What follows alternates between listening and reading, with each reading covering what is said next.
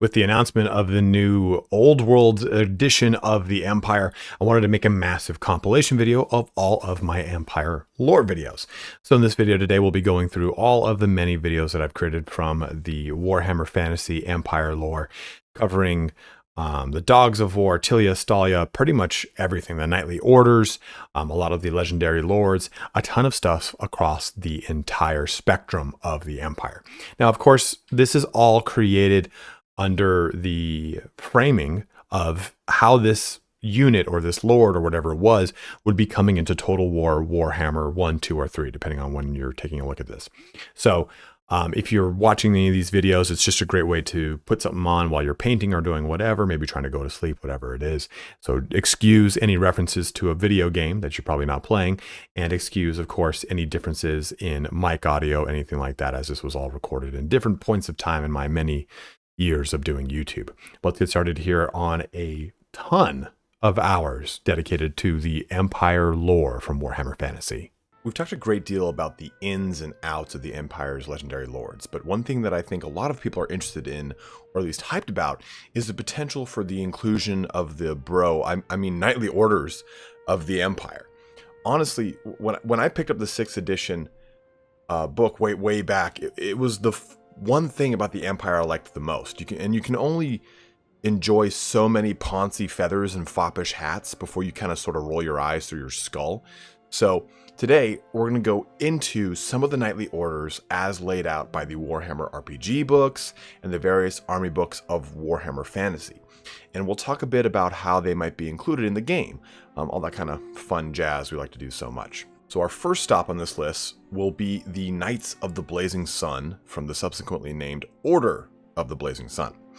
This way we can talk about their lore from the book perspective, then go into how they have already been brought into Total War Warhammer. The Knightly Orders as a whole are these pretty altruistic orders void of a great deal of bureaucracy and corruption that plagues really the greater empire, as you guys kind of have a pretty good idea of so far. But in order to even be a member of one such order, a noble has to give up their right to title, land, inheritance, everything, and pursue the brotherhood in earnest. So it matches up pretty well with kind of the questing knight in Bretonnia as far as giving up earthly possessions in pursuit of a greater goal. Obviously, though, there's no grail or lady involved here, and it's a whole different situation going on, but it's pretty easy to draw that same parallel. And these knights are kind of sometimes called Knights of the Inner Circle. That's probably it's usually what they're called in the book. I'm sorry, the individual army books, because you're limited to one. Now, before we dive deep into the Blazing Sun, I want to talk about the differences between maybe the Templar orders and the secular orders, because that's what's really going to divide the orders of the different knights that we talk about.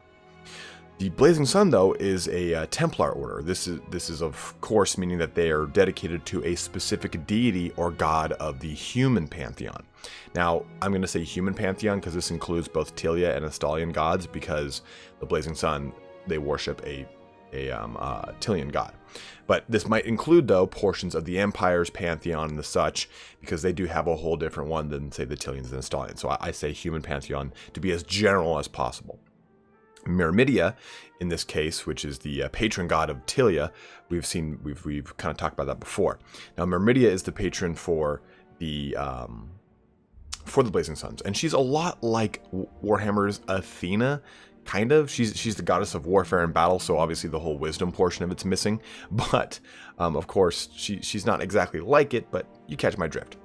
Now, secular orders, on the other hand, are not dedicated to a set deity, and they're more dedicated to the people, or more specifically to the protection of a region. The Reichsguard, for example, protect not Reichland, but more importantly the imperial bloodline, ensuring that there is always an emperor.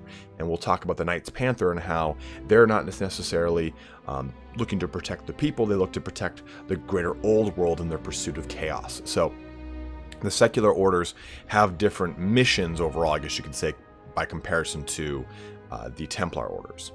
So we sort of talked about these guys in our videos on the Great Crusade, but before the Great Crusade, against Araby at least, by the Empire in Bretonnia, the Knights of the Blazing Sun existed under another name, and was an entirely secular order, and I don't know what that name is. It's lost to time. But during the Battle of Margarita, not to be confused by Margarita, the drink your dad chugs when company comes over so he can recount the days he threw a football over a 700-foot mountain.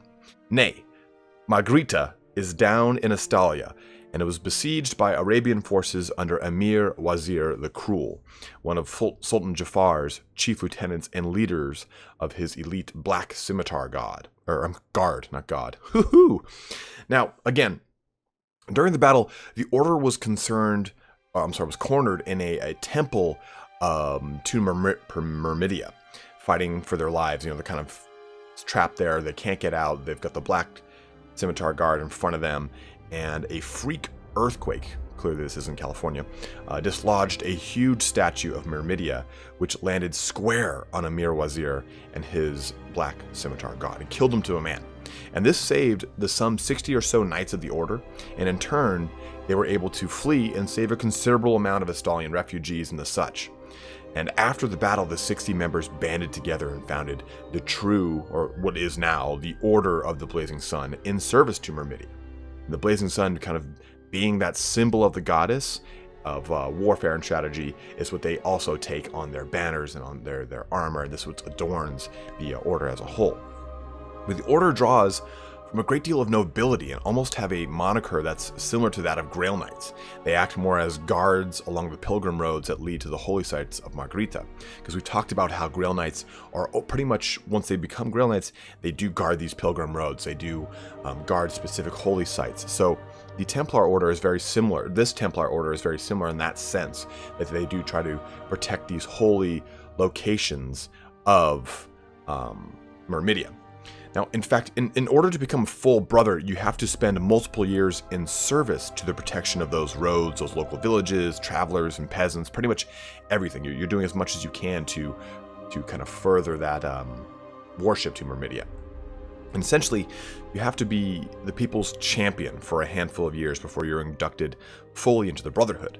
And the Order's wealth is actually increased significantly due to this service. Many nobles are looking to make this pilgrimage, and they're willing to pay the Brotherhood for an escort into the Southern Holy Lands by, one of the best possible escorts you could get into those lands. And for the most part, the Order is constantly roving in small bands or singular knights, kind of doing deeds to the land en route through the border princes and Talabheim as a whole. It's interesting because they talk about how sometimes they'll sit as part of a general's war council, and when the general's incompetent, they'll take over because they're so versed in warfare. But you get these knights that are less rooted in a chapter house in any one location. We'll talk about the other knights and how they do have one chapter house or many chapter houses they kind of reside within. With the Blazing Suns, it's a much different situation. But while on tour, I guess you could say, the Order puts a huge emphasis on the constant tutelage of the various arts of war, from archery to siegecraft and techniques from the Far East, such as Cathay, and a Knight of the Blazing Sun is a master of strategy, warfare, and battle. As befitting their patron goddess. Kind of all clicks in. Now, this doesn't really add up to the Total War Warhammer iteration. It's definitely a different approach, and I appreciate it. The aesthetic definitely matches. The book talks about these knights clad in black and burnished gold, riding down their foes with the blazing light of Myrmidia at their backs. Just super over the top and really dramatic, but nothing points to them using weapons wreathed in flames. But it's something I am more than willing to give a hard pass on because I love the aesthetic and I think it's awesome. But it's something that's outright not in the actual book. At no point do they say their armor is dripping with fire like the Grail Knights. In even that way, the Grail Knight is kind of little overdone, but I think of the same way. It's too badass for me to be like, hey, that's not very lore friendly. I like it too much for me to really give a shit. So let's look at the stat translation into the game. Disclaimer up front, the Reichsguard are in a league of their own, even identified as an entirely different unit in the 7th and 8th edition books. So we're not going to really look at those for this comparison. The Knightly Orders were all based off of the same stat profile in the book. You could just upgrade one of your Knightly Orders to, again, the Knights of the Inner Circle, like I was saying, giving them a slightly better profile. For the most part, the orders are mainly fluff. In the 6th edition, the Order of the White Wolf was actually a separate unit entirely. So the way I'd like to see these included in Total War is the orders being circumstantial rather than just reskin clones of each other. I want them to kind of fit specific niches and specific roles. I don't want them to say, oh, okay, you're going to choose the Knights of the Blazing Sun or the Order of the White Wolf. The Order of the White Wolf is just going to be the same thing as the Knights of the Blazing Sun with just a different aesthetic. I want the Order of the White Wolf to, since they're all having giant warhammers, so maybe they're AP and anti-infantry. I don't know, something that makes sense in conjunction with both their lore and their kit. So I want them to make a little more in line with that. I don't want it to again be just kind of something that's just reskinned.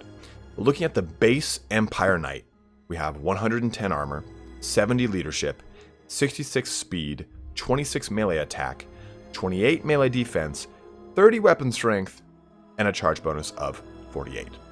Now, the Knights of the Blazing Sun, on the other hand, have more health per unit, 100 armor, 70 leadership, 71 speed, 40 melee attack, with flaming attacks, obviously, and 24 melee defense, 24 melee defense, 42 melee strength, and lastly, 78 charge bonus.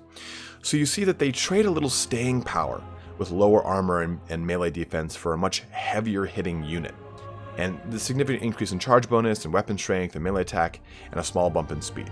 So I think that as we start to look at more of the knightly orders, we're going to see that, and we'll discuss that more in depth with each and every one, but this is a good blueprint since they're already added in the game. And as we discover more and more about these knightly orders, hopefully we get a better sense for how they might be incorporated. I mean, this aesthetic for them it nails it. This is exactly what they look like in the tabletop. You know, these some of them have their actual really cool helmets, but other ones have these burnished skulls that are sitting atop their armor that are black and everything. Like, I love the look of these guys so much. I never collected Knights of the Blazing Sun. I was a Knights Panther guy, and Knights of the White Wolf, mainly Knights Panther. But I love the justice that they've done to these models, because every single one of them has their crest on top of it with the black and gold, yellow feathers, with the actual the blazing sun of Myrmidia on there as well. Their shields are all really awesome in conjunction with the really cool art that we see throughout the books. So a really solid justice has been done to the lovely Knights of the Blazing Sun. And I didn't mean for that to rhyme, but it's not a crime. Anyway, I'm going to pretend I didn't just do those last two sentences. So I've been trying to think of a way, kind of how to break this up to a more digestible format. And what I think I'll do now is cover one other knightly order, and this time a secular order, and then we'll get some feedback from you guys as to which orders you'd like to hear about next. Each video I'll aim to do one secular order and one Templar order. There's only a handful of larger named orders, and there's a grip of miscellaneous ones with just names and no backstories out of maybe a sentence or two here or there. So we'll skip those. But after this video, go ahead and let me know what you would like to hear about next, and we'll kind of keep this rolling format here, delivering these two knightly orders. And sometimes I'll smash a bunch together because, like I said, there are some knightly orders that are important. Like the Knights Griffin look very similar to the Knights of the Blazing Sun, but they have a way different backstory, and it's a much smaller backstory. We'll do that. We'll kind of smash a couple together, but for the most part, we'll keep it to one Templar and one secular order. Moving on, though, to the Knights Panther. Now, the reason I chose these guys, aside from them being one of my favorite knights next to the White Wolf, as I've said, also, I mean, come on, they sashay about town with their fine leopard print scarves and dance the night away. Who wouldn't want to be a Knights Panther? Don't answer all at once. But another reason we're going to go into this knightly order is because the Knights Panther share their origin during the Great Crusade, just like the Knights of the Blazing Sun. Now, we've spoken about the Great Crusade and Sultan Jafar ravaging portions of Tilea and Estalia, thus bringing the combined might of the Bretonnian and Empire Crusader armies to the south. Bretonnia brought their silly accents, and the Empire brought their foppish hats. Now, the Knights Panther was a budding order known for their zeal against any kind of form of fell magic or chaos corruption. Think of the quote from Warhammer 40,000, suffer not the alien, the mutant, the heretic. That's sort of the approach that the Knights Panther take. They're almost overly zealous in their purging of mutants and chaos in all their many forms. Where the Knights of the Blazing Sun were a black and burnished gold color, the Knights Panther are a very different color scheme, a dark blue that adorns the majority of their armor with silver trim and plating here and there. and their helmets are topped with a snarling beastman, the epitome of chaos corruption. Now, it's kind of worth noting, in earlier editions and their history, it was a rearing panther, Knight's Panther. It was a panther that was on top of their head. Their most identifying trait are the various kind of panther pelts that are draped over the mantle of the armor, the saddles of the horses, and various other parts of the Knight's Panther uniform, which kind of brings us full circle back to their history. Now, there's two schools of thought, or I guess two trails to go down, and depending on which source you read, that kind of tell of how the Knights got their name. And I'll give you the older and far cooler story. So after Sultan Jafar had been killed, and during the closing years of the Crusade, the remaining Crusader Knights that hadn't returned home tracked down one of the Sultan's last armies in the mountains of El Haik. As they fought a protracted war of attrition against the army, the knights were kind of harried by these gigantic vultures and that swept down on them unsuspectingly, or these panthers that would stalk and kill knights that would wander off from the main army to go, piss or pick a cantaloupe. I don't know. There's cantaloupes in the desert? I've never seen a cantaloupe in the wild, so I don't know. The knights would then kind of take to hunting and killing these panthers and wearing their skin as they charged into the Sultan's armies, striking fear into the southern soldiers. A really kind of cool image here. The last of Jafar's soldiers were slaughtered to a man by the vengeful knights in silver and panther skins. And they kind of talk about how in the lore, the villages would talk about this, like how terrifying these knights were. But this ensured that there would be no resurgence of Jafar's tyranny throughout all of the south. Returning home, though, the Panthers formed into the order that they are today. Now, the other history is simply that they brought Panthers back from the south with them, and everyone loved the Panthers so much that they wore their pelts, after they died of natural causes, of course, in veneration of the beasts. But I mean, I don't want some Empire druids. I want, Empire knights. Give me that slow war of attrition that leads to knights wearing panther skin, like some twisted Silence of the Lambs, bursting through the enemy lines. Hello, Chaos Champion. It is good to see you again. That's what I want. I feel like I lost myself there, and let's just get back on track.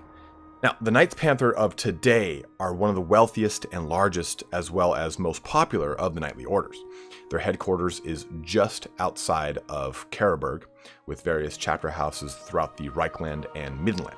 And these knights are typically embroiled anywhere there is chaos corruption, and they kind of rove through the land looking for such things, and hence their predominance to the Midland area, with the Drachenfels Forest having so many beastmen inhabitants. And their Grand Master, Baron Heinrich von Torlich-Helm, resides in their chapter headquarters. But there are two larger chapter houses of note. The second largest one is located in Talabheim under the employ of Countess Elise Kriesglitz-Untern, and the third one acting as the bodyguards to Boris Todbringer, or really any Graf for that matter in Middenheim. Graf is the name of pretty much their ruler, their head of state, which, as you can imagine, rubs the Knights of the Wolf in the wrong way, and not let's hide the peanut butter kind of way that you would do for a wolf, but this pisses me off kind of way. So this brings up some very interesting prospects for Total War Warhammer, right? For one, their chapter houses are already in two places that other orders would reside. Blazing Suns already in Talabheim, and then the White Wolf in Middenheim actual. So maybe the Knights Panther would just be relegated to Karaberg itself, which would make a lot of sense as that's where their HQ is. But it would mean that they do have that Middenland itself, would have two chapter houses affixed to it. And that would be kind of difficult, I see, to grow. If you look at Talabheim, and you look at how you get the Order of the Knights of the Blazing Sun, and how you get it's like a tier 4 or 5 building, and you pop it out right at the actual capital. Now, Middenland, which is the capital of Middenheim, is where you would make your thing for Ulrich for the Knights of the White Wolf. Now, are you going to have the Knights of the Panther there too? Karaberg is not a capital; it's just a provincial settlement. So, Is this gonna be a tier 3 building? Are the Knights Panther gonna be a lower, easier access? So it brings up a lot of questions of how you would incorporate that. Maybe the Knights as a whole are just going to be regiments of renown. It just depends on how they want to introduce them, if they do introduce more into the game. I think I'd love to see more, and I think it would make a lot of sense because it just delivers so much character to the knightly orders, even if they just delivered the main ones, right? Like, well, the Reichsguard are already in it, but the White Wolf, the Knights Panther, the Blazing Sun, those are some of the main ones. There are some others, of course, but I think that maybe these are the ones that we'll see the most. But they do have a special standard that they could come with that allows them to be better against fighting chaos. Just magic in general, not just chaos, but it just gives them resistances to magic. But how else could they be incorporated? Well, for one, I think for sure they wouldn't have magic and flaming attacks, but maybe since they're so reputed with hunting large animals of prey, they're more monster hunters. And we could see them with an AP and an anti-large to sort of reflect this knight that is versed with just destroying chaos in its many forms, especially larger beastmen. Maybe not the AP. I haven't decided yet. I'm making this up as I talk about it, guys. This isn't set in stone anywhere, so maybe they do have AP. Who knows? But furthermore, I'd love to see them kind of cause fear from the imagery of their panther skins, or maybe they have something that lends to their perpetual battle with chaos, a psychological immunity, a stubborn, a higher leadership, something that sort of lends to the fact that they've been around the block a few times. A chaos spawn, while scary, isn't the scariest thing for them because they've kind of seen it already. Now, I thought about the prospect of maybe having them not be shock cav, and maybe these guys being the perpetual combat variant with swords. That sort of defeats the spirit of the Empire Knightly Orders and how they're all kind of these lance-wielding badasses. So I'd love to hear kind of how you would incorporate them into the game, or maybe these ideas are completely rubbish and this is the one you've got pinpointed. I know some people use mods to do a lot of this stuff, so if there's a mod out there that you really enjoy the incorporation of these guys into the game, let me know. Holla at me and I'll check it out for future videos here. So we've gone over the Knights Panther and the Knights of the Blazing Sun, two of the more prominent knightly orders of the Empire. But what of the others? Today we'll continue our series covering two secular and Templar orders of the Empire. The Black Guard of More won out with a substantial amount of votes in our last video, so we'll talk about the Guardians of the Dead alongside the venerable secular and former Templar order, the Reichsguard. We were going to do the Order of the White Wolf, or the Brotherhood of the White Wolf, but I wanted to wait because I'm trying to keep this secular Templar thing kind of. I think it's a good spread. So let's jump into the Reichsguard to begin with, also known as the Grand Order of the Reichsguard. Now, this is really one of the youngest, but also one of the richest of the knightly orders. They originally started as a Templar order to Sigmar, and Emperor Wilhelm III began what is actually called as the Reichland Imperial Bloodline of Emperors. It's a house of Holzwig and Schlestein, Schliestein, houses combining to make basically who is the father of Karl Franz, Emperor Wilhelm III. Now, the Reichsguard are empowered with guarding that bloodline and keeping that imperial bloodline whole and intact. And let me actually back up here. Just to be clear, for those of you that are big Warhammer history buffs, we're not talking about Wilhelm III, the Grand Theogenist during the first Vampire Wars that was responsible for putting an end to Vlad. We're talking about, old Willie the Wise, Karl Franz's father, again. But these guys essentially lay down their lives for the Emperor, the highest of vows. And they're really more protectors than these crusading knights of fiery vengeance like we see with the Knights of the Blazing Sun, or these guys who are going from location to location fighting chaos mutants like we see with the Knights Panther.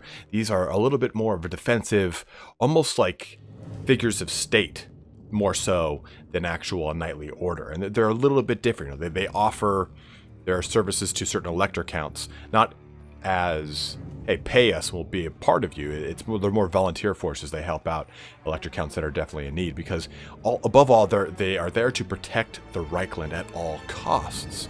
So what this really means is, if there's a elector count maybe in Nordland or Talabheim that is being beset by a lot of, say, vampires or say chaos or beastmen, anything of the sort, The Reichsguard will oftentimes assist them because in the grand scheme of things, assisting them there means they don't have to assist them in Altdorf, so that the army doesn't make it all the way there. So a little bit different of a role than we see from some of our other knights. But the recruitment is open to all noble men. Usually there's kind of some sort of requirement for some of the knightly orders. For the Reichsguard, any nobleman can pretty much join the Reichsguard as long as they can really show that they are dedicated to defending the Emperor utmost. However they want to show that, however they do it. And that isn't so simply as saying, hey, I'm here to protect the Emperor. Great, prove it. Show us what you've done, show us what you can do, show us what kind of tasks you've done beforehand that really kind of lend credence to that.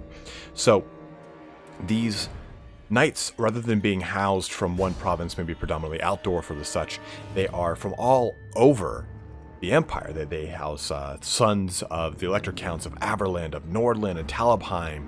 And really the latter two are unique because they have a very large distance from Altdorf. And Nordland in specific has, well, Nordland and Middenheim, or Middenland, have kind of a weird tentative relationship with Altdorf because of the whole bullshit with Mordland. I made up a land. Isn't that awesome? Middenland, and they're kind of basically trying to get the throne out from under Karl Franz, and that's a very tentative thing there.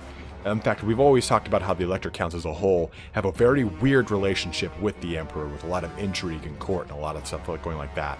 But at the end, they still ultimately are under the Emperor's rule. And Averland, as you guys know, is way to the southeast of Altdorf. It's one of the most bottommost empires next to Sylvania of the Old World. So the distance to Altdorf is very unique because the Reichsguard are predominantly housed in Altdorf. And it is considered a high honor to be amongst the Reichsguard for any and all provinces. When these people become Reichsguard, it's just this huge badge upon the family, badge upon the province. And the inductees have to go through this series of tournaments and these gauntlets, culminating in what is called the Emperor's Tournament that's hosted once a year in Altdorf. And this is a grand tournament with all sorts of crazy obstacle courses. Think of American Gladiator. Is it American Gladiator? Yeah, American Gladiator, right? The one with laser and blazer, and they shoot Nerf balls with their dicks, trying to make them jump over a whole huge obstacle course. But think of something like that, but with knives and swords, things that can actually kill you. And after they succeed going through the Emperor's Tournament, they are given their first mission by the Reichsmarshal. And we know the Reichsmarshal to be Kurt Hellborg. We've talked about him in some of our lore videos. But part of their induction ceremony is really getting their very first mission. So, the American way of working. 0 downtime and just right to the fucking bone.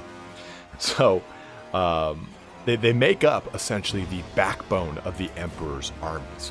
They inspire the troops around them. They have these devastating shock charges. They're always kind of seen as these central linchpins. And many accounts throughout Karl Franz and Emperor Wilhelm's reign, at least, talk about these well-timed charges leading to victory and amongst overwhelming odds by the Reichsguard. Now, take that as historical fact or as kind of empire propaganda, however you will. Kind of saying oh yeah, these guys are so important. One of their charges completely wiped out a green-skinned tie. Yeah, maybe not, maybe so. Who knows? But again, they're the center of the battle line. They're there to be better seen by those around them, and that's where the fighting is the thickest, and they are the most dire need to protect the Emperor. But they're a very kind of altruistic order. They never let this glory in battle that lead to a coup or a power grab or anything like this. There's very little overt heroism for them. Or I'm sorry, there is a lot of overt heroism, which leads kind of to the Emperor's safety. That's their kind of first and primary goal. But this never gets to their heads to the point where they're saying, hey, you know what? I've saved the Emperor on so many battles. I deserve to be this person. They don't ever kind of use this to hold above anyone's head, which is a very cool and very different thing for the Empire. I think the one thing I like the most about the Knightly Orders is that they're the best parts of the Empire in the Old World. When you talk about stuff like the Witch Hunters or maybe even a lot of the colleges of magic, you get a lot of the worst parts, a lot of the most corrupt parts of the Empire. And that's the kind of shit that really bothers me and makes it hard for me to really enjoy the Empire of Man because it's just so corrupt. But you get that in both Warhammer 40,000 and Fantasy, be that what it may.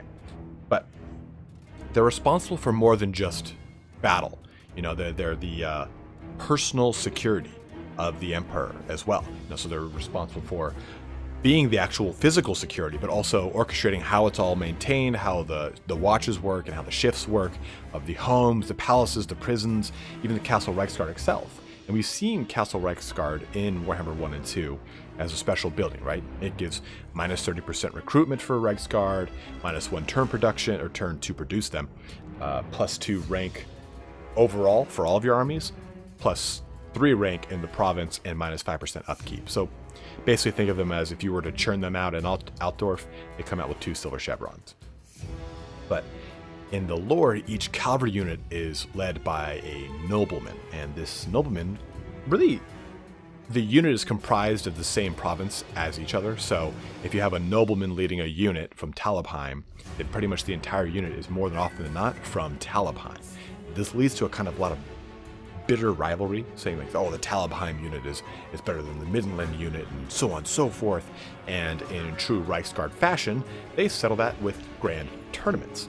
Now these tournaments become these, like I said, grand tournaments. They draw these huge crowds. There's much celebration for the honor of the proximity to the Emperor. So they fight in these duels and these bouts and these light skirmishes between 2 units, all for the responsibility or the ability to be closer to the Emperor in battle. It's kind of like, hey, we're so close to him because we are his true defenders. You guys on the outskirts of the unit, you're not the ones that truly defend the Emperor like I do. It's kind of this like real tongue-in-cheek kind of shitty stuff that they pull with each other.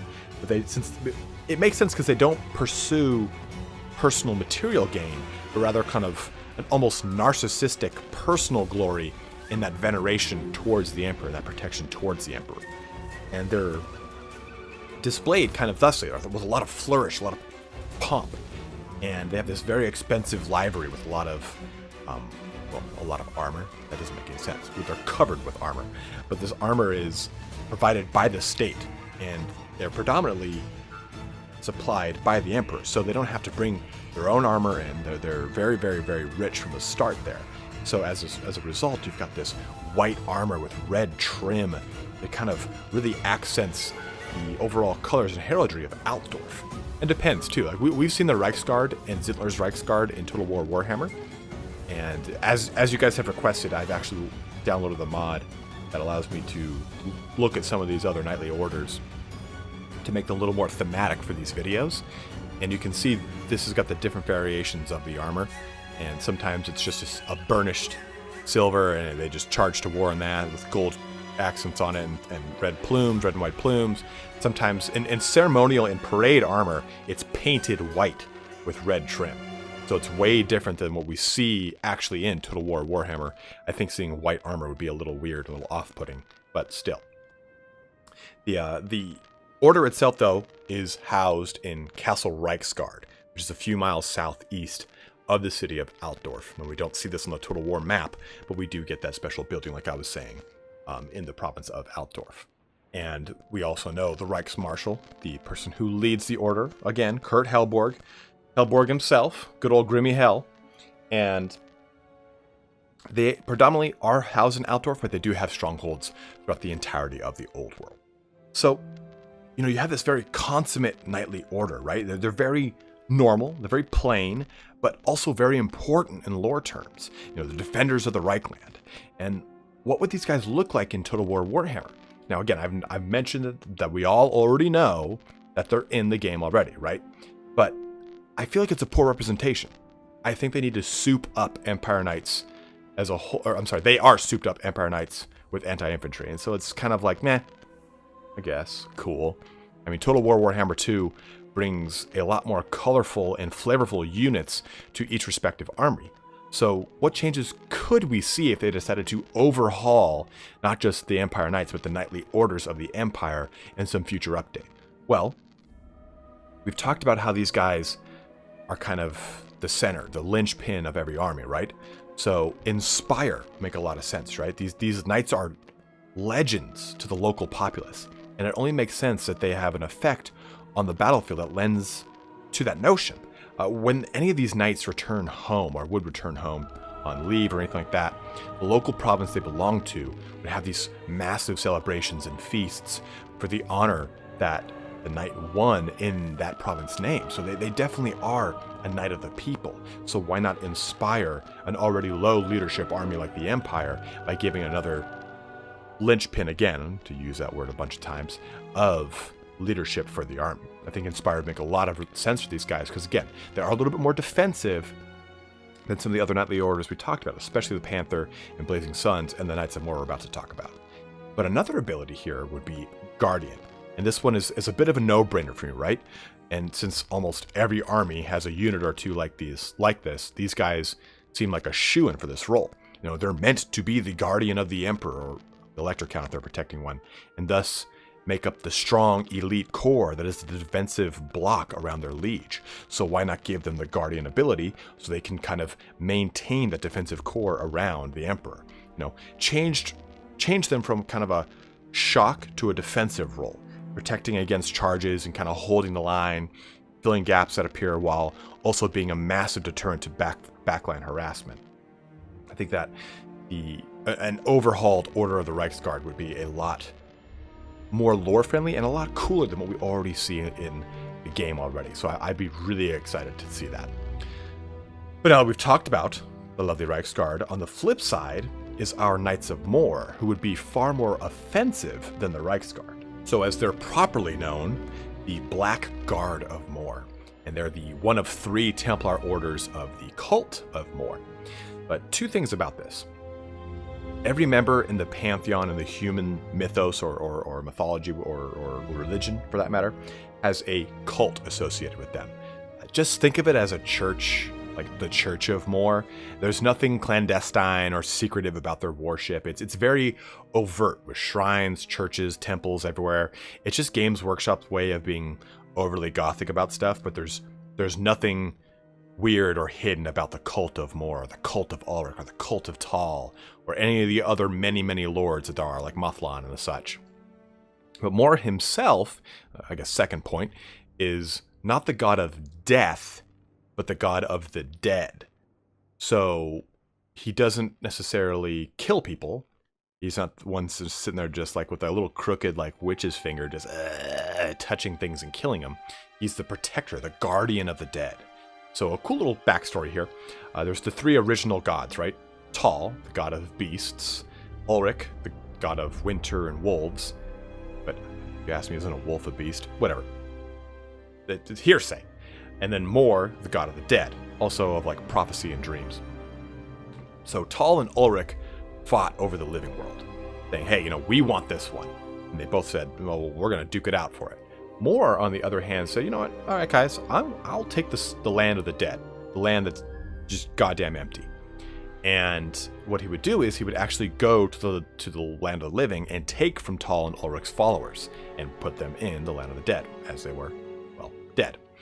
And he eventually kind of came to an agreement, and he wouldn't take from the land of the living, but he made the agreement that I won't take, but in the end, all of your followers have to eventually come to me somewhere or another. So this is what creates the cycle of life and death in the Warhammer world in a lot of ways. Is they're saying, oh, okay, once they reach a certain age or whatever happenstance, they'll have quote unquote died and gone to you, and there they are. Another big thing with that is like people that die without having anything, without having completed their earthly vow or a promise or something like that, get sent back up to the land of the living because they glow brightly in the land of the dead and it disturbs the other inhabitants. So More is like, no, get up out of here, and shoves them back up. And that's what, we kind of see with the spirit hosts, right? So it's kind of an interesting crossover of what we just talked about with our last video. But I got away from myself here. But the other origin story of More is that he appeared when the first human died, fighting off the Chaos Gods in defense of the human soul, becoming the guardian of the dead. And that's just it. More is, again, not the god of death, but the god of the dead, the guardian, the shepherd. He does not bring death, he protects it. Thusly, the Black Guard of More echo that sentiment. These guys are truly badass because they're very enigmatic, right? They're very like the badasses don't look at explosions type people. Like, well, this I guess in Warhammer terms is badasses don't look at rocket batteries exploding or whatever. we've talked about how the Phoenix Guard are mute. You know, they've seen their death as a gift or as a prophecy from Assyrian, and as thus they have to take on a vow of silence. And they take on that vow of silence after becoming a Phoenix Guard. Blackguard are very much the same way. While on duty, no talking. None. No. Shh. No speaking in the library. Or their hand gets slapped by a giant dude dressed as a Grim Reaper. It's not true. I made it up. It's not even a good joke. Fuck. But they're ostracized by the other orders, and they kind of have this ill regard, because it's not that they're ostracized because they don't follow the other orders. It's because they're more afraid of them than they're like, oh, you're not following the way we do things. We don't like you. It's more like, hey, we don't really understand you. I'm terrified of you. So it's definitely a very weird kind of position for them to be in. But much like the Reichsguard, they are a relatively defensive order. And I'm not saying that they're defensive in the sense that they're defending someone, but they always kind of keep to guarding the Gardens of Mor, which are essentially the temples of Cult of Mor. Just think of it as a blessed cemetery versus a cemetery that's just on the side of the road. That's kind of the difference, I guess you could say. But they protect graveyards, mausoleums, temples, any kind of sacred site to Mor. But what of their past? Where do these guys come from? What the hell are they, and why are they look so cool? Well, they trace their lineage back even before the Great Crusades, where most of the knightly orders were birthed. And they fought against the Sultan's forces at the siege of El Haik, which we've talked about. They kind of terrified the defenders because they thought they were their ancestors that have come back to haunt them and pay vengeance to all their sins and misdeeds. And the reason behind this is that they're covered from head to toe in black obsidian armor. This is intentional. One, so that no human portion of their body is exposed, and they fight in utter silence. Only rarely only rarely breaking silence to shout a quick command, if at all. And again, there's two reasons for this. One is it's theatrical and it does inspire fear. But two is because when you're dealing with a lot of like black magic and the such, any slight touch on your skin could kill you and rot you outright. Like if we take a look at the end times, Eltharion is killed by Arkan the Black by grabbing his wrist and decaying him away into nothing. So these guys are encased in armor because they know they're fighting against this dark magic, this fell magic, that even touching their skin could have a permanent effect on them. But there's literally no portion of their skin that shows. Some guys, though, they're so silent they even cut their tongues out. They're so dedicated to this. And they're mounted on top of these big black destriers. Think like not just a normal horse, like a big, thick, heavy, broad beast of war. And they're the ultimate image of like the quote-unquote Black Knight. Now I know in the mod it shows them on white horses, and I think they just did that because it would have been too much black. Like look at the armor on these guys. It's like pitch black. I can barely see detail on it. So I think the white armor is just to add a contrast so you can see where the hell they are on the battlefield. But in the lore, it's black horses with black barbed barding on them, as well as black armor on these guys with red plumes. So really kind of scary, right? And again, covered head to toe, like death mask visages, almost like the chaplains from Warhammer 40,000. Really, really scary. But they had an ulterior motive for the crusade. What actually becomes called as the Black Crusade. They went into Cambria and were fighting against the Tomb Kings, which are really kind of seen as that ultimate affront. They hate vampire counts, they hate Tomb Kings, because these are people that are supposed to be in the land of the dead, and they have resisted that and come back from the land of the dead. So they're trying to push them back down and defend all of the sacred sites of Mor, cemeteries, and any kind of burial ground. So raising things up from there would imply they have to save it or fight against it. So they had this big Black Crusade, and it costs the lives of very many of the Black Guard of Mor. So what actually happens is, at the end of this crusade, all the treasure that's reaped and all the forbidden knowledge, I guess you could say, they bring it to the Tilean city of Lucini. Now, this is an important city for Mor because it's got one of the largest populations dedicated to Mor. So they have a large temple in there, and that's where all this grand repository of treasure and information is kind of kept down and locked up tight. But after the Crusades, they appeared in the defense of the Empire during the Vampire Wars. And really, anytime there are necromancers, undead, vampires, etc., the Blackguard are there to fight or defend. The Knights Panther, we've talked about them. They fight and kill mutants. The Blackguard, they fight and kill the undead. But little is known of the actual personnel of the Blackguard, though. I mean, we hear about how the Knights Panther are comprised and how their nobles are selected. And we hear about the Reichsguard can be any nobleman. The Blackguard doesn't really go into that. Not all nobles are required by most knightly orders, but most of the ones in the Blackguard are not nobles. So it's a very interesting kind of fine line that they draw. But for the most part, the Knights of the Blackmoor the Blackguard of Moor are very troubled. They're eerie people to begin with, and they're very introverted and keep to themselves. And this is naturally because of their position of not speaking and being foot to toe clad in black armor and look terrifying as fuck, but also because they're just kind of weird people to begin with, a little off. The lore talks about them being very close to the dead that they protect. They see more kinship with the spirits of the dead than they do the spirits of the living. So it's a very interesting because they are very true servants to Moor, more so than just the Knights of Moor. So they are kind of a very true to form Templar order. But how would we incorporate this into Total War Warhammer? So I want to go out on a limb and do something a little different here. I mean, I could keep saying, oh, they've got magic attacks and blah, blah, blah, blah. But imagine giving these guys exorcism. The Lore of Light passive that gives -8 leadership map wide.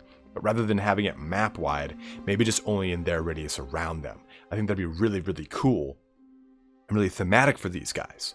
And on top of it, giving them terror, or at least fear. So we've talked about their visage, it kind of causes terror, and even the men of the Empire. But I want these guys to not only be good at fighting undead, but just fighting against undead as well as, low tier infantry and low leadership armies, causing terror in their radius to really add to that effect of them and to add to the nod to the lore that we already kind of give with a lot of the other stuff in Total War Warhammer. On top of terror and exorcism, I guess, I don't know what you would call it, magic resist / damage. Now, as an anti-undead unit, I think magic damage is a must. Maybe their weapons have a dark glow to them, and maybe that's just wishful thinking and it's starting to get over the top, but I just like the notion of these guys being the ultimate Dark Knight. It really kind of tickles my fancy. But the lore does talk about them being exposed to all manner of dark magic, which is half the reason, like we said, they're completely encased in armor. So maybe this infers a magic resistance buff, if only a minor one. But it'd be great to see this sort of knight that's used to being exposed to dark magic to the point that it can kind of shrug it off. I want to think of them as like Dark Avengers, almost like anti-hero versions of questing knights, as the lore talks about them riding around with these giant great swords to cleave their foe in twain. Definitely the opposite of the Reichsguard, which I really see as a more defensive order in their style of combat, with the Blackguard of Moor being a very offensive kind of combat-oriented, not necessarily shock troop, because they're not going to have, I don't think they're going to have a heavy charge bonus. I think they would have a pretty mild charge bonus, as always, as any kind of cavalry does. Maybe a little bit better melee attack, sacrificing that charge bonus, and maybe even melee defense for increased melee attack and weapon strength, hinting at that great sword wielding. As we see in this, the mod uses what's called, it just gives them obsidian armor, and it gives them a reduction in speed, which is interesting. And they use lances. You can use, this mod has variations where you can give them a bunch of different outfittings, but I would see them as guys with two-handed swords, kind of cleaving things in twain, as I've said. Continuing our series on the knightly orders, I want to talk about two more today. Of course, one secular and one Templar order. But our secular order today is going to be kind of a fun one, a little bit of a different one. Now, we've talked about the Knights Panther, which are, these knights against all form of mutiny, all form of mutants, and they are basically crusaders against human purity. And we've talked about the Knights of the Blazing Sun. We've talked about a lot of other orders, and some of the more iconic ones too. So stepping kind of off the beaten path, we're going to talk about the Knights in Carmine. Now, these are a little bit different in that they don't have the typical recruitment that normal knightly orders do, and their personnel, in and of themselves, are of a different cut. So the Knights in Carmine, They come from Tilea, almost entirely from Tilea. And the big difference with them is they're all extremely wealthy, privileged, rich lords. And it was started by Federici Toscano. And basically he said, like, hey, I'm going to basically make an old boys club of knights that are of the wealthiest portions of the empire. And this isn't, I'm sorry, not just the empire, but of the border princes of the empire, Tilea, Estalia, everyone. And basically, you've got these knights that fight on these barded horses that are green and red, and their armor themselves are entirely covered in red, and they have these plumes that are red, white, and green. The big difference with them is they fight not with a sword and a shield, or a lance and a shield, or a two-handed hammer, but instead with two swords. So they're very over the top, they're very foppish, they're very flamboyant, and on top of it, they're very boisterous. Oh, let me tell you about the time that I charged headlong into a whole entire raiding party of Norscan raiders, and I was the only one to survive. Yes, like just the over-the-top kind of privileged, I guess you could say aristocrat, really, is what it is. But at the same time, they are also very martially gifted. They don't hide behind shields. We've talked about how they have got two swords, and they find shields lowly in kind of a commoner's or peasant's defense. But they use these two swords, one that's meant mainly to deal the death blow, and the other one that's meant to deflect. And as someone who's personally fought with two swords, yes, you would use the other sword in a different way. And it's actually interesting, there's a lot of videos and stuff you can watch online about how using two weapons in combat for the most part is extremely unwieldy, and for the most part not really advised. That's why anytime people dual wielded, their offhand was oftentimes a dagger or a short sword. That way they could use it to block and not get intertwined with themselves as they try to block. So it's interesting to see these guys with two long swords on horseback, and it's really kind of interesting. We've used the mod here again today to envision the Knights in Carmine, because there's no actual artwork of them in the tabletop. They were only in 5th, 6th, and 7th editions, and just with scant mentionings in the book.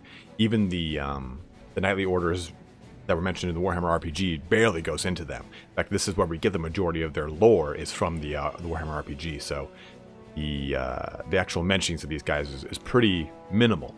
But they are, as you can see, they're really over the top. They're really cool looking too. This red armor they have to repaint after every single engagement.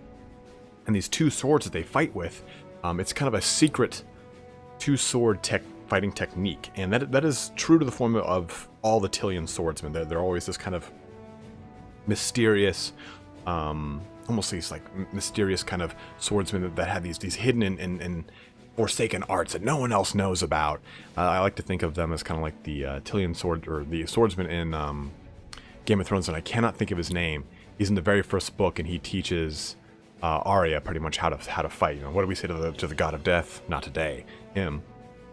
And you get that kind of same feeling from these Knights in Carmine too. These over the top, these very mysterious. Well, I guess their sword combat is mysterious, because when they get actually into combat, they're known for mincing and destroying the opposing force. They just kind of buzzsaw through them because they've got these two swords. But they kind of pick and choose their combat. They only take part in campaigns that they feel they can either outright win, or that they just don't have to do a lot of the dirty work. Maybe they're there more for figureheads rather than actually getting into the thick of it. So they don't want to do anything a little too dangerous that would actually chip their armor off. And anytime you paint armor, that's just gonna fucking happen. I don't know why you don't even think of that. So how would these guys be kind of envisioned in Total War Warhammer? And I think it'd be pretty simple, right? Give them two swords, give them anti-infantry, don't give them any AP, because I think of them as more as just kind of buzzsaws against chaff. And I don't want to say a leadership penalty, but maybe something like they are more likely to flee in overwhelming odds, but they'll rally. Like maybe something kind of like the Skaven mechanic of they come back quickly, but they flee a lot. Because in the sense of like, oh, we want to get these like light engagements that we know we can win. Nothing that we are kind of tried and actually might lose. So I think something kind of that gives a nod to that without outright gimping their usefulness. Because it's like if it's a penalty if they're suffering too much leadership and they just rout immediately, then oh shit, this whole unit's not worth it. But something that kind of gives a nod to that, like maybe usually any kind of aristocrat or highborn has some sort of stubborn special rule in tabletop. So you could do that for these guys in a similar way that the White Lions and other various High Elf units have, or even Dwarf units for that matter. But I think that definitely an anti-infantry mechanic would make a lot of sense for these guys. They are a little bit of the lesser known knightly orders, and we're going to start getting into more of those. And as we expand this series out, we'll probably do maybe 2 or 3 more episodes. And when we talk about knightly orders, we'll have to mash up multiple ones into one video, because these guys as it is, it's kind of a stretch to get information on them. But we've got one more big one to talk about. Our next Templar order, the Knights of the White Wolf. Now, these guys are pretty popular. I mean, they are the oldest and the largest of knightly orders in the Empire. I mean, these guys have a 2,500-year-old history. They date back to the Age of Sigmar, actually. With R. Ulrich Wolken, he's the very first R. Ulrich of the cult of Ulrich, and he creates the Knights of the White Wolf alongside Sigmar after this huge battle, which actually creates Middenland and then thusly Middenheim. You see, in the ancient days, in the Age of Sigmar days, the Middenland was ruled over by the Teutonians, or basically the ancient barbarian tribes of that area. Every single portion of the empire was at one point a empire tribe. So during this battle, this unification of all of the empire, and these battles with the Greenskins, which is predominantly the enemy of the empire during the Age of Sigmar, and then subsequently battles with Chaos up north, led to the unification in the names of all of these lands. And this is where our Ulrich comes into the equation. Now, our Ulrich is it is a title. Our Ulrich is like a Caesar or a king. It's a title that is affixed to the head of the cult of Ulrich. Ulrich being the god of winter and wolves in the Empire Pantheon.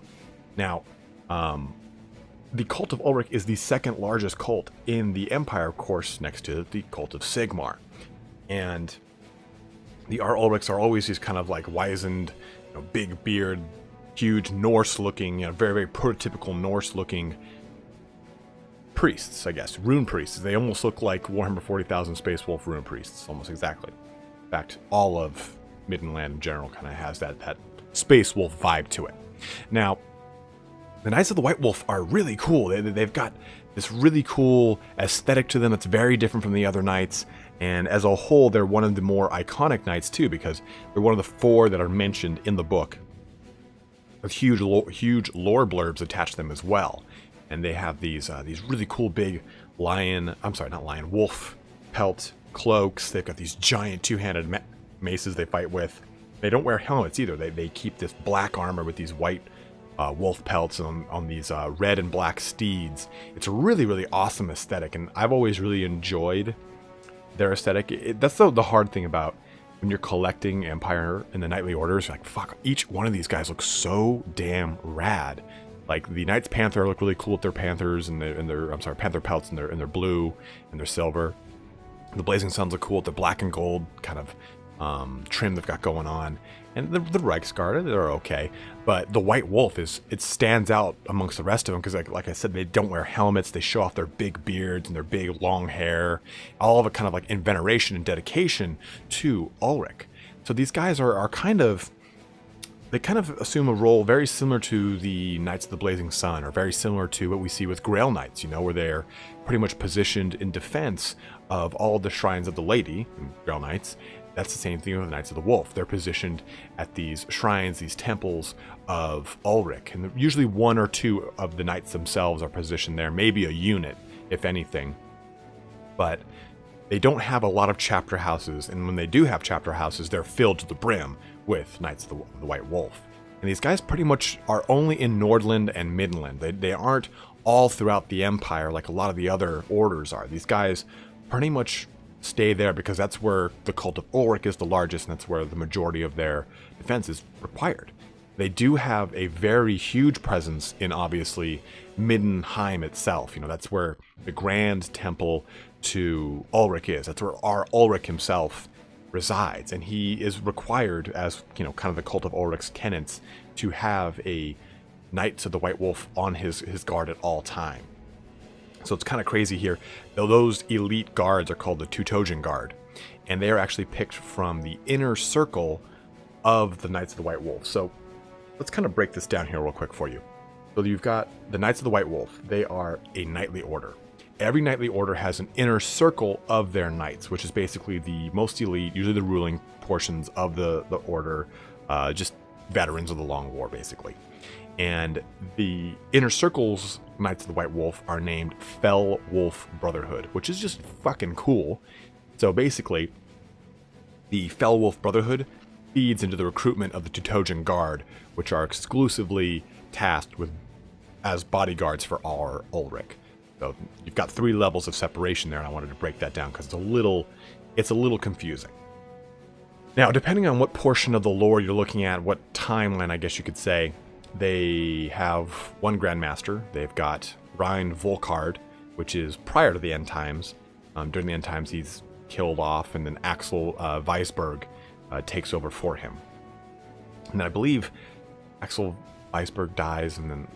Oh no, a new our Ulrich is assigned in the middle of the End Times. It's just a giant shit show. When we talk about the Empire End Times, we'll talk about the cults of Ulrich and how that shifts around a lot.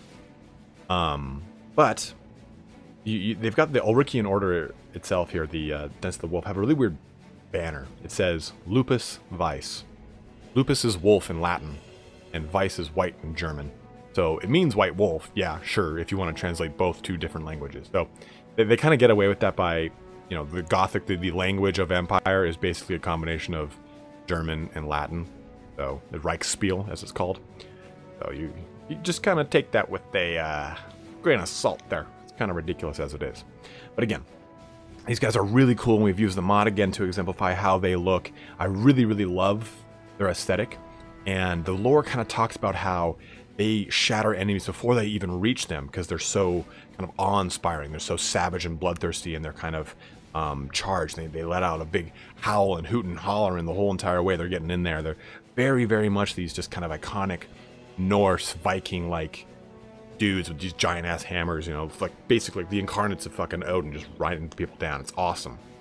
Now, how would these guys kind of be translated into Total War Warhammer? Now, I don't want to just say they'd be like questing knights. I think it's just kind of an easy throwaway. But I do think they would have AP. They would have, because they've got these big, huge two-handed hammers.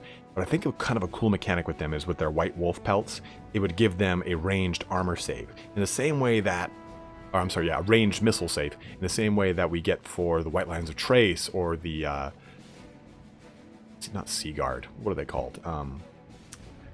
Corsairs, Blackheart Corsairs. They have their Sea Dragon cloak is what I'm thinking of. And they both confer ranged missile saves in the book. And the same thing with the white pelt. It does the same thing in the book. So I'd love for them to get just maybe a bronze shield so they're more likely to get in combat. But I think it'd be really cool is they have one of 2 abilities.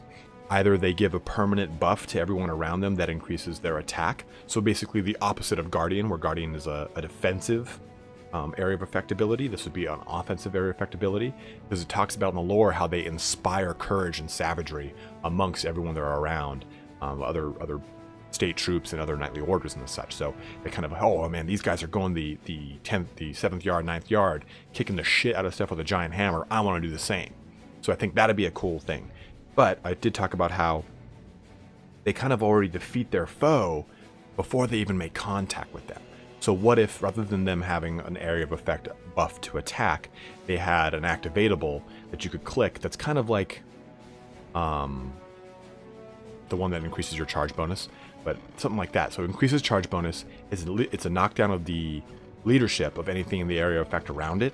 So basically it's just a huge shock. You click this button, these guys now are going to be much better on the charge because they're going to have a charge bonus. They're going to already get an additional leadership penalty because of the charge itself, the ability itself, and just the fact that they're just rolling through things. I think that'd be a really cool way to exemplify these guys.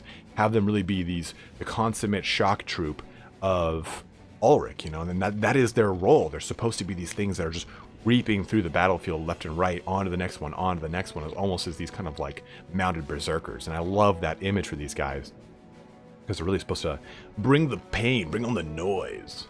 So with all this talk of Vampire Coast, I want to talk about one of the gods of the Empire Pantheon that has been coming up a lot in the relevant releases and all of the discussions of Vampire Coast, and it is Manon. So here is a little chart here of the primary gods of the Empire. You'll see Manon at the very top, but you'll see Mor, Myrmidia, Renald, Raya, Shalaya, Sigmar, Tal, Ulrich, and Verena. And we've talked about some of these already. We've talked about Mor in our discussions of the Knightly Orders. We've talked about Myrmidia in discussions about Knightly Orders as well when we talked about the Knights of the Blazing Sun. Renald is, you know, the god of luck. I mean, every time you play Total War Warhammer and you go to gamble on your Winds of Magic, and it says Renald smiles upon you if you win. And the rest of these guys kind of all place a very heavy hand in the greater lore of the Empire. And we haven't really gone into the human pantheon. We've gone into the Kislev pantheon, a bit of the elf pantheon, and so on and so forth, as well as the Chaos pantheon. But I want to talk about Manon and his kind of greater impact on the Warhammer world as a whole. Because he is, of course, you know, he's the god of the seas, oceans, the wasteland, and more than just that, though. Storms, fair tide, stuff like that. Everything that kind of pertains to anything nautical, that's really Manon's keepsake, you know. And he's got this really cool emblem. It's like this kind of mini horned crown, or I guess like a pronged crown. Almost looks like something out of a Little Mermaid crown for Poseidon. But in all intents and purposes, he is the Poseidon of the Warhammer world. And he is he's not necessarily a malicious or benevolent god. He's very kind of capricious, and he can be benevolent, but at the same time, his mood can kind of turn like the tides, right? And he can immediately smash and dole out amazing amounts of punishment to a unworthy worshipper or an enemy of the cult, anything like that. So the cult of Manon itself is very, they almost kind of have like the trade market on lock. I'll explain that in a second. But, you know, any kind of coastal region has some sort of shrine or some sort of temple, altar, anything like that dedicated to Manon. And as you go into any kind of coastal cities with a port, there's usually going to be some sort of temple to Manon itself. Now, the priests of Manon, this is where it gets a little interesting. These guys kind of plant themselves on every single trading vessel, any vessel of war, any major fleet, and for a tithe paid to the temple. And this is, of course, going to act almost like a secondary trading tithe to anyone who hopes to trade in or out of a port city.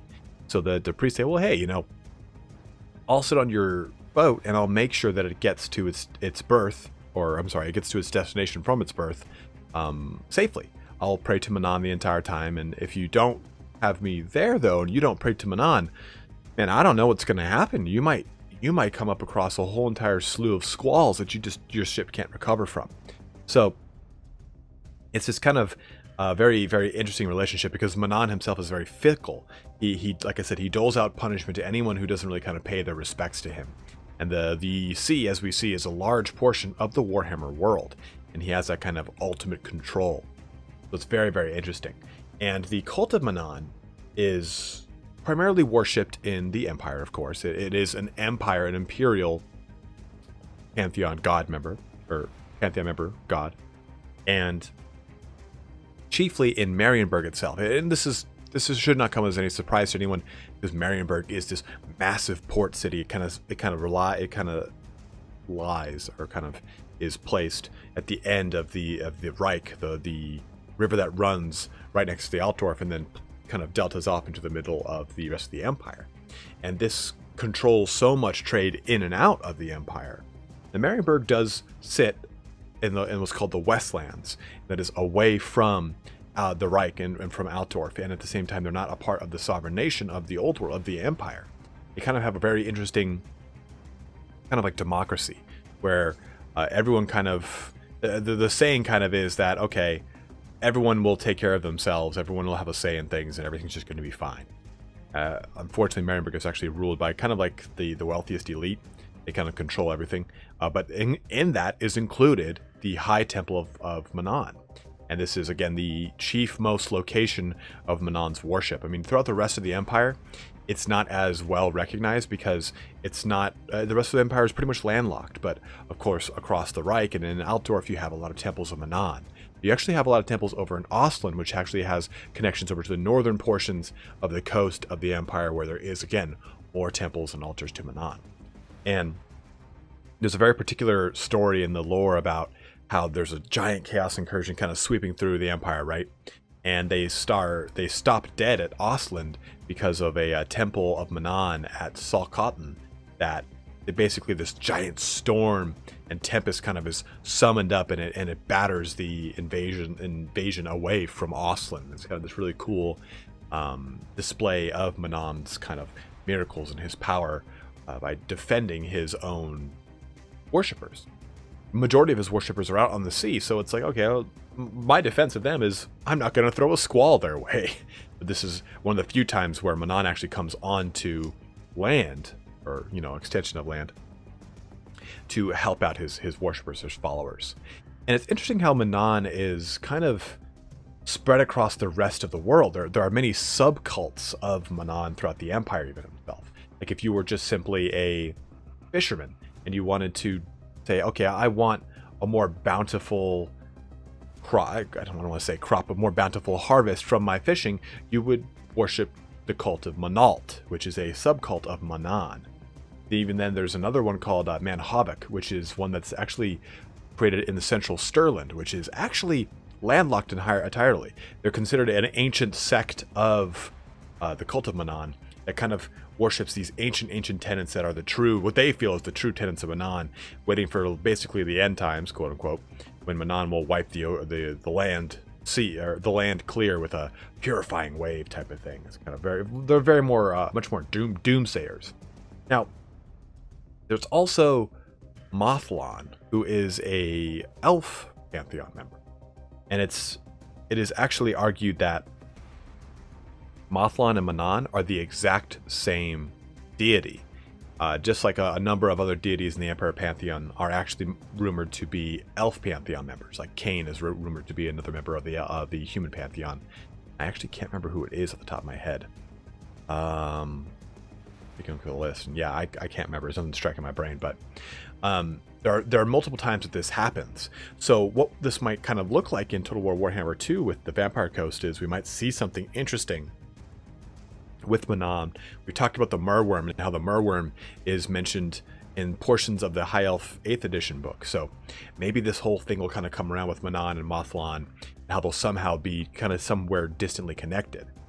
And the only real enemy that Manan has is Stromfels, the cult of Stromfels itself.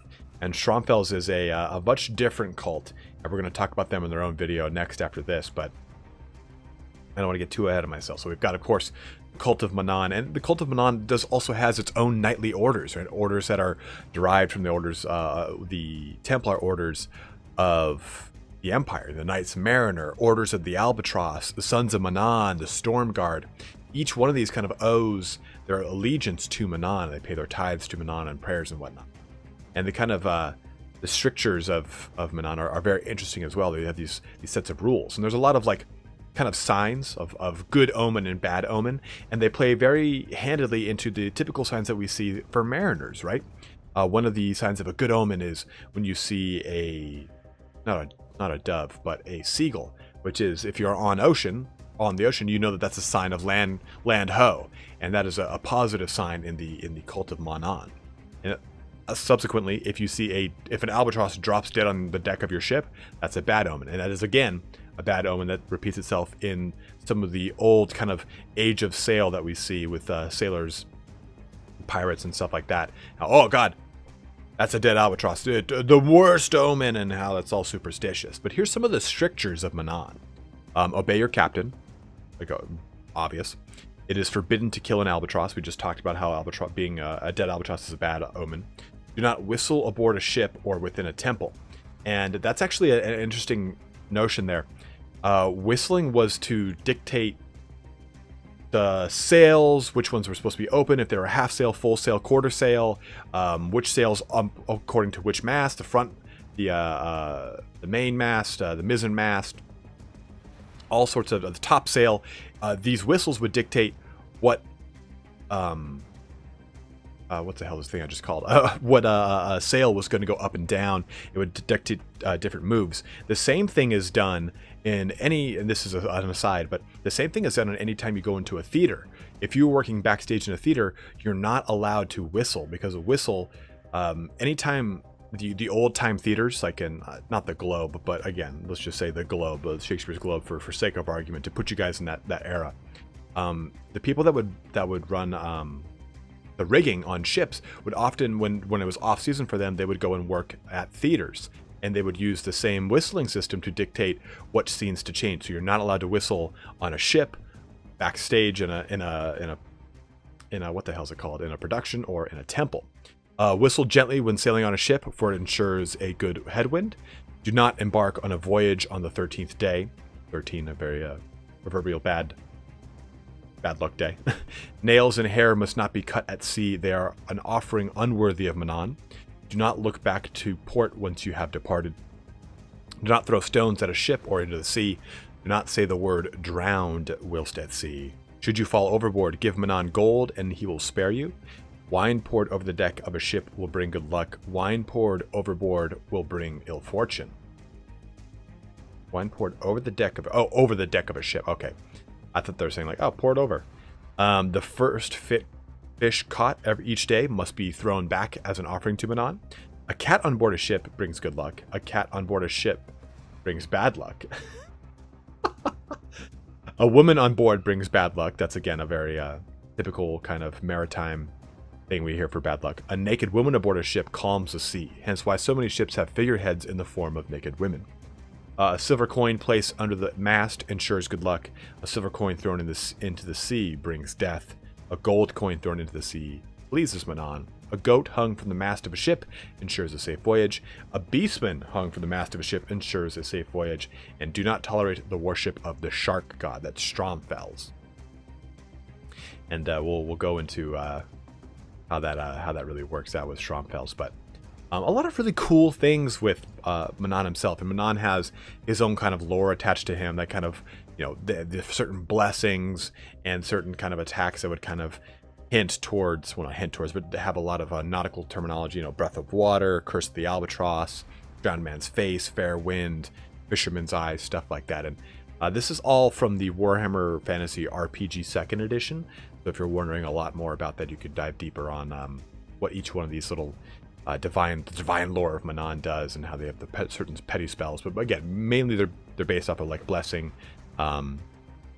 giving an additional wind if a ship is at sea in the lore in an RPG you're playing, stuff like that. The majority of the divine lores have benefits for, not for like armies, because it's an RPG, so they're meant for more individual situations and circumstances. But I hope you guys enjoyed this little video here on Manon and got a little better of an idea of who this god is that they keep talking about when they talk about the Vampire Coast, and they talk about Ernest Saltspite being possibly a daughter of Manon. So, you know, don't think of Manon as this kind of benevolent empire god. Think of him, again, in the Grecian sense of Poseidon, who is a very fickle god, a very benevolent, merciful, but also very tempestuous and very wrathful god. You have to think of him in all these strokes because he is kind of, he ebbs and flows just like the current. Having talked now about the cult of Manon, I would like to talk about now the cult of Drachenfels. And there are a lot of different kind of variations on how this kind of works itself out. There's the cult of Manon, obviously, you know, we have this kind of greater god of the seas, and we see him also like extended over to the elven Mothlon, right? So we kind of talked about that, but Drachenfels plays a very important place in the greater lore of Manon. And depending on what version of the Warhammer Fantasy RPG you're taking a look at, Drachenfels is either an aspect of Manon or an actual, like, kind of like Janus. He's like the Greek god Janus, Janus, whatever. He's the Janus. He's the other side of his head. Whereas, you know, we talked about how Manon is very wrathful, and he is very fickle in his display of both restraint and mercy, but also in his display of just outright power and command of the seas. And Drachenfels in the later editions of Warhammer Fantasy is talked about being the portion of Manon that is wrathful, that is destructive, that does kind of punish the sinners. So let's talk about Drachenfels here a little bit. The Lord of the Raging Sea, as he is typically called. And just like Manon, he is primarily kind of warp-shipped in and around Marienburg. And during, I think it's like, the year is like 1109 or something like that. There's this very specific year in which case the Treaty of Amity and Commerce with the High Elves is signed, and it basically outlaws the worship of Stromfels. And Stromfels is seen as this kind of destructive god of predation and of destroying and wrecking and piracy and human sacrifice. Pretty much everything that has to do with death and destruction on the open ocean or as a result of the ocean, you know, hurricanes, stuff like that, vortexes, maelstroms, those squalls, those are all kind of aspects of or portions of Stromfels in a lot of ways. But you could also argue that those are also portions of Manan. That's why there's that kind of duality between these two gods, and why they're almost always kind of put hand in hand. But that treaty, like I was talking about, it banned the worship of the cult of Stromfels in Marienburg, and it was outlawed entirely. So pretty much if you were seen doing this, you were persecuted, you were tortured, and you were killed. So as a very kind of the adverse to that, the cult of Stromfels, one of their kind of strictures is that you cut out the tongue of a cult of Manan member, of the clergy of the cult of Manan. So they have a very strong duality between the two, and Stromfels itself is considered neutral, but very vicious and very wrathful. So it's got a lot of crazy kind of duality going with it. So the symbol we took a look for, or we saw for Manan, was that kind of sea crown, right? Well, the symbol for Stromfels is like a trident dripping blood. So the kind of almost like a direct parody of the crown of Manan. It's almost supposed to look exactly the same, just dripping blood and, you know, bolts of lightning coming out of it. And Stromfels himself is kind of personified as this giant shark, which is horrifying. We've talked about my fear of the great depths. Well, a giant shark like a megalodon is up there with some of the scariest shit in the world to me, next to like a Cthulhu-esque squid. But Manan is actually worshipped though, Stromfels is worshipped in some portions of the world a little more openly. It's pretty much the same thing with Manan, like throughout the coasts and stuff like that. There is worship that is done to Stromfels, but it's done a lot more clandestine. You find these little altars that are more often than not a simple little artifact or a simple little token to Stromfels, versus the kind of shrines and temples that you would find to Manan. With Stromfels though, he has actually kind of a pretty big power, or I guess like a foothold in Sartosa. In Sartosa, there's a temple of Myrmidia that was repurposed to become a temple of Stromfels. So that's actually one of the kind of chief temples. It's really the only temple to Stromfels that really operates openly without really much fear of prosecution, because Sartosa is kind of this, you know, anachronistic land that is completely filled with pirates and people that kind of hail from Estalia and Tilea, and they're all mercenaries. So it's a little bit more free reign there. But Stromfels, unlike other gods, is considered Stromfels, the name Stromfels, throughout the majority of the world. Like if you were to go to Ulthuan, oh, Stromfels? Oh yeah, we know him. We hate him. You don't worship him, right? Because you're gonna die if you do. And it's like that throughout pretty much the majority of the old world and the world as a whole, except for really in Estalia, where he is called El Bicho del Mar, which is actually the sea bug, which is a very interesting translation for that word, but it works out how it does. So we kind of see him as this very interesting, wrathful god, and in a lot of the same ways that we see Manan. But you see that he is this direct connection to destruction, to calamity, to any kind of what's the term for issues at sea, like catastrophes and stuff like that happen on the open ocean. And again, you know, we've talked about how Manan is connected to that as well. How, okay, if you don't have a priest of Manan on your boat and you're not praying to Manan, there's a really a good chance that that he's just going to outright sink your boat. So it's it's pretty interesting here how we kind of see this very close duality between these two, and how in the earlier versions or earlier editions of the lore, it talks about Stromfels as, again, being that aspect, and how he kind of morphs into, rather than being an aspect of Manan, another duality of Manan. So it's very, very, very interesting of him, or of it. But throughout the majority of the lore, there's not as much mention of Stromfels as there is of Manon. Like, he's almost always seen as a giant shark. All these pictures I'm showing you guys are really some of the scant pictures that exist for Manon himself. Sometimes, or I'm sorry, for Stromfels himself. He's sometimes called the Wrecker, in I believe in the first edition RPG. But what we're going to be seeing with Vampire Coast is some interesting stuff, right? We're going to be talking about Solasha Darfin, right, and how they've talked about how she kind of comes back from the depths as a result of Stromfels.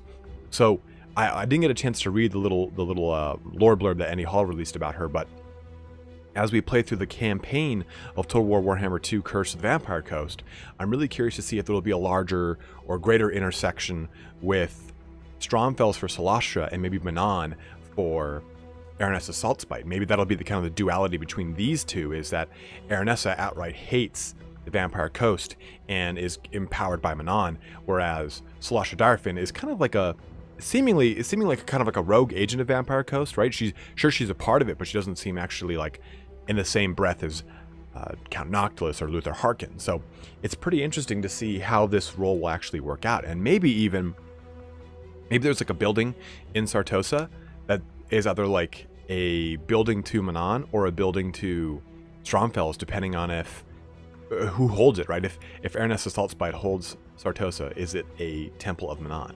And if Solasha Darfin holds Sartosa, is it going to be a temple of Stromfels? I'd really love to see that kind of duality and something that kind of play heavy into the lore of these two lords, or ladies, I guess that's a better way to put it, because they talk so much about Manon being linked to both of them. You know, Aranessa Saltspite is considered the queen of the tides and the daughter of Manon, whereas Stromfels is supposedly brings Solasha Darfin back to life.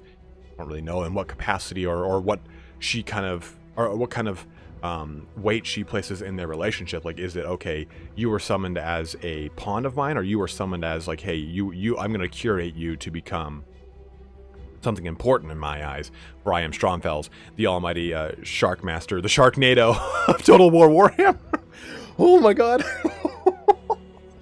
So I'm really curious to see what we get to see with the campaigns for all four of these lords of Total War Warhammer Curse of Vampire Coast. With that coming out about 2 weeks from now, we'll be able to flesh this out a little bit more. But I really wanted to talk a little bit about Stromfels, and there isn't a whole ton of lore on him. I mean, as you guys can kind of see, it's more heavily focused on Manon, and Stromfels' lore kind of deals more with like hate and punishment of the cult of Manon, humans and sea elves. Remember, sea elves are the elves that used to dwell in the area that is now Marienburg. That used to be an elven colony. So the symbol of Marienburg has to do with elves too. So that all kind of plays hand in hand together. Maybe a lore video on Marienburg would actually kind of be a fun thing to do. So I want to talk about something a little different here today. We've talked a lot about some of the lords and some of the features coming out in Total War Warhammer 3, but I want to kind of get back on track on some of the lords that are behind us now, right? I mean, we have the Empire, we have dwarfs, we have all these other races that we've known to grow to love and appreciate in Total War Warhammer 1 and more of the stuff in Warhammer 2. But there's some lores I really want to hit on that are really kind of near and dear to a lot of players' hearts. And this way it fleshes out what we already have and kind of breaks down some of the speculation. But also at the same time, I want to speculate about some of those races that we already have. In case today, we'll be talking about Empire. But I want to go into some stuff like Conrad von Karstein, who isn't in the game, but he'd be a great Vampire Count Lord to add to the 15 other ones that they've got. Or Boris Todbringer, who we do have in the game, or Ungrim Ironfist, so again, who we do.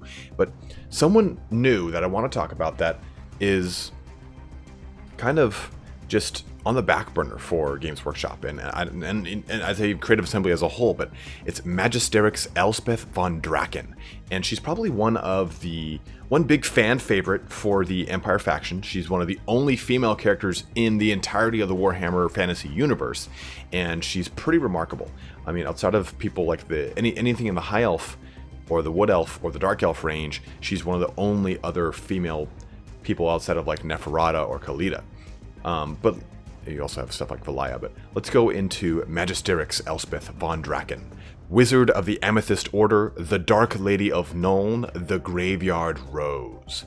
For 3 generations, the name of Elspeth von Draken, Magisterix of the Amethyst College and Archwizard of the Lore of Death, has been spoken of in hushed tones in the reeking tavern gutters in vaulted noble halls of known alike.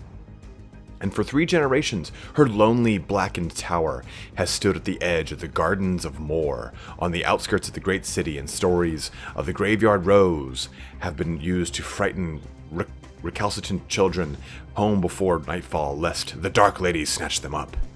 Yet despite these stories, few have ever paused to think what exactly the admitted presence of Von Draken in the city actually means, and fewer yet could guess at her true power or influence. Furthermore, the few foolhardy or over-enthusiastic witch hunters unaware of her relationship to the governing powers of Nuln, or too fanatically sure of their own righteousness to care, who have attempted to delve deeper into her businesses or storm her tower, have been swallowed up by so completely that they have been able to share anything that has been learned. The truth is that Elspeth von Draken is but one in a long line touched by the winds of magic, a bloodline that has been produced both monsters and saviors in its time. She is also one of the most powerful amethyst wizards of the age, but one who will have little to do with the daily machinations or power politics of the Imperial Colleges of Magic, in which she was once student and still in theory holds fealty, for which many within its ranks are profoundly grateful, and with whom she now sits in an uneasy truce. Instead, she is an obsessive experimenter and mystic who goes where she will, and has collected a storehouse of mystical artifacts and lore which she guards jealously, and has become so saturated with the forces of Shaiish, the amethyst wind of death, that there are some who whisper she is no longer human at all. A theory perhaps given credence by her almost spectral pallid aspect, which has remained unchanged for decades. Despite her reclusive nature, dividing her time, it is said, between her tower in Null and another, like it hidden within the Grey Mountains or in search of lost lore, she is, however, a true scion of the Empire, and the bane of its foes where they cross her path. She also has long-standing pacts and alliances, both with the Church of Moor and the ruling council of Nuln, to come to its aid in times of war and the return of their alliance in return. Balthazar Gelt, current patriarch of the Imperial College of Magic, is understandably wary of von Draken's independence and power, and has long had his agents keep track of her where and when they can. Over the last score of years, they have reported a dozen conflicts, both widely known and hidden, where von Draken has provided the victor against terrible enemies such as the Mire Hulk Rawbones, who had been devouring whole villages along the river Sol, and demanding a bloody tribute in young lives to the vampire Vashara of Lamia, who had sought to corrupt the noble Jägersbuch family of Fleifdorf, and turn the city into a shadow realm of undeaths. While Elspeth von Draken continues to concern herself with her own affairs and stand as a protector of the Empire, Gelt must do no more than watch. But there are those beneath him in the hierarchy of the wizards who fear that Gelt's suspicions of the powerful von Draken may yet provoke a deadly conflict one day between them. During the crisis of the chaos host of Tamarkon, Elspeth von Draken appeared in the council of the Countess Emmanuel, like a specter of death itself, gowned in robes so black as to appear as a living darkness, and bearing a keening scythe so sharp it seemed to murder the still air. It was her counsel that the Countess Emmanuel took in forming up her armies to defend Nuln itself, rather than meet Tamarkon on the open field of battle. And such was the fear that came with Elspeth von Draken's presence, that few gainsaid her, despite the cost the strategy entailed in lands, livestock, and human life. On the 7th day of the great battle, when Tamarkon sought to rise up a great and nightmarish ritual to appease his dark god and brought forth an unholy tide of demons to attack the city, Elspeth von Draken took to battle, aback a carmine dragon. The dragon's wrath unleashed all unconsuming blasts of amaranthine lightning, while her magical power contested with the might of the servants of decay. After the battle, those that saw her claimed she had faded to no more than an unsubstantial shadow from her trials, and it was years afterwards before she was seen abroad again, her pale and youthful aspect restored once more.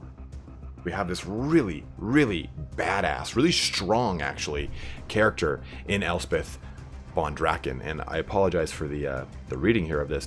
The Tamarcon is not well written. I will tell you that. In fact, so when I was reading that first paragraph, it's 2 sentences, and the first paragraph is like, you know, a good size. So it's not very well written, and I don't know if that's why it didn't get as huge of a circulation as a campaign book in the Warhammer world. I mean, we've already kind of talked about Tamarcon as the last foray into the Chaos Dwarfs. It's kind of a Forge World attempt to revive the Chaos Dwarfs, but it didn't really kind of have the overall polish of a Games Workshop release, because those things are kind of like smashed into the ground, and Matt Ward just kind of like sloughs his hand down it and kind of like curses it a little bit. But still, it does get just that extra little bit of polish that I think the Tamarcon needed. And the Tamarcon, you'll kind of feel as we go through more and more of this with some of our other characters, you will feel the same way, I promise. But Elspeth von Draken is amazing because she's one of the only Empire characters, aside from Karl Franz in the lore, to mount a dragon. A Carmine dragon, no less. So a Carmine dragon is an entirely different type of dragon than we've seen today. And in the tabletop, it has the same comparable strength or stat line of a Star Dragon in the High Elf faction. So we've already seen Star Dragons in Total War Warhammer 2, and you can already kind of picture how strong they are. So she's a decent survivability, pretty strong caster lord on a very strong dragon. And in the actual tabletop, she was a lord choice. She was about 600 points or so, give or take. So she had a lot of really great characteristics because she was a lore master. Now, we talk about lore master in the Lore Master of Hoeth, how they can use all of the that's those things called the lore attributes of every single lore. Lore masters in Warhammer Tabletop also meant, if it was a lore master of a specific lore, it meant they had all of the spells of that lore. So she was a lore master of the lore of death. And as we know, the Amethyst College, or Amethyst Order of the College of Magic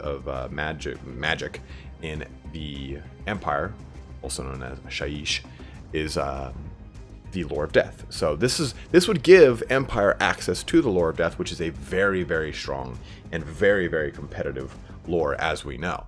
So let's kind of go over some of her special rules, right? And Elspeth does have a model. It came out in the Forge world, so we'll be flashing that up here on the screen. And it is honestly one of the best sculpts from Forge World, from the Tamarcon line, from Games Workshop as a whole. Like, it is gorgeous. I love the Elspeth model.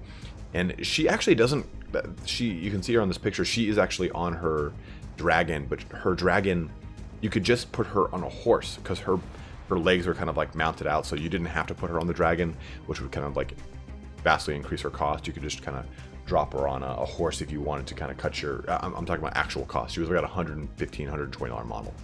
Let's go into her special rules. So her special rule is actual, like her herself, not her Carmine dragon. She has one special rule called Dark Walker. Von Draken's body has become so suffused with dread magical power to the extent that she stands halfway between life and death, and at will she can become an all but insubstantial specter in human form. So she's immune to psychology, that's what that means. And on top of it, she can reduce the -1 to wound roll of anyone on the tabletop. So what we would kind of see that probably as is anything in an aura around her has maybe a reduction to their weapon strength or to their melee attack, as kind of almost like a counter opposite to what we see with what's her name? The Fey Enchantress, how she does kind of like an aura of damage. She would have an aura of debuff instead. Or something we see with Thorgrim. Thorgrim gives any dwarf warrior around him gives them a good little bonus to their stats, like melee attack. So this would again be the opposite of that. But she herself is immune to psychology. Also, though, and this is kind of an interesting fact, she suffers any effect that would hurt a demon or undead. So Lore of Light's exorcism attribute, for example, would affect her. So that would be an interesting kind of thing here, because she is, in all intents and purposes, she's undead. So having an Empire Lord, which is truly undead, is really cool, I think. And I think it's really different because it's really awesome, because she's got so much character, and as you can see from the art and from these models, she's just a very different character from what we see in the Empire. You know, Empire is very righteous, and we have these righteous, and I'm not talking about like the 1990s version of righteous. We have these like righteous and tubular lords and heroes. For Sigma, for the Emperor. Like everything's very regal and very Holy Roman Empire. She's a very hard twist on that. She kind of puts things on a different head, and I really like that about her. But again, so it's Lore Master, Lore of Undeath, or of death. That's her 2 special rules. Now, the rules for her Carmine Dragon are the obvious ones: terror, large target, flies, and has scaly skin. But it also has Coruscating Blast. The Carmine Dragon's breath weapon is a sorcerous blast of powerful amethyst magic, capable of withering metal and rendering flesh to dust as if millennia had passed in mere seconds. So, the way that this works is, it's supposed to kind of work like a cannon shot, in that you can use an artillery die to kind of determine where the line of effect is gonna be. So maybe it would be a breath attack that isn't up in the air. Maybe it's something on the ground, but at the same time, maybe it is up in the air. Who knows? So it'd be a cannon shot in that it wouldn't just be a cone in front of her. It would be an actual shot, like an actual cannon. So it'd be cool to see that actually just, oh, okay, boom, she shoots that thing, and it's almost like the Chaos Doom cannons. I can't think of the name of that, or warp cannon, that boom, hit it and just kind of do damage. Like, that'd be really awesome if it was something like that. This is huge coruscating kind of ball of amethyst magic kind of just slamming into something and doing a crap ton of damage, and even having maybe a sunder armor effect or even a withering armor effect like we see in the Shabti Great Bows, the Chosen of the Gods. So I'd love to see something like that. So those are our special rules for the Carmine Dragon. But let's go into some of the magic items that we see for Elspeth here. So the Pale Scythe. A pale scythe more made of shadow than substance.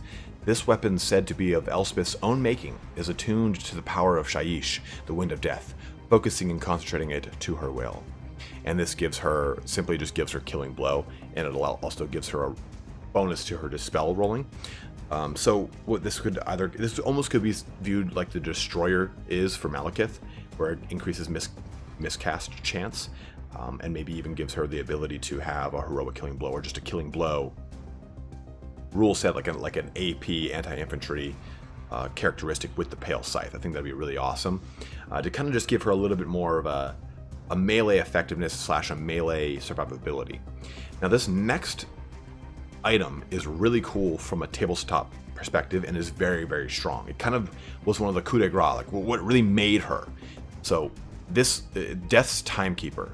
This hourglass is an ancient and storied artifact. It is said to contain, as its measuring sand, the dusty remnants of a dead god of old, and Von Draken has spent much of her unnaturally long life studying in mysteries.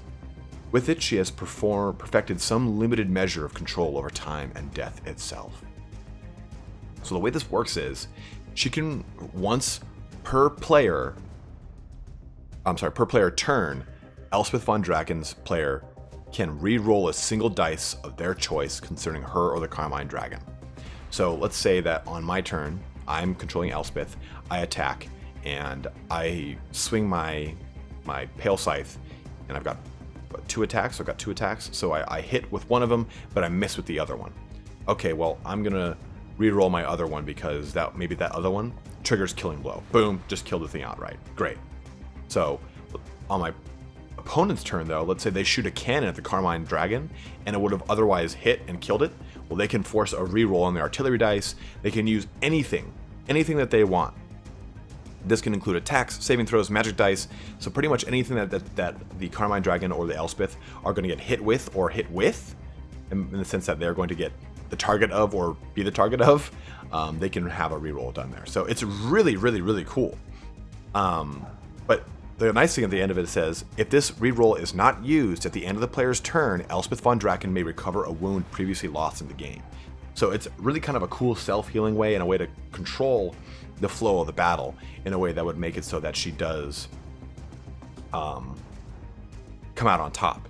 And maybe this is kind of something like the Heart of Averlorn that Tyrion has, where it has a chance of just popping and giving her health, but at the same time, you can click it and it will give her health. So maybe it's something where you have a passive that has a chance to trigger, or you can actually make a trigger and get more health. Maybe one or the other. Maybe the passive gives you more health, but there's a chance it might not trigger at all, and the active gives you less health, but you're controlling when it's triggered. So that'd be, I think, a really cool way to do Death's Timekeeper, or something that was an outright bonus to melee defense or armor, something like that. I'd really like to see how they do Death's Timekeeper if they did put it into the game, because it's a very tabletop rule, right? You're affecting dice rolling, so you have to find a way to completely negate and affect dice rolling in a way that makes sense for this game, which is admittedly going to be pretty difficult. So I'd be very interested to see if they brought Elspeth von Draken into the game, because she is, again, a very, very cool, different, and maybe even a much needed character for the entirety of the Empire. But hopefully you guys enjoyed this video here today, and you enjoy some of the other lords that we talk about in the lore of the past two games that we really haven't gotten a chance to delve into, because maybe I wasn't into making these videos just yet, or we just haven't gotten into them. But let me know what you thought of this, and if you'd like to see more lords that have already been released and out in the game for many moons now. Let's just kind of cover any lore that you guys really want to hear more about or discover more on. But thanks for watching here today, guys. Have a good one, and take care. Oh, and if you do like the video, don't forget to like it. And if you want to talk about it, you should comment about it too. And also, you should follow my Twitter, because if you follow my Twitter, then you can get all these updates about when I stream on Twitch or when I stream on YouTube. Or you can just take care. Either one. Any of those. Any of the above. But thanks for watching, guys. Bye. The Empire is a faction that's been in the game since Total War Warhammer 1 was released. And with it has been a lot of relatively lackluster lords. I mean, aside from Karl Franz and Boris Todbringer, the rest of the lineup is for the most part either extremely memey or has a gigantic mustache that you could probably eat an entire bowl of soup off of. And I don't know how the hell that works, because I have a mustache, and I don't have the kind of integrity that that kind of mustache is definitely going to have. I mean, holy shit. So today what I want to kind of break into is some of the other mustachio gentlemen of the Empire. I want to talk about some of the other ones. You know, Volkmar the Grim, he's great and all, we all love it, but there's a lot of really cool Empire lords that are really not in the game just yet. So today I want to talk about Kurt Helborg, the Reich Marshal of the Empire. And I feel like with the Dwarf Slayers coming out, and hopefully some future goodies coming out from Total War Warhammer 1, or I'm sorry, getting revamped from Total War Warhammer 1 into Game 2, we'll hopefully get some new lords from some of these other older races and some of the other things that I've talked about in my speculation videos, as far as saying like, hey, you know, there are 7 more DLCs. They're going to eventually have to touch on old factions. I mean, not all of us can be the vampires that have every fucking possible legendary lord available to them. Which, on like a totally unrelated note, I think it'd be really cool if they made like a DLC pack for the vampires that was just like called like the Master of the Bloodlines, and it had like Abhorrash, Waswaran, Ashoran, and well, Neferata, who hopefully might be in Game 3, but still, totally huge segue, sorry, just riffing hard. But today we're going to get into, again, Kurt Helborg, the Reich Marshal of the Empire. Kurt Helborg is the captain of the Reichsguard, the Reich Marshal, and Emperor Karl Franz's most trusted military commander. Tall and strong, Helborg is the very image of a heroic general. His engraved armor is polished to a mere sheen, and his sword arm is as strong as his courage is unbending. Kurt Helborg rides into battle atop Krieglust, a massive grey gelding said to have been sired by the finest stud in the Emperor's stables. Kurt Helborg also wields the legendary Solend Runefang, a mighty artifact of significant symbolic importance. The Reich Marshal has been entrusted with this magical heirloom as a symbol of the Emperor's conviction in Helborg's ability, and so devout a warrior is he that he would sooner die than betray that trust. As captain of the Reichsguard, Helborg commands the Empire's most deadly warrior corps. When these warriors are personally led by their inspirational leader, they are an almost unstoppable force, an implacable tornado of steel that fearlessly thunders across the battlefield, driving the enemies of the Empire into the blood-soaked ground. Kurt Helborg is reputed to be the greatest swordsman in the old world, though this is an accolade hotly contested by the Emperor's champion, Ludwig Schwarzhelm. These two grim warriors are bitter rivals who regularly compete on the tournament field to answer the question of who is the mightiest warrior of the Empire. So far, honors are roughly even, though at the last meeting Helborg went slightly ahead, much to Ludwig von Schwarzhelm's chagrin. As the Reich Marshal, Kurt Helborg is also commander of all the Empire's armed forces, second only to the Emperor himself. As such, he has spent most of his life in battle, and is one of the most experienced generals in the old world. Kurt Helborg has led the Reichsguard and Imperial armies in wars fought all across the Old World, from the dark forests of the Empire and icy wastes of Kislev to the blazing deserts of Araby. As a general, he is virtually without peer, leading entire armies of knights in thunderous charges of gleaming plate armor and glittering lance points. As a mighty warrior, he fights where the combat is thickest, his rune fang cleaving the foe without mercy. So you can see why I would really like Kurt Helborg, and why I'm really the kind of general that enjoys taking cavalry. I mean, if I want to harken back to the days of Rome Total War 1, or Total War Rome 1, then I used to just take a Roman cavalry unit that was just filled with equites, that was just nothing but my rider was a Rohan, and I would just have cav, and they would roll through everything. So I wish I could do that in Total War. It's not as effective because of the way the rock paper scissors mechanic has really developed past Total War 1, or I'm sorry, Rome Total War 1. But still, I love me my ponies. So let's talk about Kurt. It sounds really funny. I'm talking about a friend down the street or something. He's obviously a very renowned swordsman. He has a really good, lasting competition with Ludwig Schwarzhelm, and we'll go into Ludwig in our next video right after this one. But what I want to talk about here is the line also of, he is the most prestigious and best, greatest swordsman in the old world. Don't jump to many conclusions with that statement. The old world includes the old world. That means basically from Marienburg all the way over to Sylvania, and then in the north it cuts short of Norska. So really you're just saying he's the best swordsman in the Empire and the Border Princes. So like, not that great, but kind of good. But maybe not the best. But like, widely blown out of proportion is what I'm trying to say. Because when we've talked about this before, every single fucking lord in every single book is, this is the best, most prolific, and most prowess swordsman to have ever existed in the world of men and women and elves and dwarfs and greenskins. So it's like, you're going to get that with every book. So take that with a grain of salt. Taking a look at his characteristics, he only has weapon skill of 7. And for those of you that know the tabletop, you know that is, while good, it's not anything as good as a vampire blender lord who's got a weapon skill of 9, or Tyrion, I think, who has an 8 or a 9. I can't remember off the top of my head. So you've got definitely some lords out there that are better at close combat than him. So because a lot of you guys really do listen to that notion of they are the best, and you asked me a lot about that of, hey, would he beat this character, would he beat this character? And I think that while Kurt is very strong, he would not survive long against someone such as Tyrion or of the like of his ilk. So let's talk a little bit about his special rules. So he is immune to psychology. He is again going to be a cavalry lord, so in a campaign I would see him as having a lot of bonuses to Imperial Knights or any kind of the Reichsguard, maybe any of the I always want to say Altdorf Griffin Knights, which is the regiments of renown, but the Hippogriff, or I'm sorry, the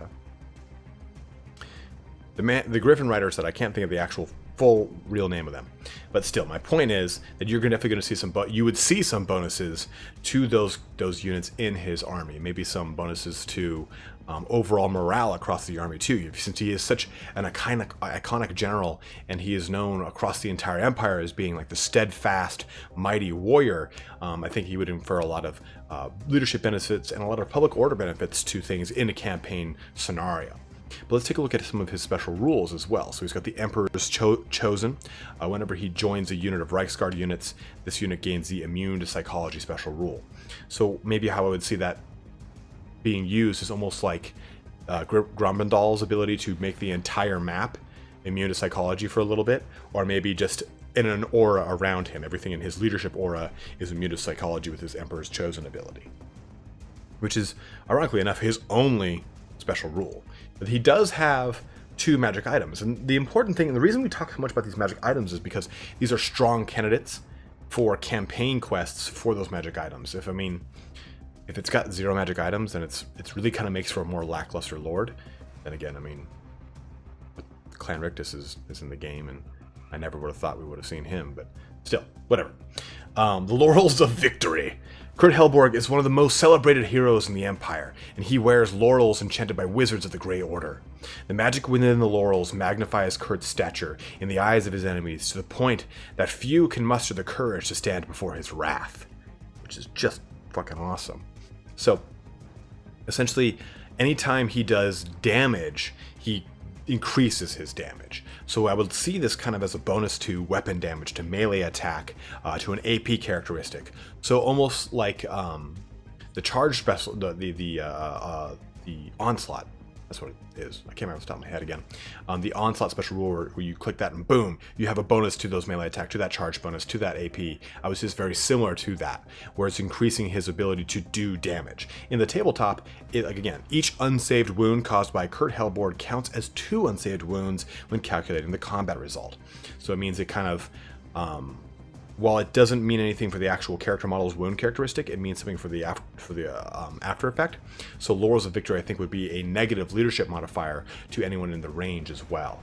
So I think that'd be kind of a nifty little thing where, rather than it kind of doing persistent damage or persistent heals or a bonus to melee attack, like you get for some other things, like say from the Fey Enchantress's Chalice, or say from Thorgrim's Book of Grudges, the Laurels of Victory maybe would just be a constant negative to leadership in the aura around Kurt, as well as a bonus to his melee attack and weapon strength, maybe.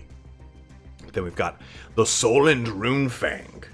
The Empire province of Solend never truly recovered from the destruction wrought by the orc war boss Gorbad Ironclaw, and its lands have long since been absorbed by the neighboring province of Weisenland. Thus, when the Solend Runefang, which had been lost in battle, was recovered and returned to the Empire, there was no longer an Elector Count of Solend to wield it. Instead, it was decreed that the Emperor would take ownership of the magical blade. It soon became tradition for the incumbent Emperor to entrust the Runefang to the care of one of the Emperor's greatest heroes, and that honor currently sits with the Reich Marshal, Kurt Helborg. And this is essentially just the way you would assume any Runefang to be. It wounds automatically and no armor saves allowed. So this would be probably a huge bonus, almost like a heroic killing blow, if we wanted to make it an actual targetable or an actual activatable ability, not just simply a passive. If we were just making it a passive, I would say it'd be a substantial increase to, it would give you magic attacks for one. It would do AP damage again, an increase to that AP damage as well, weapon strength and melee attack. Again, very similar to Laurels of Victory. So I would look at Kurt Helborg as a very duelist lord who can get up close and personal and do tons of damage by charging headlong into the enemy on his steed, obviously. So with the Solend Great Runefang, though, as an activatable, I could see it again like a heroic killing blow ability, where it's just a quick shot bonus to that AP, to that melee attack. Kind of turns him into a real quick, like 30-second beat lord, where he can just kind of take the head off of anyone he comes across. But I mean, you can see aesthetically he's this really cool lord. He kind of takes a certain kind of page out of the book of King Sobieski, one of the most prolific Polish-Lithuania kings of the old age. He had that big giant winged hussar charge into Vienna to liberate Vienna from the Ottomans, and I think he kind of is very reminiscent of King Sobieski. And I think it's really cool that he is this cavalry lord that's known for these grand charges and stuff like that. So I think that he would be a really good addition to the Empire roster, not just from the simple fact that he's an amazing sounding lord, but I like the fact that he is very different. And we don't get a true cavalry lord with the Empire, and the Empire have a really good amount of cavalry. They've got, your skirmisher cavalry, your tier 1 actual heavy cav, your tier 2 heavy cav, and your tier 3 monstrous heavy cavalry. So they need kind of something, I think, that can run in tow with those, aside from just the Karl Franz and the Boris Todbringer. Earlier in the week, we've talked about Kurt Helborg, and we talked about some of the Emperor special characters that are not in Total War Warhammer 1 and 2. And a lot of you guys already said, like, hey, I'm so excited to hear about Ludwig, and I want to go into him here today. So what we're going to talk about is Ludwig Schwarzhelm. He'll be another one of our Empire legendary lores that I feel would be a really cool addition. And there's some mechanics about Ludwig that are really a lot more different, I guess, than a lot of the other lords and ladies and so on and so forth that we've dealt with. So let's talk about Ludwig's Ludwig's actual history, actual lore. Then we'll go into some of those mechanics here right now. So this is Ludwig Schwarzhelm, the Emperor's champion. Ludwig Schwarzhelm is the champion of Karl Franz and the bearer of the Emperor's personal standard. Ludwig is a towering figure of a man, renowned throughout the Empire for his mighty physique, stern expression, and deadly martial skill. The Emperor's champion is said to have never smiled in his life, and this reputation as an uncompromising, incorruptible warrior is one Ludwig was consciously cultivated over the years. His role is to uphold the Emperor's justice during trials of combat, which are the judicial right of high-ranking nobles accused of breaking one of the Emperor's laws. Such is Ludwig's deadly reputation that many a noble so accused has confessed their guilt before a sword has ever been even lifted. Ludwig is also Karl Franz's principal bodyguard, and his mere presence has so far proven enough to discourage any attempts on the Emperor's life.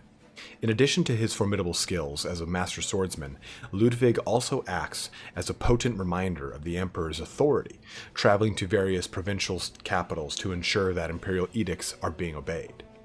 Karl Franz has an unyielding sense of fairness and honor, and he does not look kindly upon those lords who flaunt their wealth, whilst their populace languishes in abject poverty. The arrival of Ludwig Schwarzhelm at the gates of an Elector Count's castle is greeted with some trepidation, even amongst those loyal to the Emperor, for Schwarzhelm is notoriously inflexible, and critical of those he perceives as lacking strong moral fiber and faith. On one occasion, Ludwig was forced to fight for his life after unmasking a chaos cult hidden at the very heart of the von Rauken family of Ostland. However, as dawn broke the following morning, it was the Emperor's champion who marched alone but victorious from the castle, his armor rent and battered and his sword dripping with blood. When the Emperor travels his lands, it is with the unsmiling Ludwig Schwarzhelm at his side, and Karl Franz's diplomatic words are backed up by the silent yet ever-present threat of his champion's keen blade. In battle, the Emperor's champion rallies the Empire army to Karl Franz's banner, and takes on the role of bodyguard, saving his liege lord's life many times. Definitely has Karl Franz's consent. So Ludwig Schwarzhelm is really cool. So for one, he is a cavalry lord, so he is on top of a mighty war horse, and he's charging about the battlefield with Karl Franz's mighty banner at his side, you know, the Emperor's standard, as it were. Now, this is excuse me, a point of contention that I want to bring up across the board in the entirety of Total War Warhammer 1 and 2. In the tabletop, you had a unit. Let's just use Swordmasters of Hoeth as a really good example. The Swordmasters of Hoeth had, maybe not them actually, because I don't think they had what I'm about to say. Well, it doesn't matter. Let's just say High Elf Spearmen. So High Elf Spearmen had the normal rank and file Spearmen. Attached to that, they also had just think of it as a sergeant, their leader, whatever it was called. For a good example too would be Troll Slayers was the name of normal Slayers in tabletop. Their leader was a Giant Slayer, which we are soon to see in the game. So Spearmen had a sergeant. They also had two accompanying command units. It was a 3-person command unit. They had a standard bearer that would give them leadership bonuses when it came to, result bonuses when it came to the actual end combat in tabletop. And then a musician, which would actually give them leadership bonuses against the results of combat. So these 3 individuals were extremely important to the integrity of your unit and of the army as a whole. So one thing I've really missed out on, or I really wish was in Total War Warhammer 1 and 2, would be standard bearers. Imagine all these armies that we see arrayed against each other, and they march against each other slowly across this huge, large battlefield. Maybe you've got dwarf cannons going off, you've got high elf, lackluster bolt throwers being shot across the battlefield to no effect. You've got all these armies, this very picturesque looking, moving, fantastical army, but they're supposed to have these huge, furling standards and these banners that are being used alongside each and every unit. In fact, every single army, it was almost considered folly to not have one hero be your token standard bearer, because your standard could be a magic standard, just like we see already in the game. You know, you see the Razor standard, which was again a magic standard in the tabletop, and I would love to see that brought back in some way, shape, or form. Or I'm sorry, not brought back, but added into the game, because it's not only is it cool from an actual mechanical standpoint, I think from an actual art perspective and from an actual presentation of the combat and of the battles, it'd be amazing. It's something that we don't really see in the other Total War games. I mean, of the Rome game, or I'm sorry, the Rome game. In Rome Total War 2, we see the Centurions and we see how the cohorts each had their respective standards with them. So we get that kind of semblance of these standard bearers in previous games. And I'd love to see it interjected here because this is Ludwig's prime purpose. He is the Emperor's champion. He carries the Emperor's standard, and that's part of what makes him so important. So at the very least, I would like to see standard bearers added into the game. And that's what makes Ludwig so cool and so different, is that he's not a general. He's not a legendary lord. He's a legendary hero, if you want to think of it. Ludwig has an actual rule, the Emperor's Herald. If you take Ludwig Schwarzhelm, he must be your army's battle standard bearer, also known as BSB for those of you guys who miss the good old 8th edition days. Ludwig Schwarzhelm can never be your army's general. So that's what I think we really need in this game, are legendary heroes that can really help tip the balance of power in a certain conflict, because they do bring a lot of the special abilities that a lord brings to the table without maybe the staying power of a lord or maybe the outright killing power of a lord. And I think that a lot of factions, especially a faction with kind of paper-thin leadership such as the Empire, could really benefit from a BSB, a battle standard bearer. And I guess I'm getting on a whole separate tirade, but I would love to just see that interjected into the game. Another special rule he has is the Emperor's Bodyguard, which basically means that he assists Karl Franz whenever they're in battle, as far as taking wounds for him, being the target of any kind of challenges and stuff like that. So I'm not really sure how that would translate into Total War. We do see a mechanic with Isabella and Vlad von Karstein when they're in proximity, so maybe you would have a very similar mechanic. And if he is a legendary hero, it'd be easy to field him alongside Karl Franz. And that's really what I'm getting at, is I'd love to see these legendary heroes amongst their legendary lords to have these kind of stacking bonuses with each other.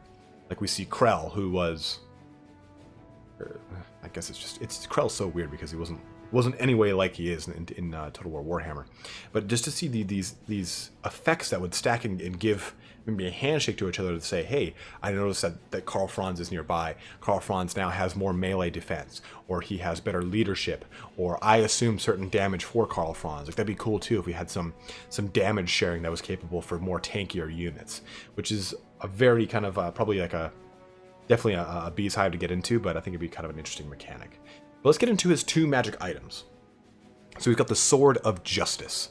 The Sword of Justice has been passed down from champion to champion through the reigns of successive emperors. It is a magical weapon studded with ancient dwarf runes of vengeance and retribution. Very simple weapon here. It would grant Ludwig here Killing Blow. So what we've seen this again represented, as we've said many times in Total War Warhammer, would be an AP characteristic and an anti-infantry characteristic. It does allow him to re-roll any rolls that are made to wounds. That would be, I guess, you would correlate that to weapon strength. So maybe you would have a quick shot to weapon strength as an activatable, or maybe bringing it would increase his weapon strength and maybe give him like a magic attack or a flaming attack, just in the cool way of the Sword of Justice. I would think would be a flaming Sword of Justice, but that could be a stretch. Who knows? And again, here's the meat and potatoes of it all: the Emperor's Standard. Ludwig Schwarzhelm is entrusted to carry one of the Emperor's personal banners. This magnificent standard has been wrought with subtle magic so that the hearts of all true soldiers of the Empire who gaze upon it are filled with courage. Essentially, hold your ground, which we see in Total War Warhammer, is an actual ability in the tabletop. So in the standard allows it to have a more increased range. So it'd be great if the Emperor's Standard gave him an activatable hold your ground that was basically a souped up version, a more enhanced version with a longer range, a better leadership buff, maybe outright making things unbreakable and or immune to psychology. That'd be a really cool way to kind of make a battle standard bearer stand out in the army. And I would want him to be just this paragon and on his horse with an I want that banner to be so huge that I sit there and have that moment in video games where you look at it and go, there's no fucking possible way that could work. That's not gonna work. He'd fall the fuck over. That horse would explode from the weight alone. That's what I want. That's how big I want his banner to be. So I picture this just grand Emperor's Standard, like riding up and down the army, yelling, "Ride now!" just like in Lord of the Rings. He even has, as you can see, Ludwig has a similar appearance to Theoden himself. It's just this glorious furled out beard and a mustache that honestly looks like two cat's tails attached to below his nose. He kind of looks unsightly. And the fact that he never like smiles or grins, oh, what a beast of a man. So at this point we've covered pretty much every single Empire special character in the tabletop, in the 8th edition Warhammer Army book. The two that we haven't really covered though are Luther Huss and Marius Leitdorf. So today I want to talk about Mighty Luther, the Jason Statham of the Warhammer world, and we're going to go into his little lore and his kind of iteration across what he might look like in the tabletop. I think that Luther brings some challenges, some pretty significant challenges to Total War Warhammer 1, 2, 3, whatever iteration. And incorporating him, I think he's got some big barriers that Creative Assembly would have to face if they wanted to put him into the game. So let's do our kind of a typical video here. Let's talk about the mighty Prophet of Sigmar and his lore. In the early years of Karl Franz's reign, a boy appeared at the gate of a Sigmarite monastery near Weissenberg. When asked about his past, the boy did not answer. All he would say was that his name was Luther Huss and he desired to learn how to fight against chaos. Many years of hard training and study followed. The boy grew to become a formidable warrior and uncompromising priest. However, Luther burned with the need to face chaos in battle. Thus he left the monastery and walked across the empire, preaching Sigmar's gospel as he looked for a chance to test his faith against chaos.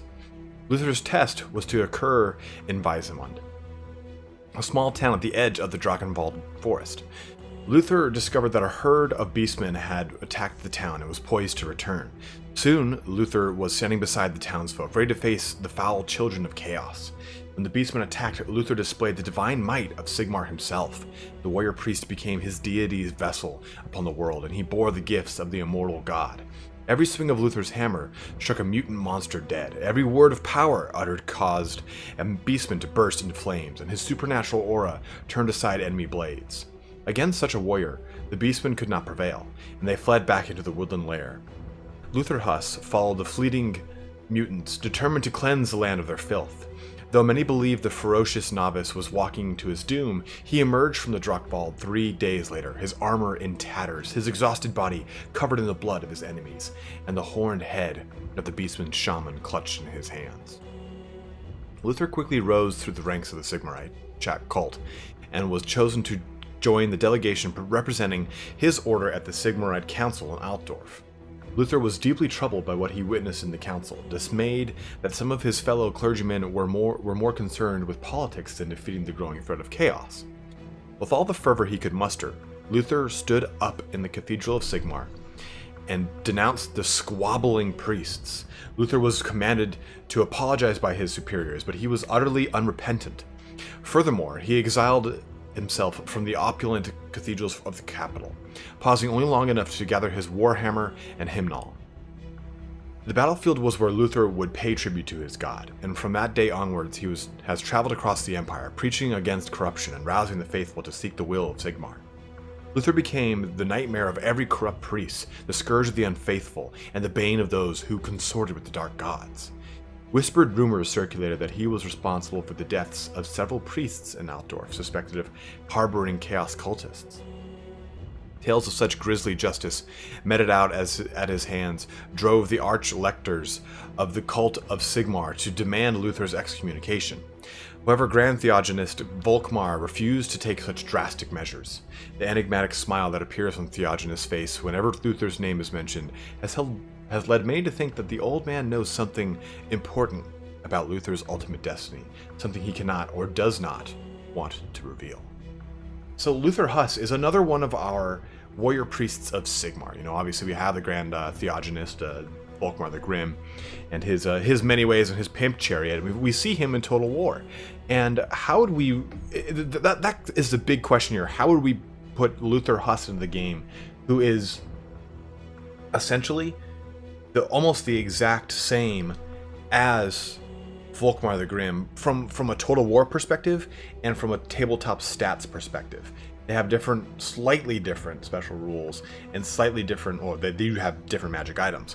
Luther has no magic items, so that would mean that as a legendary lord in Total War, it would be a stretch for them to add any kind of items as item quests for him.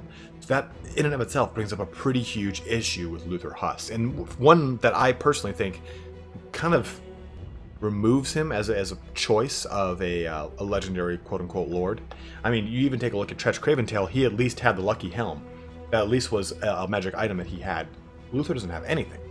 And that's kind of a little bit of Luther's shtick, right? He doesn't believe in the need or the necessity for all these magic items and trinkets and talismans.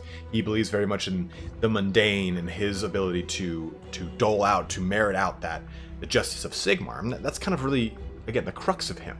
So he has a special rule called Chosen of Sigmar, which gives him a ward save, which would be great and easy to represent in Total War. Another really awesome ability he has, as a result of Chosen of Sigmar, is the ability to you can trigger it once per game, and it basically would increase his weapon skill, strength, and toughness. So we could equivalate or equivocate. What this is equivalent to would be maybe a small buff, or maybe even a major buff if it's just kind of a one-time shot with maybe even a high recycle, kind of like a killing blow or something of the sort. It would increase his melee attack, his weapon strength, and his melee defense, or just his armor, which I think would be a really cool ability and a way to kind of differentiate him from Volkmar. He's someone that's meant to be in the center of battle maybe a little bit more. Maybe he is a little bit more tanky than Volkmar with that inherent ward save, with this bonus to his toughness, or his melee defense / armor, or his weapon strength and melee attack. Maybe that's kind of his role. And he has this other ability that is kind of cool, because so with Volkmar the Grim, we know he's a Grand Theogenist. We know he has basically all the same prayers as a warrior priest already in Total War Warhammer, but they have the prefix of grand attached to them, and they have a little bit better magnitude, a little bit stronger. So maybe that's another thing for Luther Huss. He has that grand attached to them. I'm not sure. Or maybe just greater. Who knows? Maybe they're just normal warrior priest abilities. But he does have an ability called Unbending Righteousness. And this basically makes it so that him and his entire unit are stubborn. So it'd be cool to see this equated to everything in the region around him becomes stubborn. Because, you're dealing with Empire, and Empire as a whole do suffer from a lot of leadership issues. Even if we're talking about multiplayer, if we're talking about campaign, they're obviously going to be routing a little bit easier than, say, a Dwarf faction or a High Elf faction or Dark Elf faction. So having a battle priest, or a warrior priest that can actually directly buff and make the entire unit, all the units around him stubborn, I think it would be extremely huge, especially for a lore that's meant to get up close and personal. Like I think I would look at Luther Huss being designed as. I think you would definitely have to be more of a tankier warrior priest, a more up in the face warrior priest. He is a cavalry model. He's been in the game since I believe 6th edition. I don't remember if he was in 4th or 5th. But he has almost the exact same rules in 6th as he does in 7th as he does in 8th. And I was really stretching too. I was like, man, maybe I can find something in 6th or 7th that shows magic items or something that I can say like, oh yeah, this is what he would definitely get, and this would make a lot of sense, and so on and so forth. I couldn't find fuck all. In fact, the rules, the story have been the same almost for 3 editions. Even the picture hasn't changed much. The picture for Luther Huss in the 7th and 8th edition is the same damn picture. In the 5th edition or 4th edition, no, 6th edition, sorry, 6. I'm all over the place.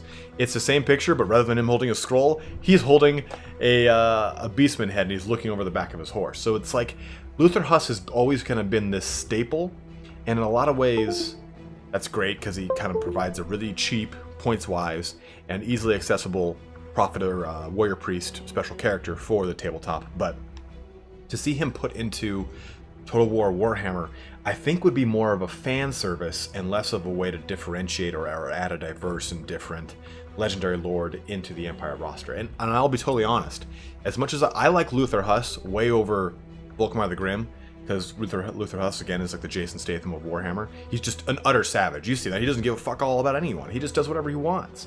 And I think that he's really awesome, and I would have preferred him over Volkmar, to be totally honest. Volkmar has a really cool end times history, and he ends up getting just his ass completely kicked. But Luther kind of got shafted hard with Storm of Chaos and finding Vultan, and Vultan being this exalted and incarnate of Sigmar, and then ultimately just being this total letdown. And I feel like Luther Huss needs that kind of revitalizing touch, something that makes him cool and relevant again. Because right now he's just not there. So ultimately, I think that Luther Huss would be, and it makes a lot of sense as to why he was already, but why he would be passed up for future additions into Total War Warhammer. Unless there's a way you guys think he can be included in Total War that would be different than Volkmar. Maybe his campaign abilities buff up cavalry a lot more than other units, or maybe if they add in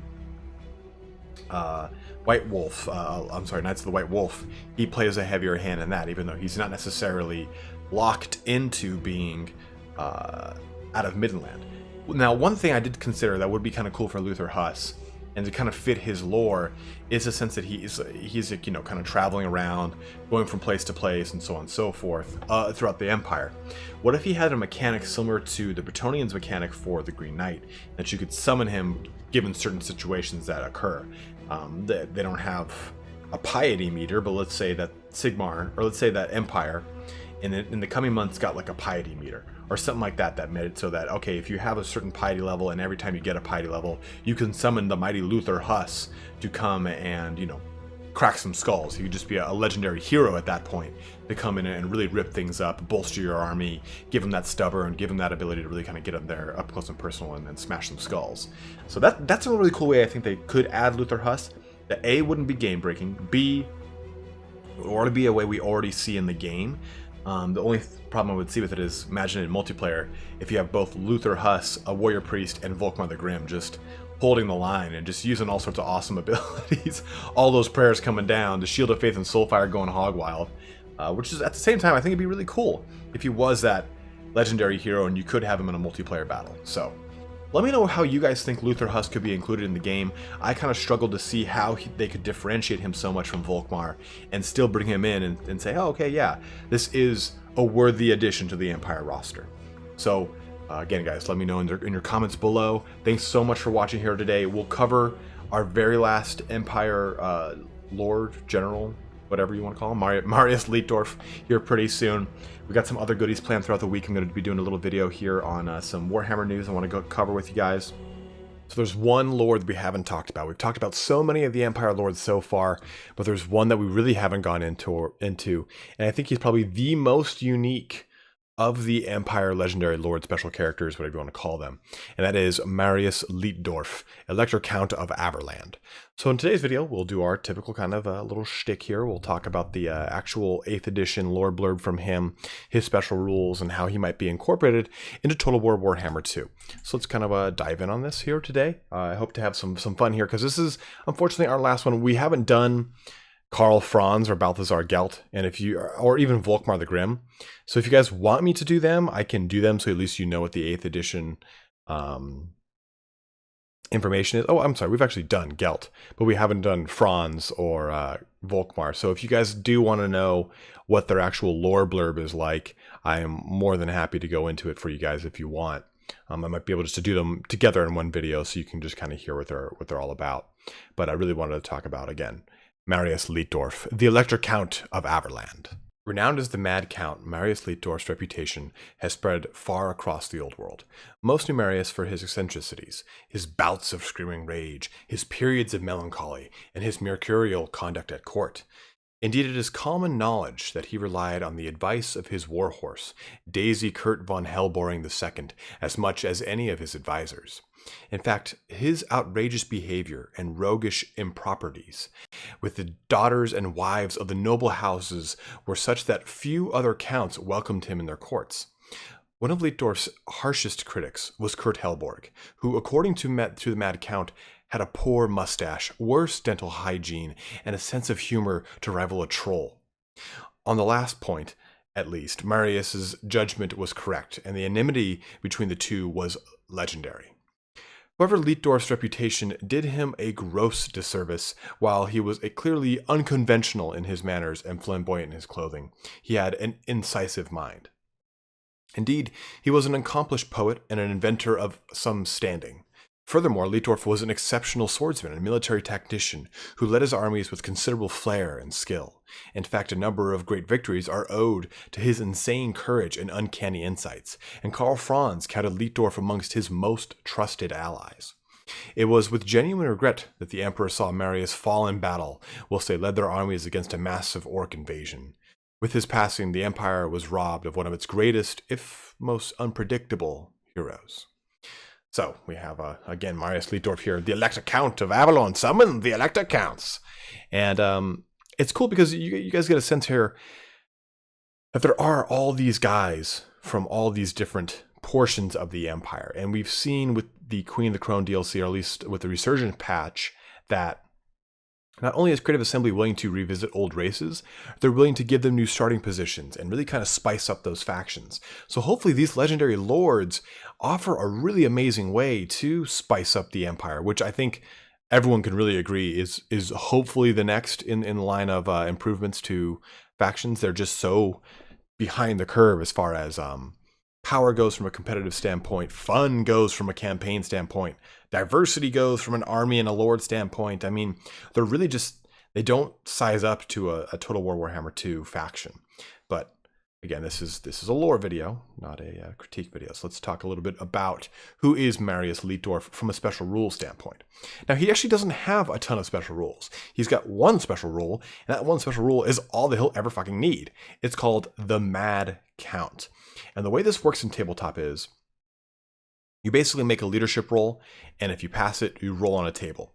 And the table's got 1 to 6. You roll just a 1d6. So it's got a result for each one of those rolls. So let's talk about those results. So Lunatic Ravings. Marius recites poetry, does impersonations of the Reich Marshal, and sings bawdy songs about rotund maidens. Number 2 is Berserk Rage. The Mad Count's favorite shirt is ruined, and he enters an unreasoning rage. Number 3 is Paranoid Delusions. Altdorf is convinced that both his allies and his shadows are out to get him. 4, Tactical Brilliance. After consuming his warhorse Daisy, Marius realizes his army needs to be reformed at once. I'm sorry, it's not consuming. Oh my god. After consulting his warhorse Daisy, Marius realizes his army needs to be reformed at once. I could have edited that out, but there's no way in hell I was going to rob you guys of that awesome blooper. So number 5, Outrageous Insult. The Mad Count mocks his foe's girth, poor dress sense, and foul odor. And number 6, Insane Bravado. Marius believes himself to be invincible and charges off to smite his foes. Now, each one of these obviously incurs a special rule. Lunatic Raving makes it so that he's stupid. It gives him a stupidity. He has to make a stupidity test. Berserker Rage gives him Frenzy. Paranoid Delusions makes it so that he actually attacks the person closest to him. Tactical Brilliance means that he can reform everyone. And Outrageous Insult gives the closest hero, or enemy character for that matter, hatred towards him. And then Insane Bravado gives him basically Berserk and Stubborn. So a lot of benefits and a lot of not so good things. So pretty much it's every odd choice is not good, every even choice is good. So how could this be done in Total War Warhammer 2? Now, I kind of thought long and hard about this. How could you do it? Could it be a random thing that just kind of generates and happens and you don't know? Could you have maybe access to just the good abilities and the bad ones are just kind of there because they're there? Or they're part of his character, and that's just you know it from lore, and maybe he only gets the good ones because outside of this he's a relatively lackluster character. That's kind of a shitty way of doing it, but you could do it like that. What I think would be really cool is, what if in place of an ability, he had the Renaud's coin, like when you go to gamble to see if you get more wins in Magic. And what if you clicked that and one of these abilities popped up? So for Lunatic Ravings, rather than making it stupid, it automatically triggers. So basically, for the good things, it automatically triggers. For the good things, it's an activatable, and for the bad things, it automatically triggers. So Lunatic Ravings, automatically he goes off into Rampage and you can't control him for a little bit. Berserker Rage, it just gives him Frenzy, great and cool. Paranoid Delusions, this was the one that, so this randomly does an explosion that hurts friendly people. Maybe something of the sort, a small explosion, not a huge one, but something kind of the sort that you get with Kroq-Gar, where he does an explosion to get away from things. Maybe this is a smaller scale explosion. So if he's embroiled in combat, it'll actually hurt his own troops. Tactical Brilliance, I could just look at this as maybe a hold the line or a leadership buff. Outrageous Insult would be really cool if it just buffed the closest character to him, or maybe all the characters on the map. I think that'd be kind of a really cool, interesting one. Like, it give them like a small weapon damage and a melee attack increase. And then Insane Bravado gives him some variation of Berserk Rage and also Stubborn. Maybe it just gives him Frenzy and Stubborn at the same time. Now, it's totally a wild card, and it's hard to do that. Like, maybe you click every time you click it. So say you click the Mad Count ability once. Ronaldo's coin spins and the ability lands, and you activate it. Then it recycles immediately, and once you click it again, it could be another one of these. So every 120, 115 seconds, whatever the typical recycle is, you have a chance of triggering another one of these abilities, and it might be bad, it might be good. That's like it's totally experimental, obviously. It might not even work at all. It might be just completely shit. But I think it'd be a really fun way to do this, because I can't really think of a way that you would put this into the game that is true to form.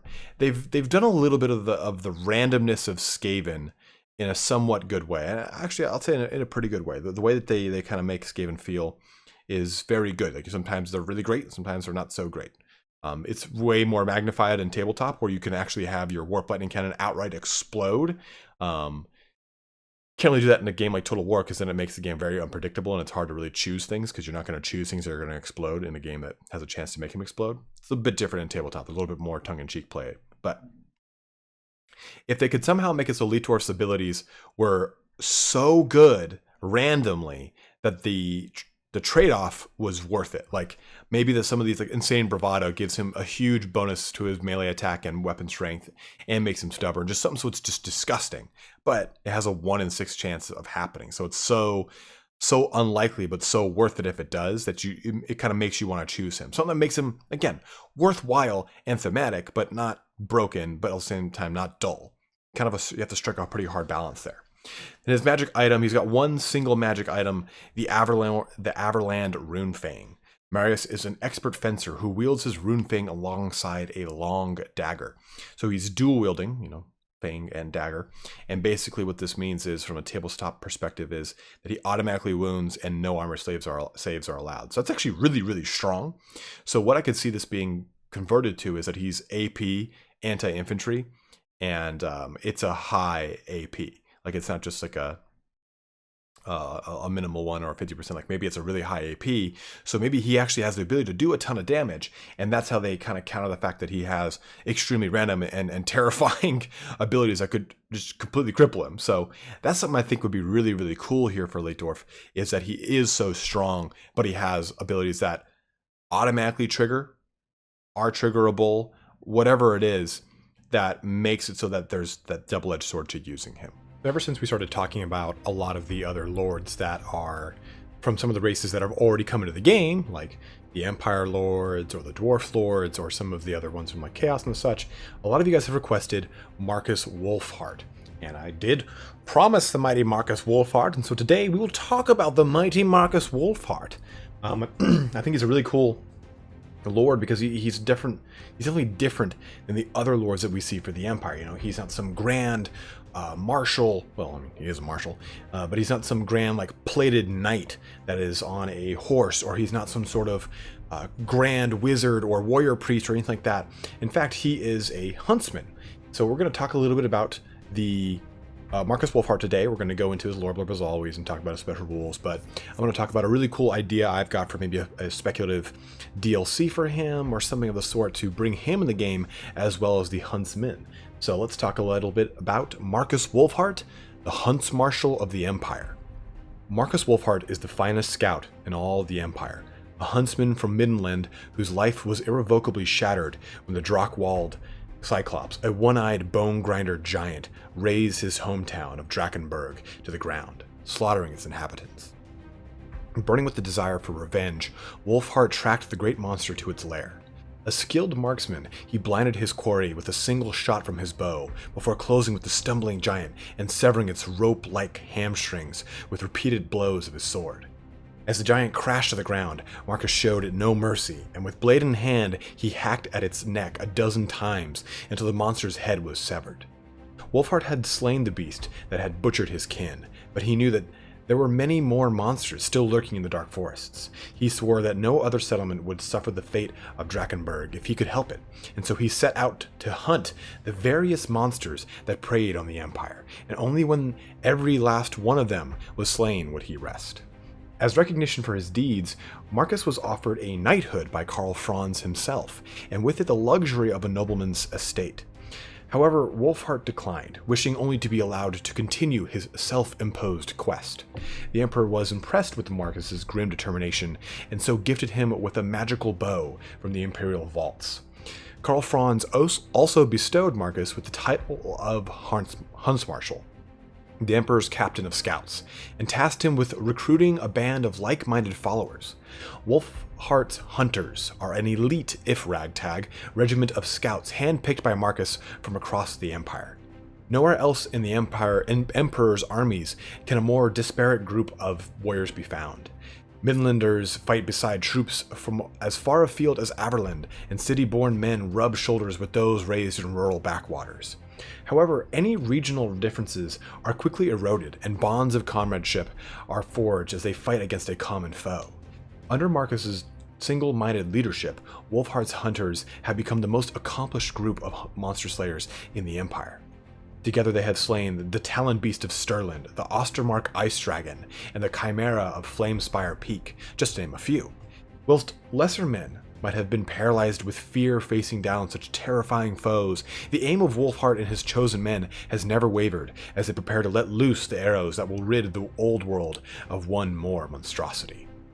So you can see a very different lord, right? He's a ranged lord, and that's something that is not something that is common for the Empire legendary lords, let alone the Empire lord choices. They don't have a crossbow lord choice like the Dark Elves and the High Elves do, where they can kind of choose a sword and shield or sword and crossbow.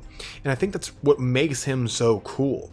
He has a lot of special rules that kind of make him the Wulfric of hunting large targets, and that's what I think is very fun here. So I kind of think of him almost like a combination Wulfric as far as mechanics go, and a combination Waystalker as far as having some similar mechanics to them as well. So let's talk about his special rules. He has hatred monsters, so obviously he gets that one up fighting monsters, which would be maybe a really cool campaign mechanic, or a really cool mechanic that you could have in like a multiplayer setting, because, oh, okay, I'm going to take Empire and I'm playing against Lizardmen. Well, shit.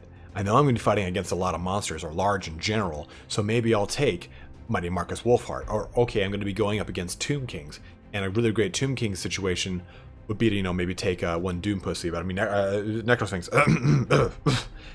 against Empire, even though they can cannon to death. But my point still is, you have a really cool anti-large hero in Marcus Wolfheart, and I think that they don't have that. They don't have a hero that can really go toe-to-toe with large beasts in a non-dueling, fashion. Of course, like, Boris Todbringer, Karl Franz can really go toe-to-toe with some of the other lords on their dragons and their massive beasts, but it'd be great to see Marcus Wolfheart, whose sole focus is being able to burst those down. I don't think he's going to be a character that's going to be able to, Orion his way through the battlefield by chucking essentially ballista bolts down range. I think he's going to be a very focused lore that is able to snipe out hunters, kind of like that word. So he's got this other ability he's immune to psychology as well. So on the monster hunter thing I was saying, he has another rule called Monster Hunter, and this basically gets him additional benefits when fighting against monsters. But what if this kind of gave him a Wulfric ability that was like a minus 30 to their armor and locked him in place, almost like a net Prey of Nothrama, something like that, where it really allowed you to lock down a monster and focus it as hard as you can. And I think it'd be almost similar to what we get with, again, Wulfric, but with also the Ulthar's Raiders, and how they can pretty much give a huge huge penalty against range defense. And that's what I think would be really cool here, is if he has something that can pretty much burst down a monster fast. Because Monster Hunter then plays into his lore, it's an actual special rule for him. Maybe he has a special anti-large characteristic with an AP, obviously, something of that sort.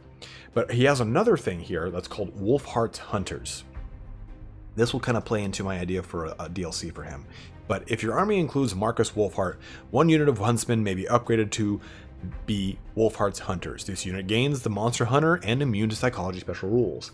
Monster Hunter in the tabletop game means that you can re-roll if hitting. So, you know, it would increase what would be considered your melee attack, your ranged attack, your likelihood to hit. So maybe the Monster Hunter ability would play into a DLC that's maybe called the Hunter and the Hunted. And it has Marcus Wolfheart alongside his Huntsman added into the game, and maybe even some other Empire units I can't think of off the top of my head. But also, it might include, say, the Charybdis from the Dark Elves and Beastmasters into the Dark Elf roster, or maybe Malice Darkblade as someone who, you know, since he rides a beast, depending on what we don't get from this Legendary Lord pack, if it is, in fact, Dark Elves coming up here in May. But I think it'd be a really cool thing, a Hunter and Hunted. It plays very heavy into it. Even the picture behind him has got this three-headed beast, like chimera of sorts. So it'd be really cool to see that, or maybe even something like, I'm trying to think of something like from Lizardman. It would be kind of nifty with a larger beast included in that, like the Dread Saurian, which I know all of us want, right? Who the hell doesn't want that? And I think that would be a really cool little DLC, if not like a quick little FLC pop into us. That'd be pretty amazing. And if this Wolfheart's Hunters I could see as a regiment of renown, Huntsmen being added in with the Empire as well. So a really cool mechanic around Wolfheart, Marcus Wolfheart, with that in mind. But he does have magic item, the Amber Bow. And this bow was carved from a Drachenfels oak, and enchantments were placed upon it by amber wizards. Its shots are guided by magic to the heart of fierce monsters. So I can see this almost like the Waystalker ability, right? Blessed Shot of Kyranos, whatever it is, where it shoots up, it heat tracks, almost like a Jet Am, and then slams right into him. So I could see it would be something like that. You know, there would be a high AP burst ability. So basically, you trigger your Monster Hunter ability, which is going to reduce their melee defense, or I'm sorry, the range defense, and you're also going to maybe net them. Like maybe that's too much. Maybe I'm giving too much credit here, because Marcus Wolfheart is going to be on foot. He's not going to have any mounts. If they kind of stayed true to this, it wouldn't make much sense why he would have a mount either. And if they did that, we all know how lords on foot kind of deal with things, right? I mean, God, I almost thought of Helman Gorst. I almost threw up all over myself. But I mean, dwarf lords, they have a little bit more mass, but they can get knocked over and pinned down. Kemmler himself can just get bowled over non-stop left and right, so you can't even summon Krell. Like, that's the kind of worry of an infantry on foot legendary lord, and when they're locked like that, cavalry can really just punt them around. So I think that they need something that's going to be able to lock down a monster so it can't knock him around, and he's going to need to be able to have the ability to just burst it down quick. So if the Amber Bow gives him that, you know, the Shot of Kyranos, I can't think of off the top of my head, but the Waystalker Kyranos ability that shoots that heat-seeking, high AP, high burst damage shot, I think it'd be really awesome, because I think that's the big thing with Marcus Wolfheart. This will be a relatively one-trick pony. He's not necessarily meant to buff the group around him, but maybe on a campaign basis, he's going to give more benefit or more upkeep reduction, or even recruitment cost or recruitment rank increase to your huntsmen, to your crossbowmen, to the riflemen, anything that's ranged of this sort. He'd be your kind of range guy there. But I think outside of that, he wouldn't have a ton of abilities that would apply to the army as a whole. He is a very singular entity. So if you decide, hey, I'm going to take Marcus Wolfheart, hoping that my opponent takes a lot of anti-large and they take a lot of beasts, and this is purely in a multiplayer scenario, of course, your opponent might build against that in mind, and Marcus Wolfheart would otherwise be relatively inept. He wouldn't be as useful on the board because he's not going to have those monster targets for him to focus on. So I think that Monster Hunter in the Amber Bow, while really cool in conjunction with anti-large beasts, I think they still have to have the same thing that Ulthar's Raiders do, that even if you're not firing at a large creature, it still does a crap ton of damage to a high-value target you want to burst down quickly. So I think that Marcus Wolfheart would be a really cool addition to the roster because he is so different. You know, we've talked about Ludwig, we've talked about Kurt, we've talked about some other lords here, and they're all, for the most part, melee knight lords. I mean, even Marius Leitdorf, who's really cool too, is a dude as an electric count on a horse, you know? We'll go into stuff like, we haven't talked about Volkmar yet, but Luther Huss, who is a named warrior priest. We can talk about him a little bit, but for the most part, Marcus Wolfhard stands out on his own as a very different lord for the Empire roster that I would love to see added. With the new Hunter and the Beast DLC, we're getting access to 4 brand new heroes as part of Marcus Wolfhard's campaign. Now, we don't really know exactly what these heroes bring to the table quite yet. We just simply kind of know their names. You know of Jorik the Grim, a brilliant master engineer who is a dwarf, as you guys have pointed out to me. Roderick Liangui, Hertvig von Hall, and Kalara of Wydrioth. And each one of these characters adds something to Wolfhard's campaign. We know that Hertvig von Hall is a witch hunter, Kalara is a waystalker, and Roderick is a paladin, a Bretonnian paladin. So in this video today, I want to talk about the actual real lore behind each one of these 4 characters. Each one of them has already been established, or is in the example of Hertvig von Hall, he's actually been morphed from one character into another. But the rest of these have rules, or I'm sorry, lore in their 8th edition army books or in a white dwarf. So today we're going to jump into each one of these characters, see a little bit about their lore. We're going to read the lore blurbs from their respective book or where they correspond to, and then talk about maybe the synthesis or the genesis of this character as it's kind of morphed into what we see now in Total War Warhammer. And the first character we're really going to jump into is Hertvig von Hall, because he has such a interesting backstory, and he has attached to his backstory an even bigger backstory in his last name. So let's talk about that first, von Hall. And we've talked about this a little bit in some other videos, but this is the very famous witch hunter family, the Van Hel family. This is very similar to Van Helsing, right? And the whole story of Dracula and so on and so forth. And it's got that same exact connotation. This family that is known for hunting witches and purifying all manner of undead. And it really stretches back all the way to Frederick von Hall, one of the very first, I guess, primogenitor of the von Hall family line. And this guy actually ends up becoming very well-known and infamous necromancer, and expands into what we actually see in Total War Warhammer when we look at the lore of vampires, Van Hel's Dance Macabre. So because he changes his name to Van Hel, so you get this very rich lore in this character and in this last name in and of itself.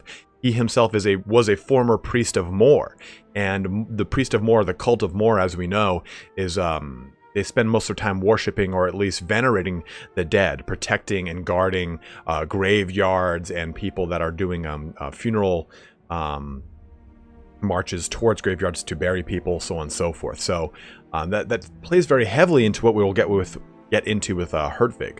But the Van Hel line lives on to this day with Johann von Hall, which is one of the witch hunter generals. There's 4 witch hunter generals of the Empire, which is one of the coolest titles I think I know of in the entirety of the Warhammer world, is witch hunter general.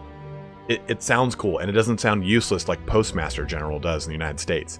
But regardless here, Johann von Hall is one of the current witch hunter generals and the current descendant of the Van Hel family line. But you have stuff like Helmut von Hall, who is the one who actually slayed Pieter von Karstein, and you have oops, you have Gunther von Hall, which is the one that actually besieged the Blood Keep. So this very important witch hunter family line that has stretched on for hundreds of years.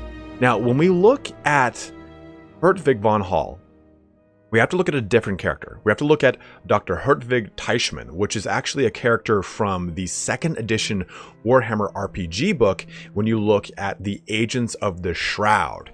Now, a further deviation of this still is the Agent of the Shroud is a member of the Fellowship of the Shroud, which is actually, I guess you could say, like a denomination of a Morite, or someone who is from the cult of Mor. Now, rather than being kind of like a defender or someone who tends to the dead, the Fellowship of the Shroud are people who pretty much prosecute against the undead, kind of enacting a war in the same way you would see with a witch hunter. So these guys are kind of that like proto or step between the witch hunter, in that they act solely for the cult of Mor, but as I guess more of a militant arm of it. So let's read this history on Dr. Hertwig Teichmann. This is in the 2nd edition RPG book here. You're going to see that blurb pop up so you can get a little more information on him. This is exactly what we're going to be reading right now. A medical scholar and physician who has turned his expertise to the detection of the vampire, Dr. Teichmann's reasons for combating the undead are quite personal. During his younger days, he was a respected doctor who practiced his beneficent arts in Nuln. He saved countless lives and his reputation grew daily. He was destined, it seemed, to live a peaceful and prosperous life, aiding his fellow man. This was not meant to be. A corpse was found in an alleyway behind a seedy bar, and through its heart was a stake. The watch brought the corpse to Teichmann, wondering if he could shed any light on this bizarre murder. Dr. Teichmann unwisely removed the stake to examine it for evidence. That night, the vampire returned to life. Dr. Teichmann found the creature with its fangs in the neck of his beloved fiancée, Katharina. Enraged, the doctor seized the stake and plunged it back into the breast of the vile monster, but for Katharina, it was too late. She died, and to prevent her from rising from the dead, Dr. Teichmann himself drove hawthorn through her heart and removed her head. That night, the doctor sought out the fellowship, and since then has dedicated himself to seeing that his own tragedy is never repeated. So again, a very deep-seated lore in this character from a 2nd edition RPG, from the whole entire Van Hell line kind of combined into this. And it's interesting to see how Creative Assembly took a character and didn't just say it's Hertwig Teichmann. They made him a Van Hale. And I'm cool with that. I like the kind of blending of these two really cool characters and their backstories, right? With the Van Hell line and Hertwig Teichmann's own personal story, and it leads into him clearly being towards some sort of combating of the undead. It makes a lot of sense to me. Like that is probably going to be what his primary focus is going to be. When we read the description from the Steam Powered page, we see Hertwig von Hale, a skilled physician and witch hunter, has traveled far from home on his quest for ultimate vengeance. And that vengeance, I think, is again hinting towards him being something of a boon when it comes to fighting undead. So that is Hertwig von Hall. But let's jump into another character that has a bit of an obscure start as well. And that character is Prince Roderick Liangui. Now, we know him to be a Bretonnian paladin. We know him to be a disgraced Bretonnian paladin from the Steam page. To read this blurb from it, Roderick Liangui was a renowned paladin. Disgraced and exiled, however, he is haunted by a past he cannot escape. And really, he comes to us from White Dwarf number 304, 305, which it's funny that sometimes when I look back at some of these old White Dwarfs, I know I have them sitting in a box back home. And it was from a time in White Dwarf when they were trying to do a campaign centered around Lustria, when they gave basically a focus on smaller war bands moving through some of the temple cities of Lustria, trying to loot and pillage them. It was Lustria in the New, or a conquest of the New World, and it was Warhammer Realms Lustria. It was kind of the name of that White Dwarf supplement, as it were, quote unquote. And the way that this was meant to be was you could create these characters and create a narrative to them, and that narrative would play itself out across this campaign, and whether or not they lived to survive depended upon how your fights went. And that's the same thing with Prince Roderick. Here is the blurb from the White Dwarf directly. In the year 1847, the Bretonnian noble Duke Tudual of Liangui dispatched his much-loathed bastard son, Prince Roderick, on an expedition deep into the jungle of Lustria, hoping, some say, that the obnoxious youth would not return.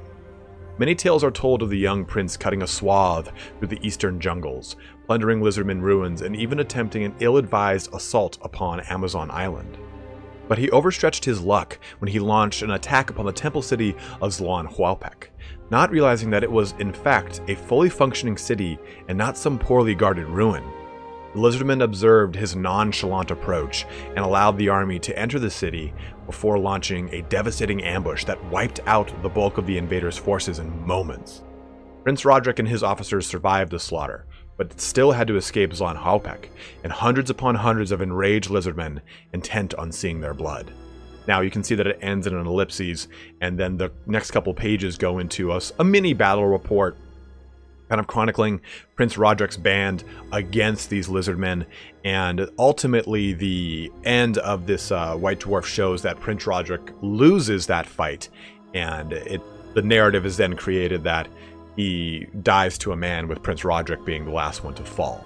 So you get this really kind of cool, rich narrative built into these narrative campaigns that Games Workshop used to run, typically during the summertime. That's when you get stuff like Shadows over Albion. I don't remember if Storm of Chaos was a summer or a fall campaign, but you get a lot of these very enriching campaigns that they would pop up every so often in the White Dwarfs. So that's where Prince Roderick comes from, right? We get this renowned paladin that has a penchant, it seems, for attacking and besieging lizardmen. So hopefully we're going to see something that is kind of, I guess, indicative of that. A character that is going to be maybe giving us bonuses towards lizardmen. We don't really know too much about these characters. In the Let's Play, we saw that the final battle with Marcus Wolfhart is going to give us some advantages from each one of these characters, depending on which ones you bring into your army.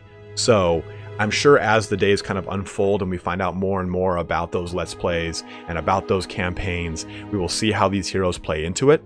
But Roderick right now, we know, is a paladin that has a huge history with lizardmen. So needless to say, I think he will be doing some sort of advantages, boons, attack, melee attack, weapon strength, or leadership bonuses towards fighting any kind of lizardmen in your Marcus Wolfhart campaign. Now, our next character, Kalara of Wydrioth, has quite a bit of lore to jump into. And when I mean just the lore blurb itself is quite massive, so we're going to jump into that right now and read through that, because her lore actually isn't mainly about her so much as about another character that she kind of is interwoven with. And this comes from the 8th edition Warhammer Army book for the Wood Elves. It's actually on the page for Orion. It's not actually on the page for Wild Riders, and you'll understand why I'm bringing up Wild Riders in just a second here. So here is the tale of Atherin. Dedicated though the Wild Riders are to the needs of their noble king, they have no pretensions to incorruptibility. Indeed, it would be laughable for any being to make such a claim in Athel Loren, where much is illusory and the magics of the enchantments are wielded by so many and with such skill. It was to guard against subversion that Ariel placed the very first Wild Riders under an oath of secrecy that has since bound all who have worn the Hunter's Mantle. Only one Wild Rider in all the years since has broken that geese. His name was Atherin of the Red Horn, and he did so not under duress, nor out of promise of wealth or godly favor, but to impress his beloved, Kalara, a princess of Wydrioth, by speaking of those hallowed secrets. Legends tell that Atherin was struck dumb in the moment of his betrayal, and sensing a greater change overtaking him, fled from his love's side and deep into the forest, where no other would witness his shame. Kalara was distraught with her loss, but no amount of searching or sorceress scrying would reveal Atherin to her.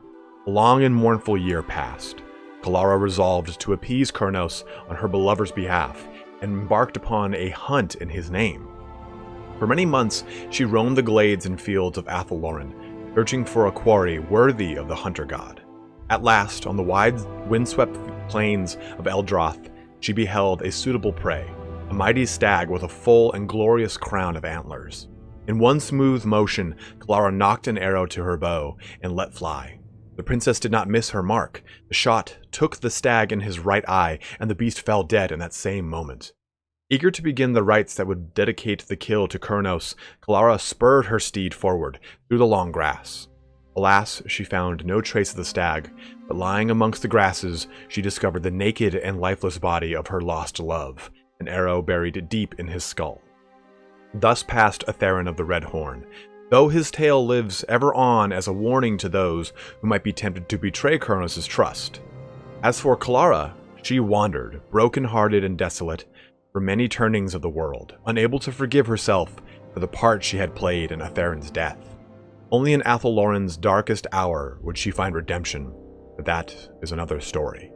And I believe she goes on to have a part in the End Times portion of the lore, and I honestly can't remember it for the life of me right now, but Clara of Wydrioth is the Waystalker hero that we're going to be getting with Marcus Wolfhard. Now, with her backstory, we don't really know what she's going to be doing. Guy Mead mentions that she's going to be helping out with something regarding the final battle and fighting the Lizardmen, so obviously she's going to have some sort of boon to give us, but we're not really sure 100% what her advantage is going to be. Like, we know that Roderick is going to help out against Lizardmen. We know that Hertvig is going to help out against Undead, but Kalara might help out against Greenskins. We don't really know a whole ton about her from this lore blurb, and even the little portion on this has traded the forests of Athel Loren for the jungles of Lustria in pursuit of redemption. That doesn't really give us much of a hint as to what her character will be doing in that campaign. So again, we can only wait and see what will come in the coming days of more reveals from Creative Assembly and so on and so forth. Let's jump into our last character here. Jorik the Grim, or Jorik Grim, is a little bit more straightforward of a character by comparison. Here's his little thing from the Steam page. Jorik Grim is a brilliant master engineer. Shunned for his eccentric ideas, he has struck out alone to seek his fortune in Lustria. Let's read his lore blurb as well here. Master engineer Jorik Grim of the Cragbrow clan was responsible for many of the ironclad ship designs that now steam out of Barak Var. Grim's well-armored fleets have been at the fore of many great victories. It is doubtful, however, that Grim lived to see more than a few of his sea-borne fortresses built during his lifetime, and he certainly never saw his vastly useful steam engines become accepted by his conservative-minded comrades from the Guild. Grim's long tenure with the Engineers Guild ended poorly. He was expelled for his unorthodox, if groundbreaking, work and forced to endure the embarrassing trouser legs ritual as a final indignation before being finally ousted. So, we definitely see a character that has left his homeworld in shame, and we get that a lot from all of these characters. Maybe except for Hertvig. Hertvig's the only character that's actually like, oh, I'm going to Lustria because I'm going to go kill some vampires. Versus, Roderick is an ashamed bastard son. Kalara is seeking redemption for her lost love and herself in a lot of ways. And Jorik Grim is left the dwarfs. I've tried to think of the name of their empire, just couldn't escape me. Has left the dwarfs as a whole because he felt shunned from his the Engineers Guild. And as you can see, with a lot of stuff that you get from some of the best writers of the 17th, 18th, 19th century, that they don't really become famous until their death, when they're really more appreciated. We get the same thing with Grim the Great, which he is now called post-mortem, it seems. And it's an interesting way to add master engineers to the, I guess, roster of the Empire. I know it's one thing that the Empire is missing is their master engineers with, like, cool mechno steeds and stuff like that. But this is a way to kind of bring that into the fore with, I guess, not giving the master engineer unit itself. So we should hopefully see something from this character that really gives a lot of benefits towards artillery. I mean, he has a skill in tabletop called Artillery Master, and we already see that from the Master Engineers in the Dwarf roster themselves. They get the entrench ability and their ability to help out with the splash damage and damage of actual artillery pieces. So we will see how this character also plays out as Creative Assembly continues to do more reveals of all these characters. And I'm really excited to see this one added because in my video on the Master Engineer, it was something I think that Empire needed in a lot of ways. Empire is a gunpowder faction. That's what they're known through and through for. In the same way that the Dwarfs are, albeit Dwarfs are, I'd say, better at gunpowder than the Empire is. But on that same token, we don't have a character that outright buffs artillery. I mean, the Vampire Coast has a character like that, and the Empire doesn't. So it felt very lacking to not see this in the roster. Now, I don't know if Jorik Grim will be in or selectable as a multiplayer hero, and I really hope he is, because it would be cool to see how he could kind of help mix up how effective artillery pieces are in an Empire line. So I'm curious to see what his campaign abilities will be, and again, if he will be included in the multiplayer portion of Total War Warhammer 2's new DLC with the Hunter and the Beast. And that, I think, sums everything up here so far, guys. We've covered all 4 of Marcus's hunters or heroes, and we've talked about, Jork Grimm, we've talked about Kalara, Hertvig, and Roderick, and we've got a really good idea of where they come from a lore standpoint. And as we, again, start to get more fleshing out from more of the reveals coming in the next week or so, we'll see how these characters are going to play towards the grander campaign and towards grander Total War Warhammer 2 gameplay. Will these characters be accessible through Mortal Empire's Empire play if I'm not playing as Marcus Wolfhard? We'll see how these characters kind of flesh out the rest of the roster for Empire. But with so many things coming, as far as like the new regiments of renown that are single player exclusive, the new units that are coming to Empire, this is all a super exciting time. So in a new 4-week-long mini-series, I hope to bring up some of the spookier lore across the Warhammer world. We'll be delving into haunted places, cursed lords, and an army at the thrall of vampires, and other kind of October-y themed goodness for you guys. Our video today will discuss one of the oldest characters and antagonists of the Warhammer lore, Constant Drachenfels. From a time around 1st and 2nd editions, Drachenfels' name has echoed across the many years, weaving in and out of various publications, White Dwarfs, and even video games such as Vermintide. But who was this character? What are his origins? Where did his tale ultimately end? Today we'll explore the grand tale of the Great Enchanter. Before we dive headlong into the lore of this character, there are some canonical issues that I'd like to bring up. For one, Drachenfels predates a lot of the established lore existing in the later 80s and early 90s. He follows a lot of the early high fantasy RPG tropes of some grand evil necromancer, demon pack-making, crazed lunatic in a spooky castle through perilous forests and mountains. Drachenfels' character had been thrown to the wayside for many years, with mentions more of his castle than of the individual himself. There are only 3 books ever published about this character, but due to their popularity, they have been reprinted 1 or 2 times. In addition, they went on to influence the books of the vampire Genevieve. And it truly wasn't until the end times that Warhammer fans got a button on this story. But we'll get into that later. For now, let's get started. Our story begins in the earliest portions of the lore, well before the coming of the Old Ones. Drachenfels himself regards this as a time, quote-unquote, before the Toadmen came from the stars, also giving a nod to an ice age that the planet had been going through. Constant Drachenfels was a member of a proto-human tribe some 15,000 years in the distant past. As the tale goes, he was left to die in his old age, far off in the wilderness. There, he feigned his own death until a member of his tribe came to investigate. When the tribesmen touched Drachenfels, the old man somehow completely leached the life force of the other, extending his life preternaturally. This, however, did not aid his body, which continued to rot in his old, disgusting, haggard age. So Drachenfels did what any sane individual did, and took body parts from those that he drew the life of so that he might look like some patchwork form of a human. Essentially, he'd jump from body to body, preserving the faces of the individuals he liked the most to be used as masks. Now, a lot of this predates magic, but the Great Enchanter was still able to hone his magical abilities. He actually even used magic to preserve the masks or faces of these individuals. During the collapse of the Polar Gates and the subsequent end of the Great Catastrophe, it is said that Drachenfels met the great Chaos Gods themselves, and was left unimpressed. The Chaos Gods seemed to look upon Drachenfels as an equal in some regard, and also jealous of his abilities.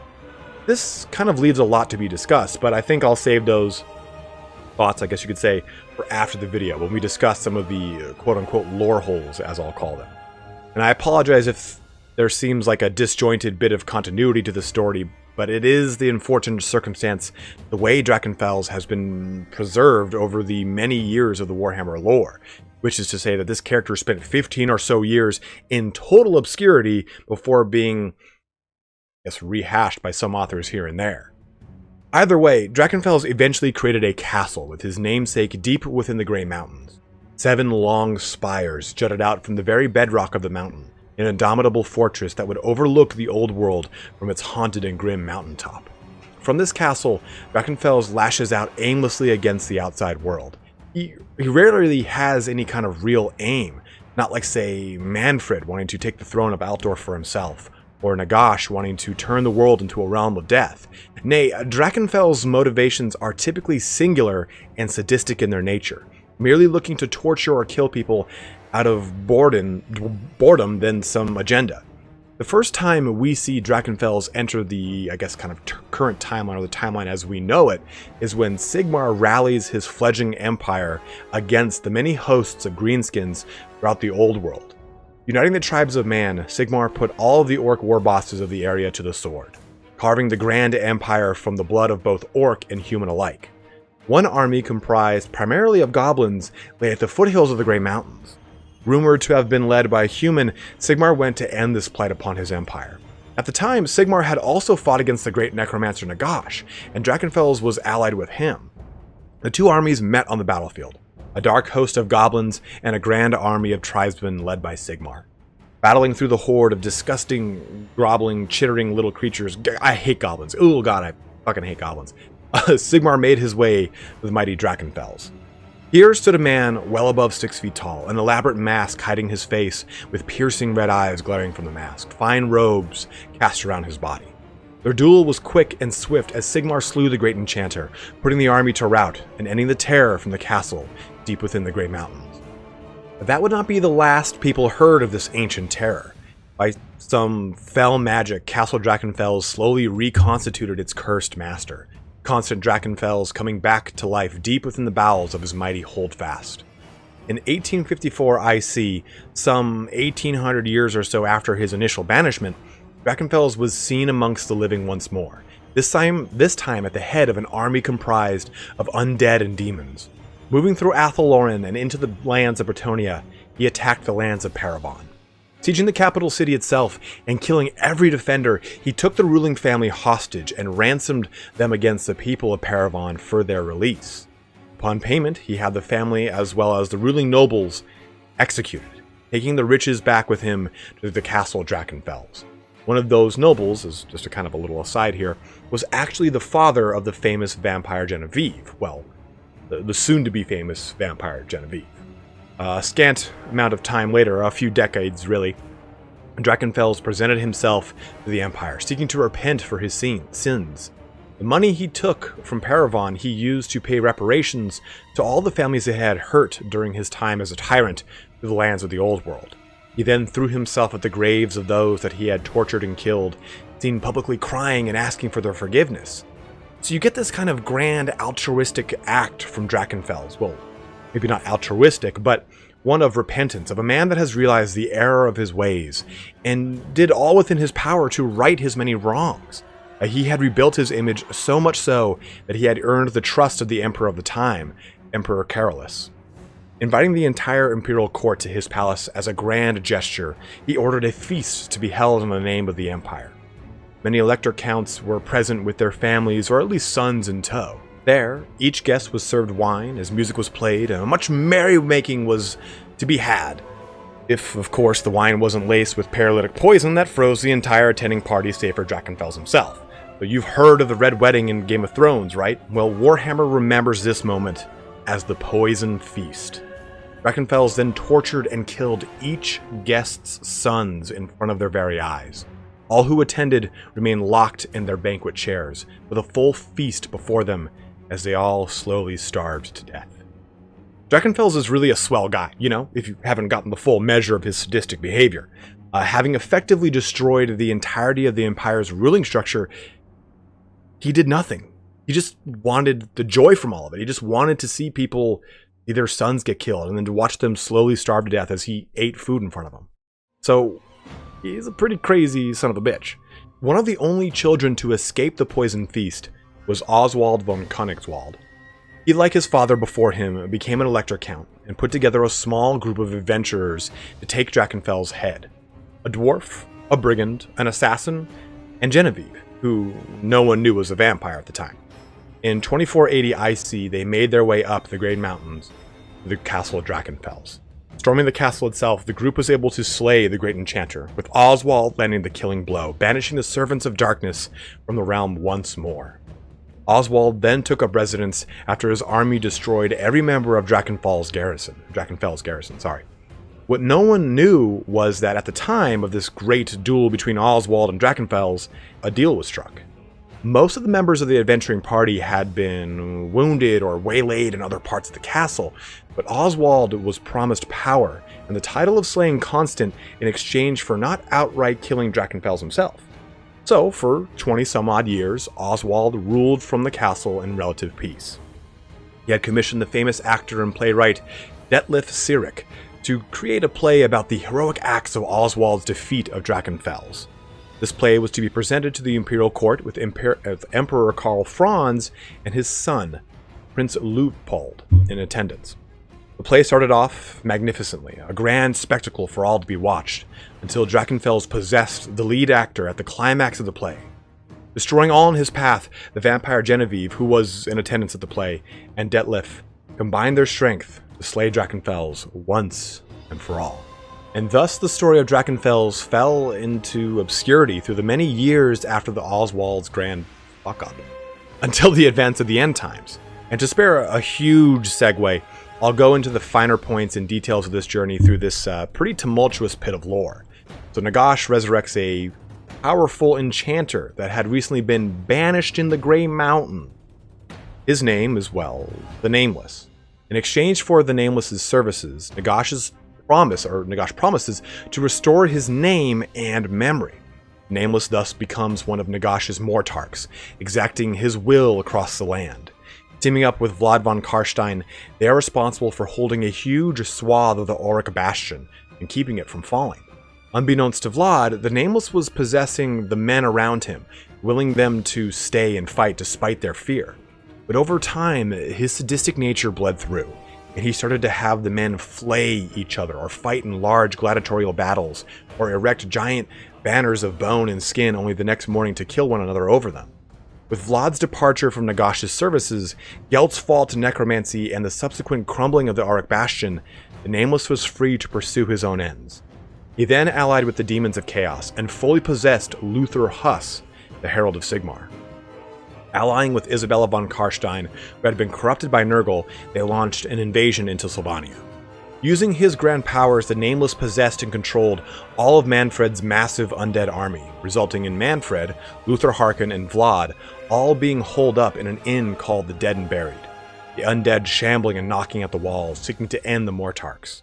And for those of you who don't know, those three are actually Mortarchs of Nagash.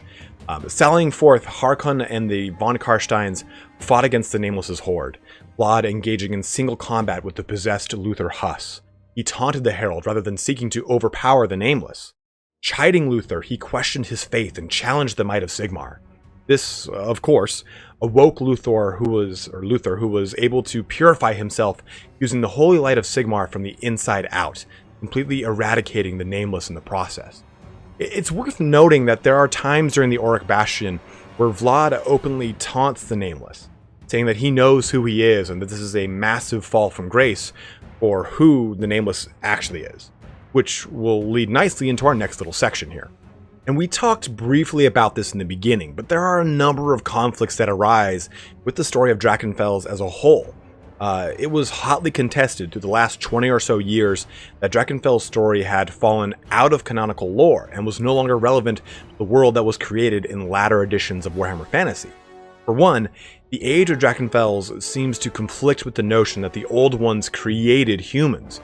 That is to say that there is also a passage that suggests that the Old Ones didn't simply create the humans, but more elevated them from primordial to at least the tribal races prior to Sigmar's unification. I guess it really just depends on which point in the lore you want to take as fact as it pertains to the Old Ones and their creation of all the fledgling and earlier races. For a lot of what we know, the Old Ones, there were a very few amount of races that were present on the world when the Old Ones arrived, and most of those races are all reptilian in some way, shape, or form. But when we also look at items such as the Sword of Cain, we see an item of immense power that is supposed to predate the Old Ones as well. Like, they talk about how it was there before time was time. And that sort of gives credence to a possible pre-Old Ones Drachenfels. Another contested point, or point of contention, is Drachenfels' use and mastery of magic prior to magic's wide use by even the Lizardmen. which is interesting, as that might hint that the warp gates were already or always pouring winds of magic into the world, and the old ones just knew how to hone or at least tap into it. I honestly, it's really hard for me to really draw a distinction of how Drachenfels really falls into the lore and what credence to give to his overall story. I mean, I could honestly make this section an entire video within itself, so I don't want to go too deep down the rabbit hole of canon conflicts, because the dates are also hotly contested. But the End Times never explicitly says that the Nameless is Drachenfels, simply that he's a great enchanter from the Grey Mountains that was recently banished. This is really the only recent indication of Drachenfels the individual versus Drachenfels the location in the lore. I mean, after his publications and Vampire Genevieve, Drachenfels for the most part is just an obscure reference, mainly by his location, Castle Drachenfels, than by the actual grand enchanter, necromancer, demon, pack-wielding, greenskin leader that he is in the lore.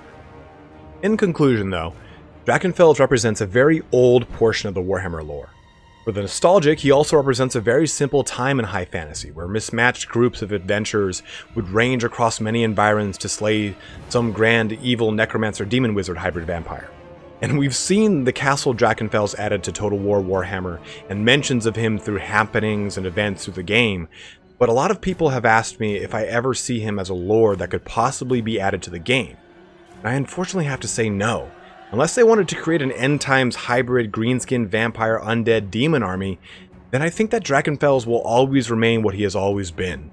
A terrifying figure of the more mythological portions of the Warhammer lore. A sinister image of power without ends and goals unfathomable that has been the scourge of the old world for centuries. I want to thank you guys so much for joining me here today, as always. If you have any questions or comments about Drachenfels himself, you want to make a hard claim as to why you think he is in the canon, or you want to make a hard claim against it, or if you want to talk about some of the other publications that he is showcased in, like some of the White Dwarfs and stuff like that, please by all means let me know in the comments below. This was a video that I was going to do last year, but I found just so many different conflicting viewpoints about it that I kind of steered clear of it. And I think in this video I managed to somehow get the gist of what we know to be quote-unquote lore fact. Again, a lot of the dates are contested and so on and so forth, but a good gist of who this character is, because I think he does play a really important role in the kind of underarching theme of Drachenfels and Castle Drachenfels and the old world, and this kind of cosmic, maybe not cosmic, but sort of grand antagonist to the world that really isn't allied with anyone. It's like the antithesis to a Tom Bombadil in Lord of the Rings. Like, he's super powerful and he could end anything at any moment, but he just kind of doesn't, because he doesn't want to do it. It's kind of a weird little dichotomy you have with constant Drachenfels. But I hope you enjoyed this video. Alright, so we've seen a lot of exciting things here now in the past couple days with the campaign flyover and seeing some of the kind of goodies that were revealed in that. And also we kind of got a little teaser at Palazzo's Lost Legion. So I'd like to kind of jump in here now with Dogs of War, and I want to start off, I want to do a series of these videos. The first one here though, I want to start off with Tilea mainly, because Tilea has been really suspected here as being one of the new factions that's coming out. There's a lot of suspicion and speculation as to what really Tilea is entailed as far as military-wise goes. And militarily, Tilea has no military. That's the clear and simple answer there for you. The way Tilea actually works is that it fields a ton of mercenaries. And in the Dogs of War, primarily the majority of the units in the book are Tilean mercenaries, or mercenaries that primarily fight for Tilea. And there are a handful of other ones, such as there's some dwarves, there's a high elf, there's some ogres, there's some not Norskins, but in specific just marauders. But we'll go into them in a second video, but for this video I'm going to focus mainly on the human/Tilean element of the Dogs of War. And to really understand the Dogs of War, they were from 5th edition, and that was a time in the Warhammer tabletop battle, or tabletop game, where there was a lot more RPG elements to recruiting a army. Back then you had Mordheim, which was basically a small band of units. Just think of like a 10-man elite unit, kind of like a Fellowship of the Ring, that would level up from game to game, and you could give them more options and more things as they found treasure. It was a very it was a time in Warhammer where there were a lot of RPG elements, and with that, you know, you had the ability to recruit mercenaries into your army. They would cost actual gold, quote unquote, and that gold is equivalent to points.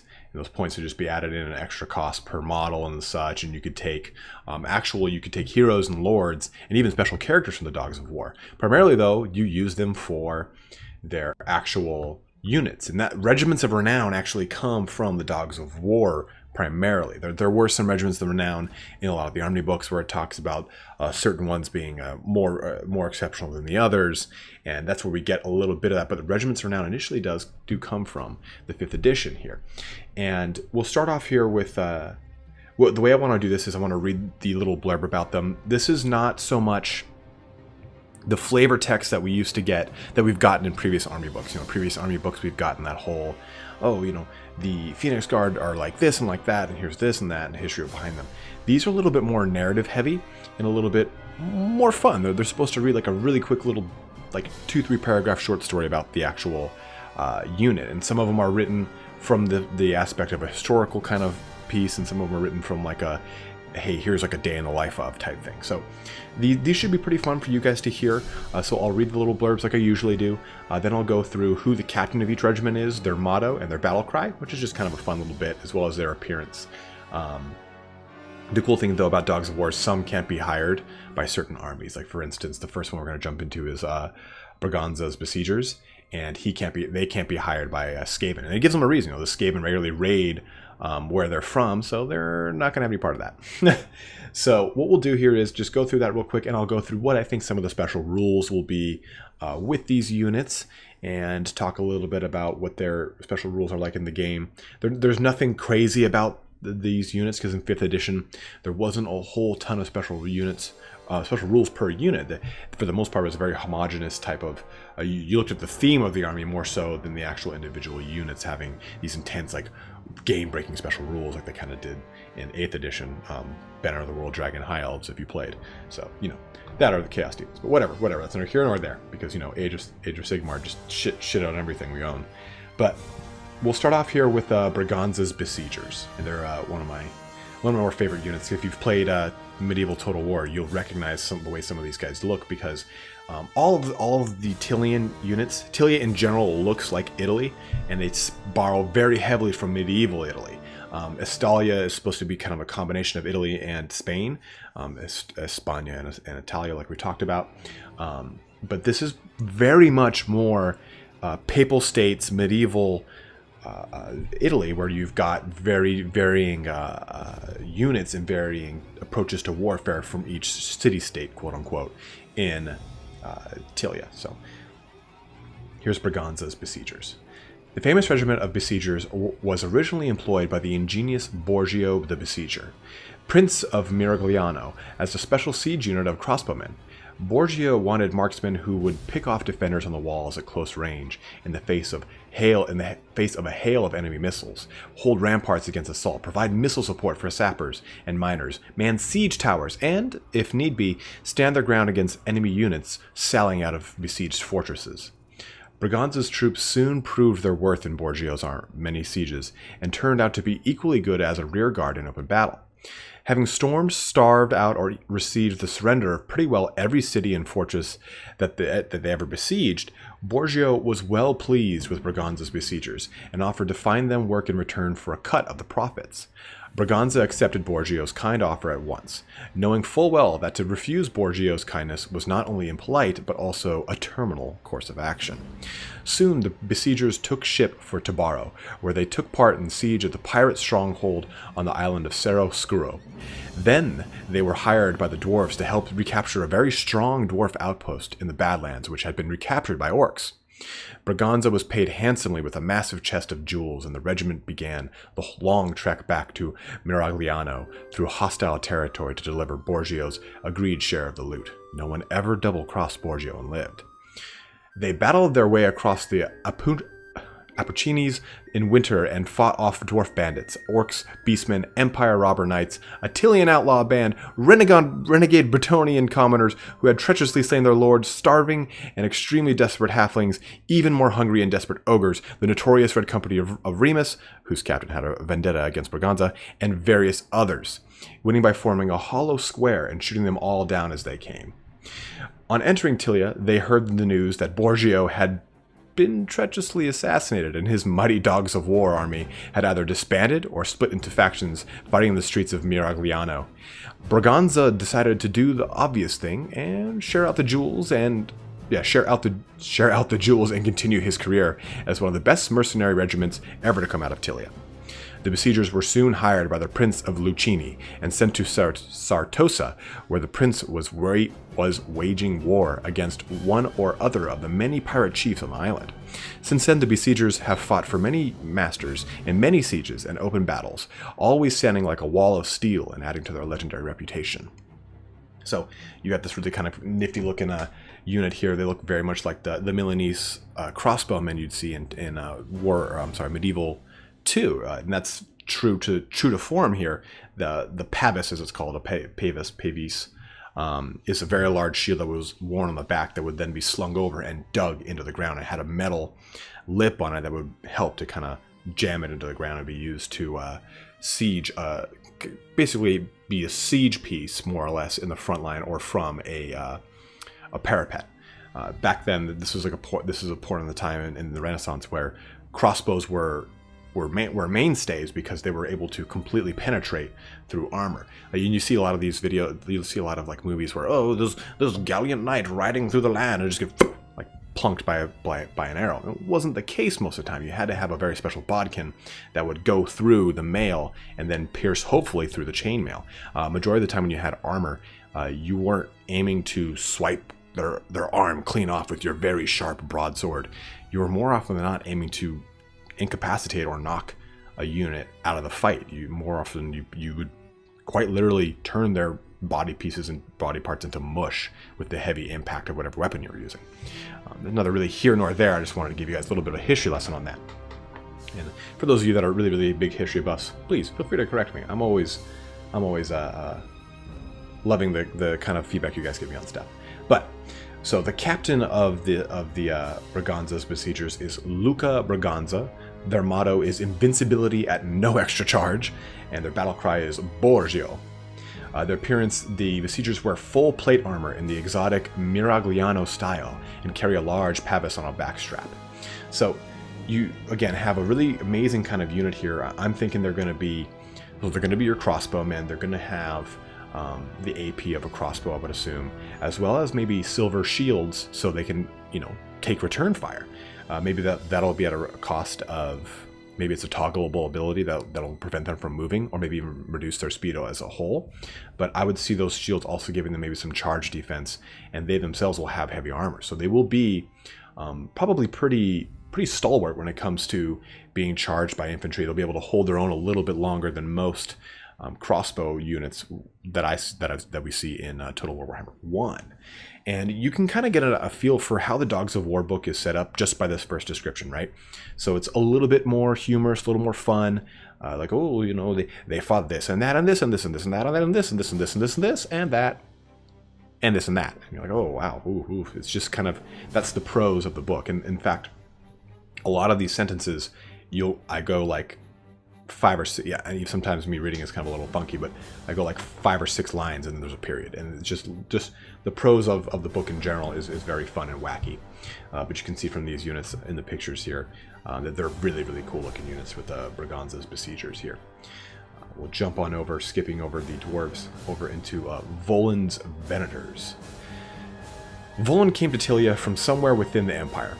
At the same time, he was just one of many mercenary heroes hired by the Tileans in their never-ending wars. He rose to prominence as a leader of a band of mercenary knights called the Venators, which means hunters in Low Tilean. The motives of Volan and his brother knights could not have been more different from the Bretonnian or the Empire traditions of knighthood. They were soldiers of fortune, interested only in 2 things, namely money and spending it. They were also expert cavalry whose thunderous charge could scatter the deepest enemy formations, something which the Tileans desperately needed but lacked until that time.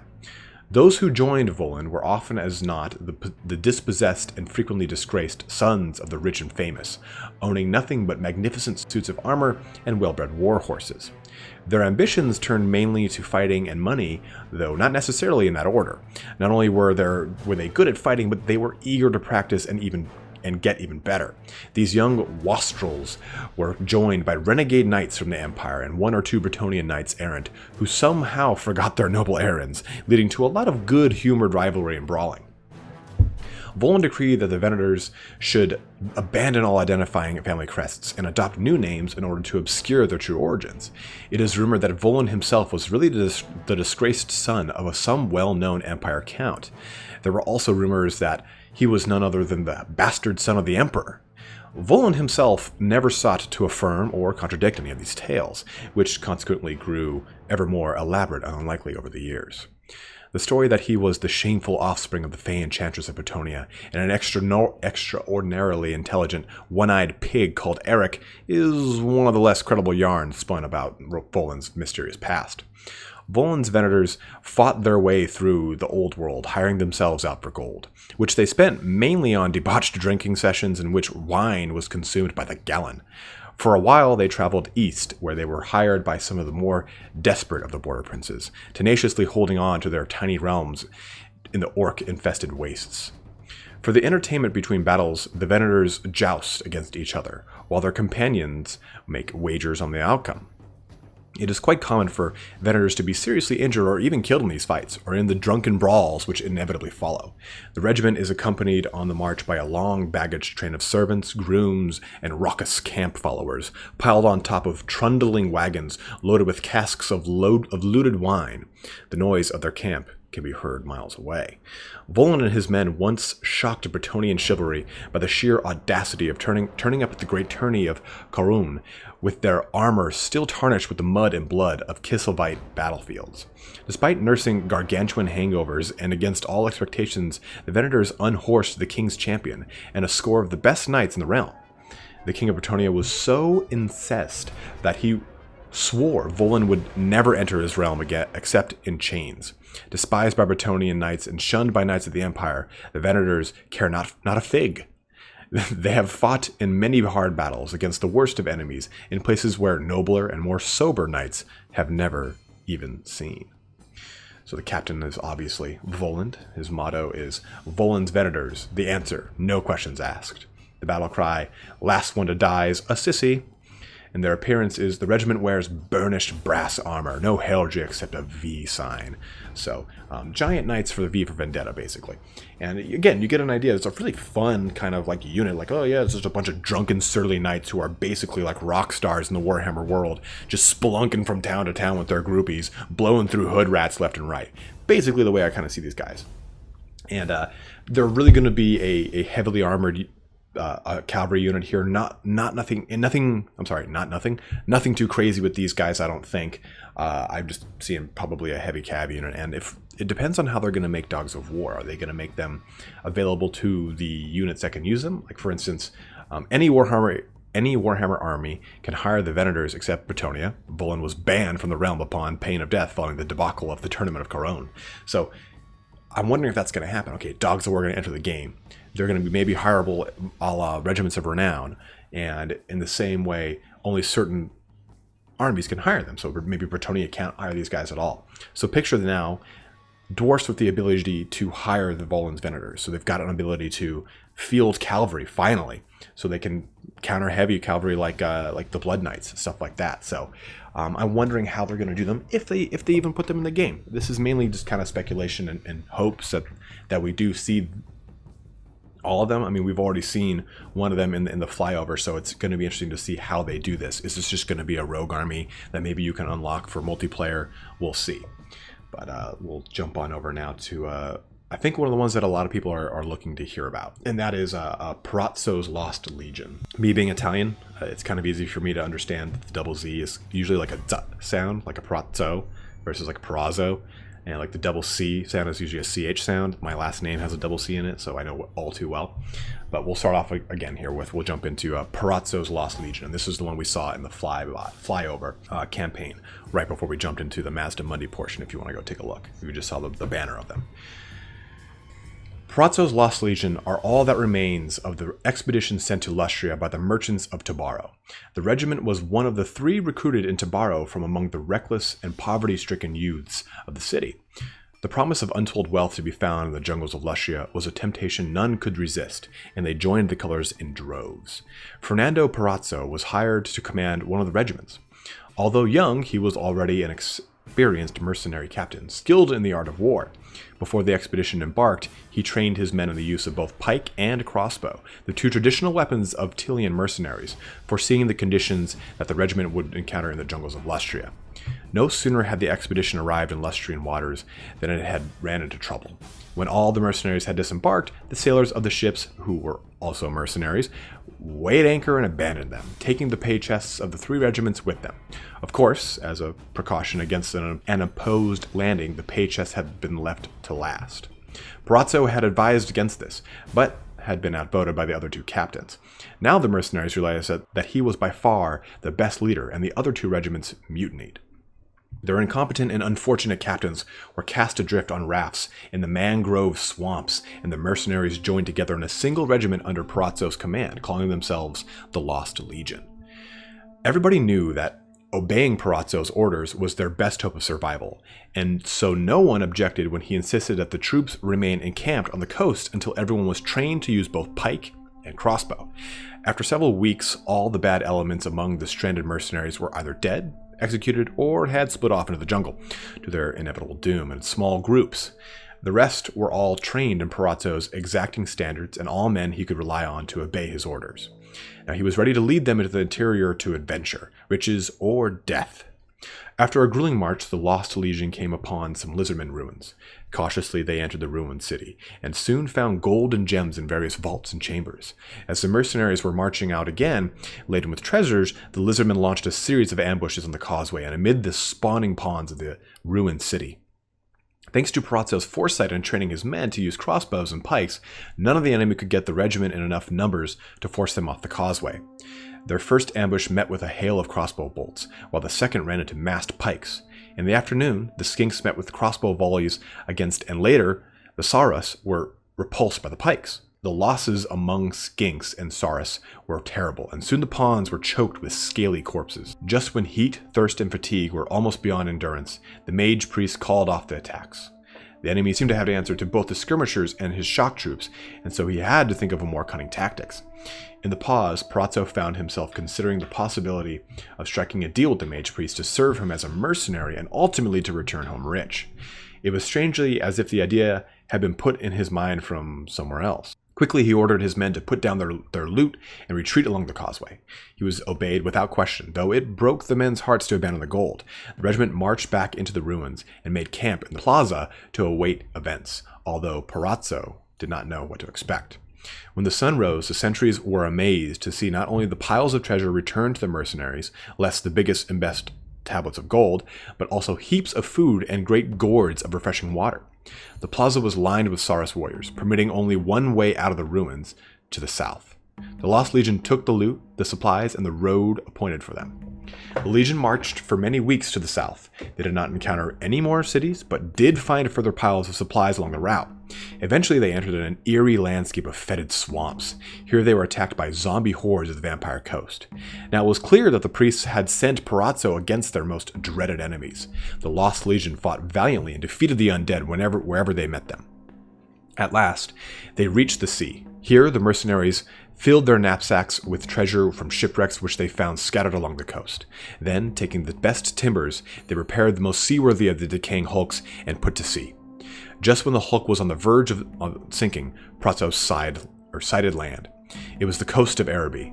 Not long after the Lost Legion marched inland, they were hired by one of the emirs of the Corsairs, who was afraid of what Parazzo and his men might do if he didn't hire them.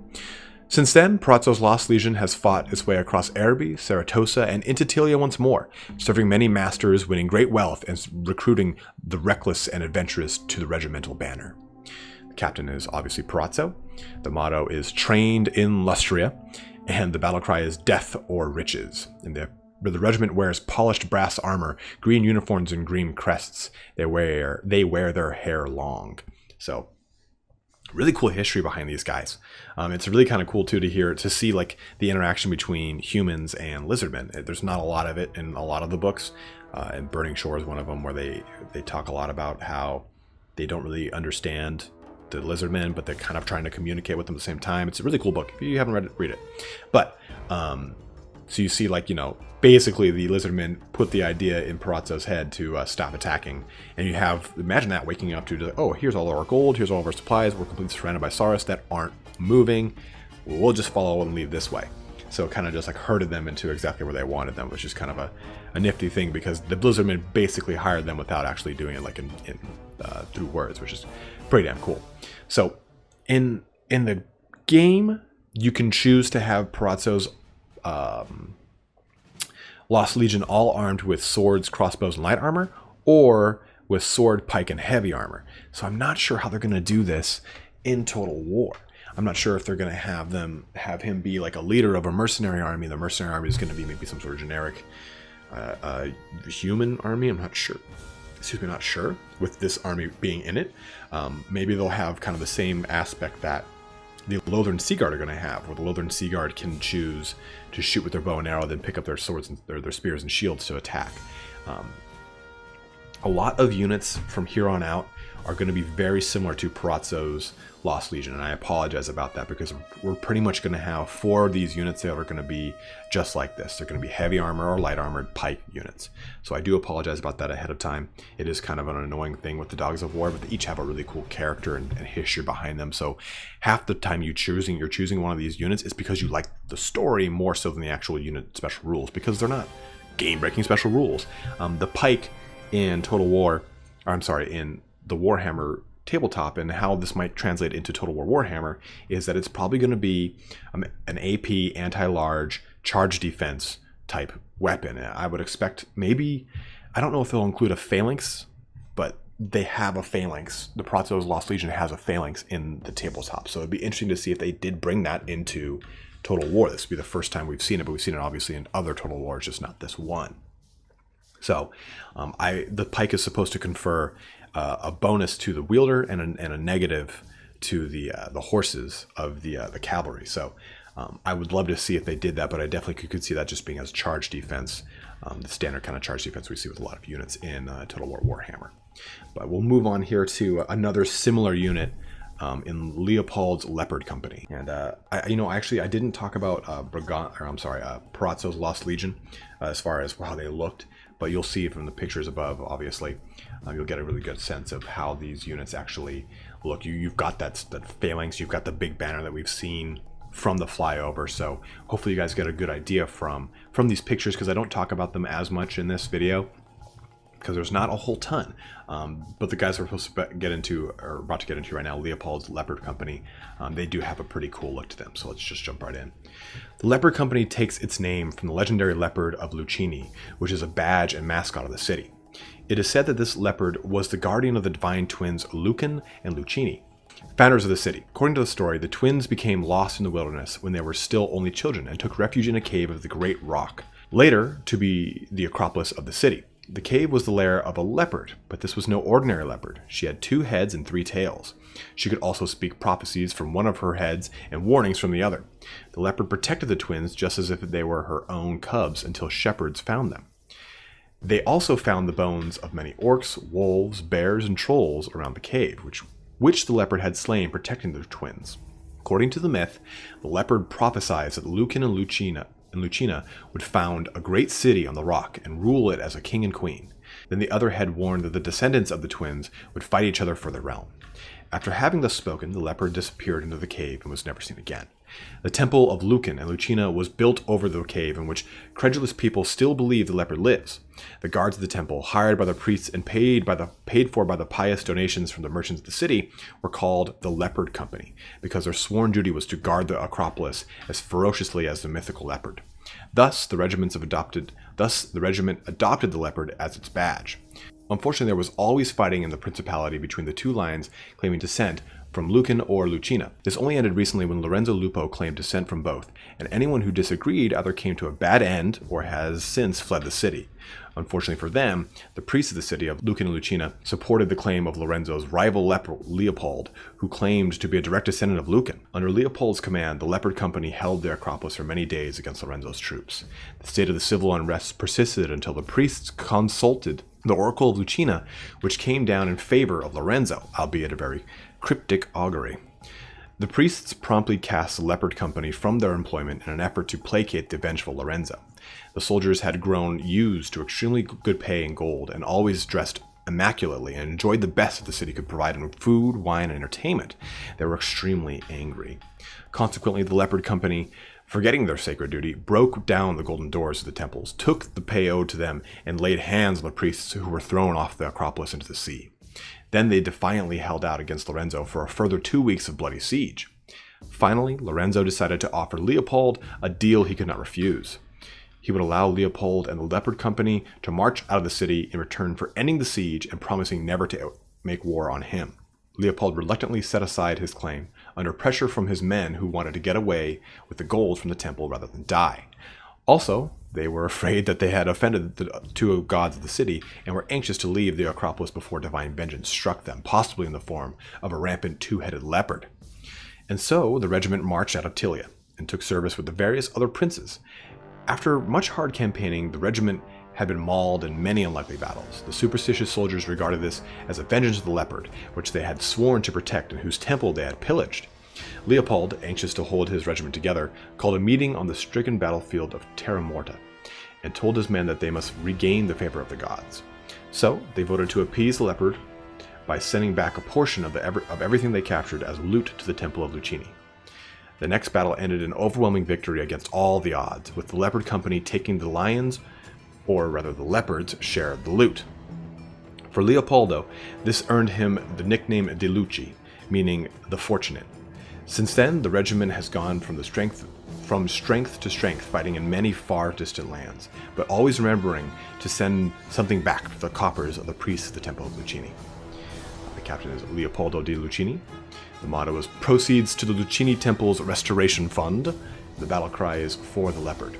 And the appearance is pretty cool here. Burnished brass, very ornate, muscled cuirass with a leopard's face embossed on the breastplate. Leather tassets attached to the cuirass. White uniforms and white crests. They wear gilded or real wreaths of laurel leaves around their helmets.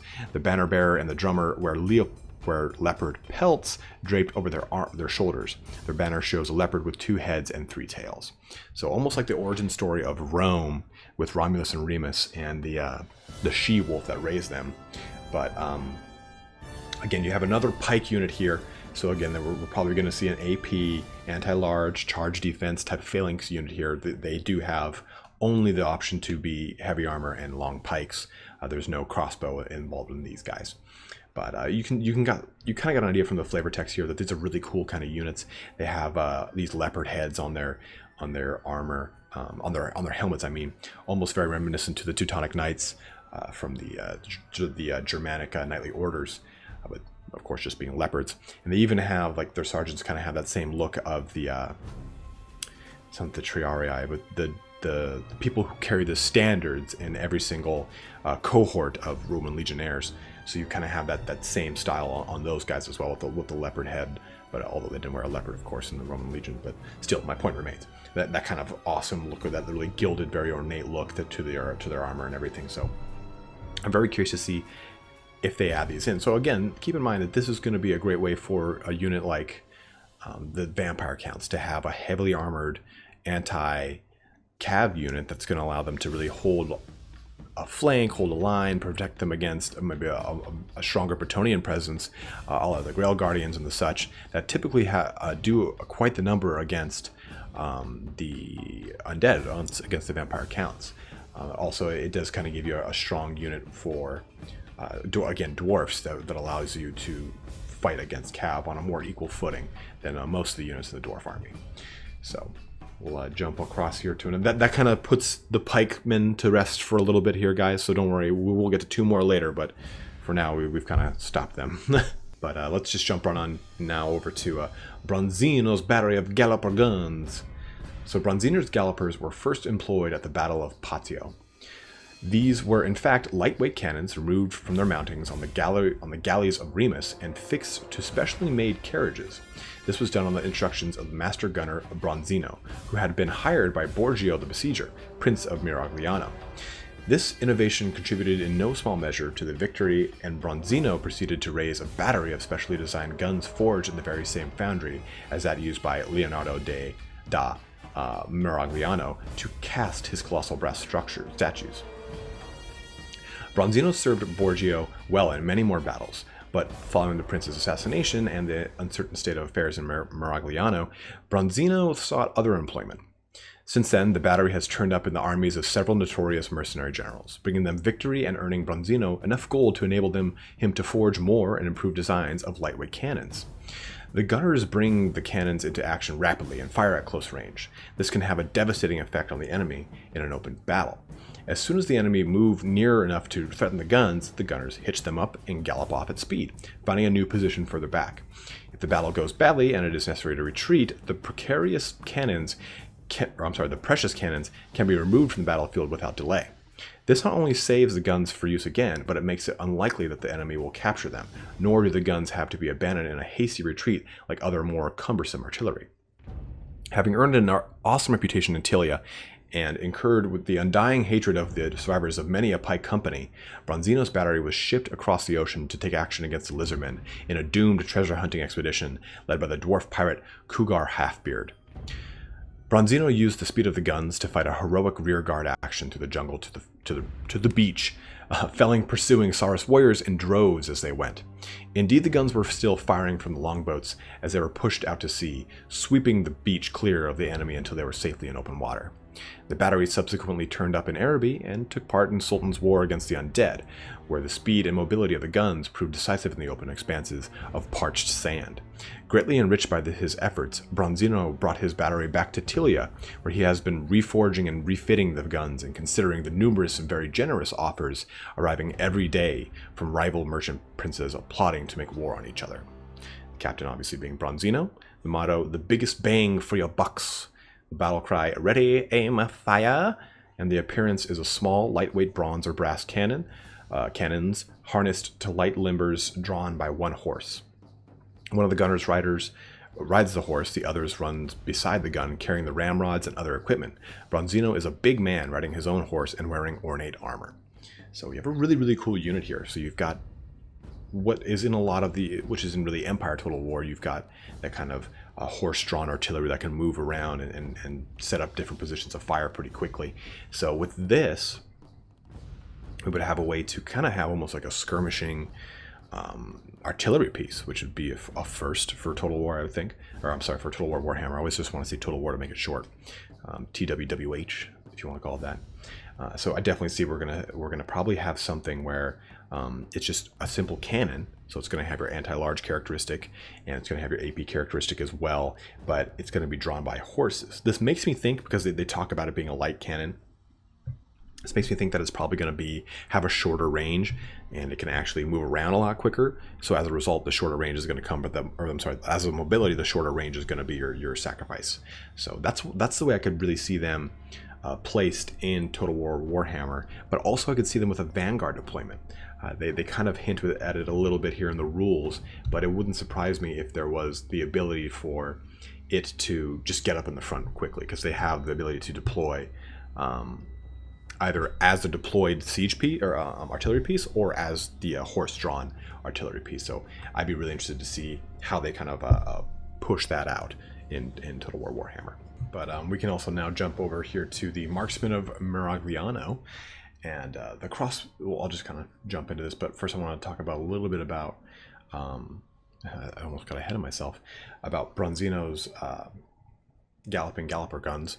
The unit themselves, you kind of see this repeating motif of bronze and brass and green, which is a lot of the heraldry and everything of Tilea, and a lot of the kind of Renaissance / or late medieval period Italy type feel that we get, the city-state look of everything. So you're hopefully seeing that here a little bit more. We're going to see that more with the Marksman of Miragliano here, as they kind of have a bit of that look and that pizzazz as it goes. But let's jump on into them. The crossbow has always been the favored missile weapon in Tilea, no doubt because its long range enabled the troops to shoot from high on the ramparts, across the broad moats and ditches into the enemy hordes. Crossbow bolts have the striking power to pierce armor and inflict mortal wounds on tough and determined opponents. The crossbow is also handy for use in confined spaces, such as the ramparts, towers, gateways, and narrow streets of Tilean cities, and on board Tilean galleys. It is therefore no surprise that the Tileans never really bothered with ordinary bows. One of the most famous regiments to use the crossbow is known simply, but aptly, as the Marksmen. The Marksmen have been going for 100 years or more, under several different captains.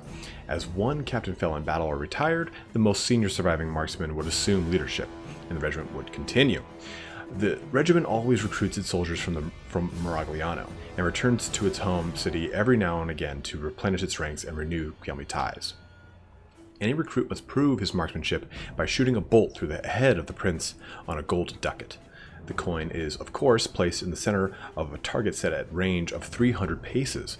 Once accepted, recruits hone their marksmanship to perfection with constant practice. Such is their success that Miragliano has fewer pigeons than any other city in Tilea, and not that many cats or dogs either.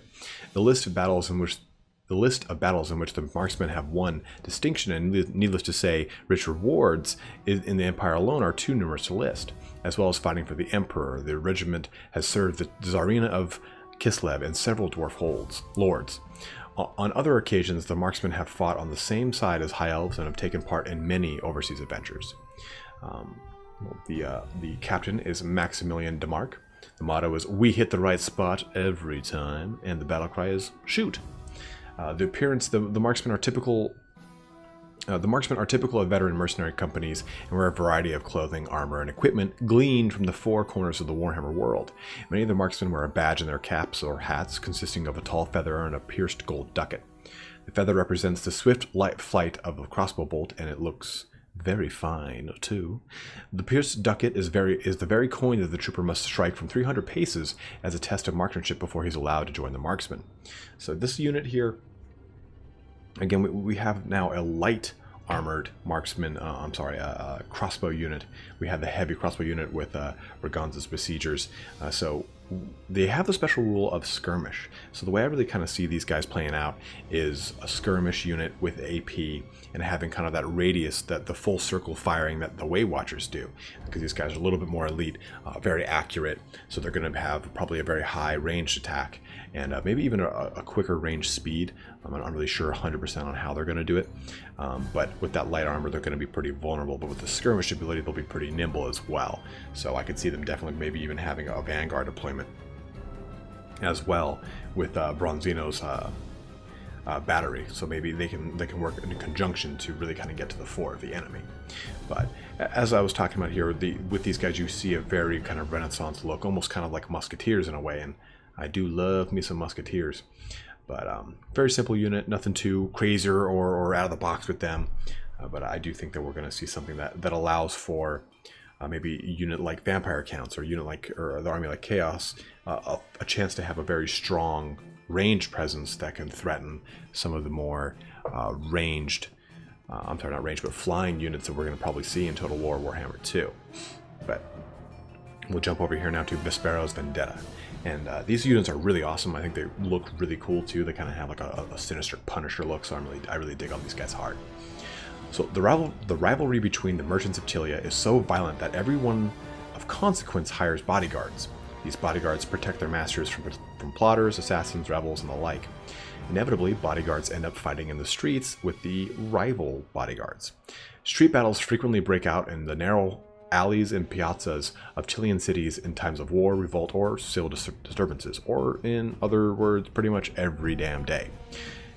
Damn is not in there, but ad-libbed. It is said that Stabio, S-T-A-B-B-I-O, so I don't think it's Stabio, Stabio the Bad, exiled prince of Lucini, was the first to train his bodyguards as expert duelists, armed in what has since become the traditional duelist style. Others started to copy this innovative style of fighting after suffering at the hands of Stabio's henchmen. A prince finding himself in exile or a fugitive from his city is wise to hire a band of freelance duelists and use their services to regain or usurp power. Indeed, not only princes, but also adventurers, ambassadors, and explorers often hire an escort of duelists who will appear to the uninitiated to be ordinary traveling companions until they're required to cast aside their cloaks to protect their master. Various mercenary generals have even hired duelists for use in battle to protect the vulnerable flanks and rear of the mercenary pike companies. The most notorious band for hire in Tilea and the lands beyond that is that of Vespero, a young and reckless nobleman much given to self-indulgence and dubious escapades. Vespero is known as the Wasp, summed up by a stubborn persistence ending in a very nasty sting. Vespero was the younger son of a powerful merchant in Lucini, but due to a quarrel with a rival family over the favors of a noble lady, he was forced into exile in Verezzo, where he joined a mercenary bodyguard. Unfortunately, Vespero's romantic adventures got him into trouble here as well, and his expert skill resulted in the untimely end of so many noble youths in the city that their families all swore vendettas against him and put a bounty of 1 million gold ducats on his head. Hunted through the streets by rival duelists, he barely escaped from the city with his life.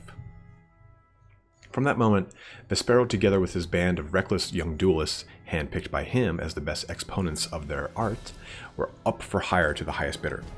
They soon earned a notorious reputation not only in street fights but in various battles, coups, and revolts throughout Tilea and beyond. Recently, Vespero turned up in Maragliano, where Borgio gave him the opportunity to get even with his pursuers as part of the great prince's political intrigues. After the last and most successful assassination of Borgio and the street fighting in Maragliano which followed, Vespero disappeared, although he has no way implicated since he had been paid well and so was presumably as loyal as could be expected. His motive is more likely to be to seek out those behind Borgio's demise, to get posthumous revenge as a final act of loyalty to his former protector. Who knows where Vespero will turn up next? The captain, obviously Vespero, the motto, vengeance with a smile, and the battle cry, prepare to die. The appearance, the duelists of Vespero's vendetta wear tight-fitting black clothing and carry a cloak. They are youthful and agile, wear their hair long and dress in the latest Tilean styles. They are armed with an elegant dueling sword and a left-handed dagger. This dagger is used to parry opponent's sword thrusts, and its hilt is therefore shaped so as to catch an adversary's blade. These weapons are kept concealed beneath the cloak so that the duelists can accompany their master, carry messages for him, or walk the streets of the city without attracting unnecessary attention or revealing that they are armed. In combat, the cloak itself is used to skillfully parry and catch opponents' weapon strikes. Vespero, like many of his men, has several impressive dueling scars.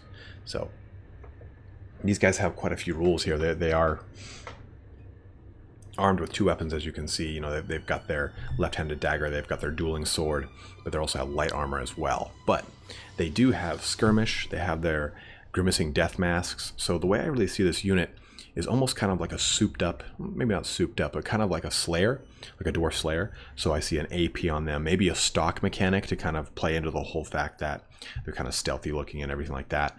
But definitely an anti-infantry mechanic, a fear mechanic with their grimacing death masks. In the tabletop, it makes it so they fumble their first attack, so I don't really see that being translating into the Total War Warhammer. But maybe their cloak and dagger has something that it infers, maybe a bronze shield on them or some sort of defense bonus. Obviously, they're not using the cloak to swing in the air and knock around arrows like in Jet Li's Hero, but I do see that that cloak and dagger portion is going to come into play, maybe as some sort of not toggleable, but like an activated buff that increases their melee defense or at the cost of their melee attack. So maybe they can hold out a little bit longer, since I do see them as light armored. But picture them on a flank with that stock mechanic where, you know, they can kind of at least help protect against something that wraps around, or maybe they're used as a hero or a character sniper to get them out of play early. So I definitely see kind of like a heavy assassin unit here in Vespero's Vendetta, and they're very cool looking too. Like I was saying, Vespero himself kind of looks like the Warhammer's Punisher, so pretty rad. But we'll jump on over to the last three units here, and we're going to jump into a little bit more of the pike units again. Worry not, these two are still pretty cool and flavorful in their own right. But we'll start with the Al-Qatani Fellowship. It is with some desperation that Rodrigo del Monte surveyed the ruins of his crop. Yesterday he had stood upon the same spot and admired the unfolding acres of Al-Qatani ripening in the hot Tilean sun. Today, where once had grown apples and citrus, vines and olive trees, there was nothing but charred stumps smoldering upon a ravaged landscape. The passage of El Cadavo's rampaging army had left him an impoverished and broken man. The agricultural efforts of a long and hard life had proven utterly and cruelly fruitless. The life of a farmer, even a wealthy landowner, was never an easy one in the war-torn land of Tilea. When Rodrigo del Monte found himself destitute, he embarked upon the only course of action that remained to him. He became a soldier. His workforce, faced with the unappealing option of starvation, signed up without question.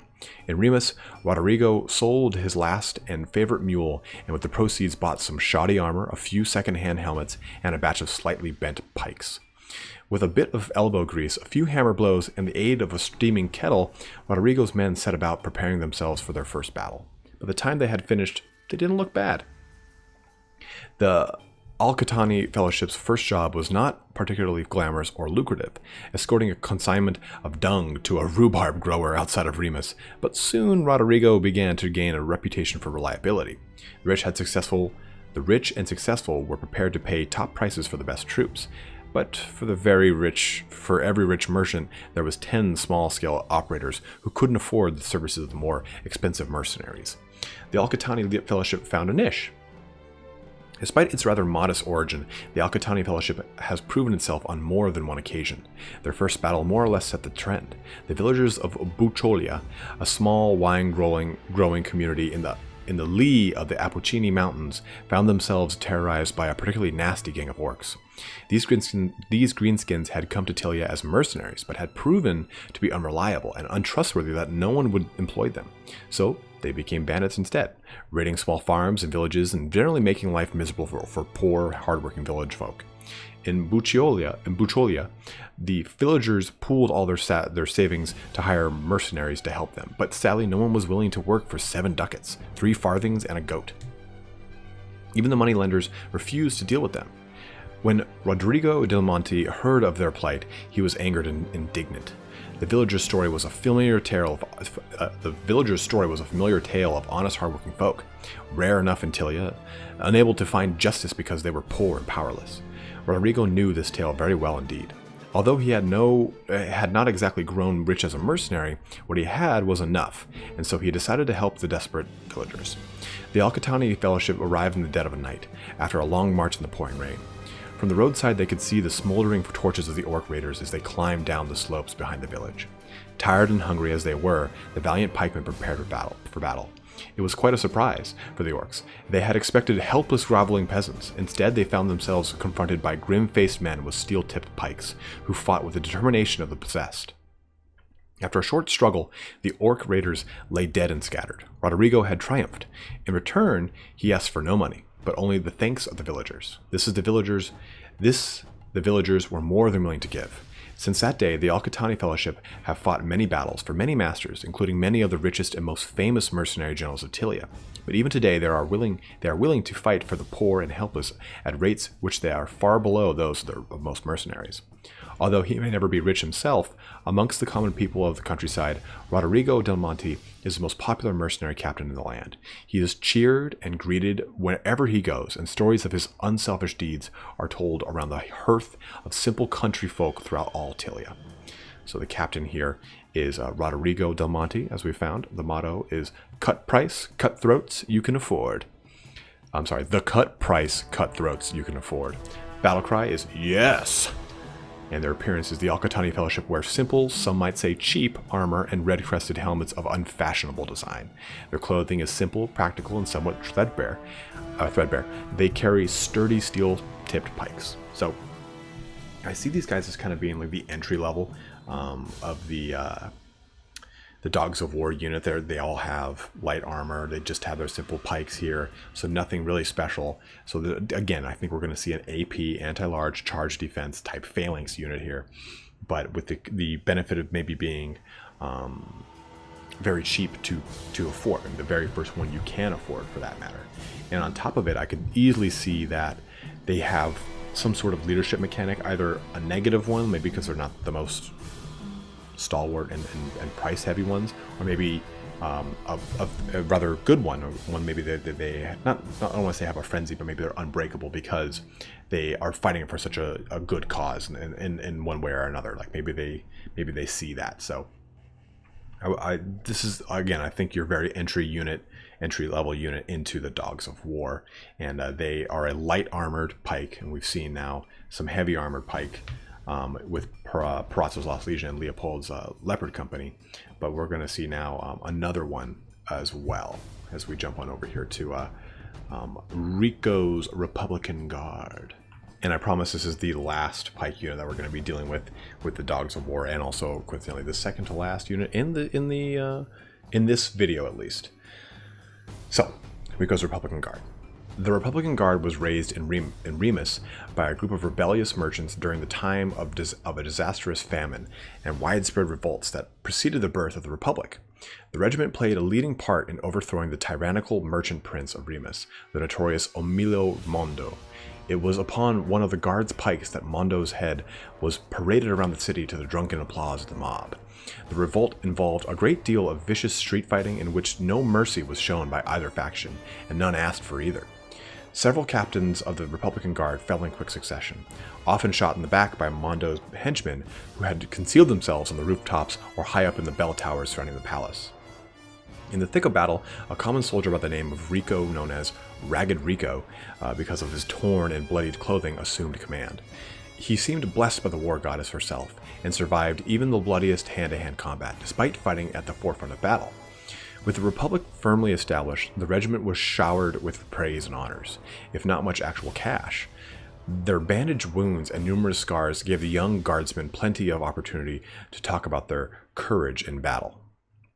The ladies of Remus proved very sympathetic to the poor wounded soldiers, listening attentively to their tales of bravery and daring do as they tended their wounds. The guardsmen felt justifiably proud of their torn and blood-stained uniforms and the bandages that proved that fine fighters they were.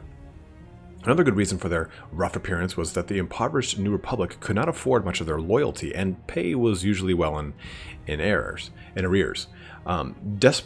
Desperate to bring in some hard cash, Ragged Rico led the Republican Guard in search of employment in other Tilean cities. The Guard fought well and always made sure that they were promptly paid by threatening to mutiny. Since they were far better fighters than any other regiment in any army which they happened to be serving, the cash was forthcoming in large amounts, and a handsome share of any booty on top.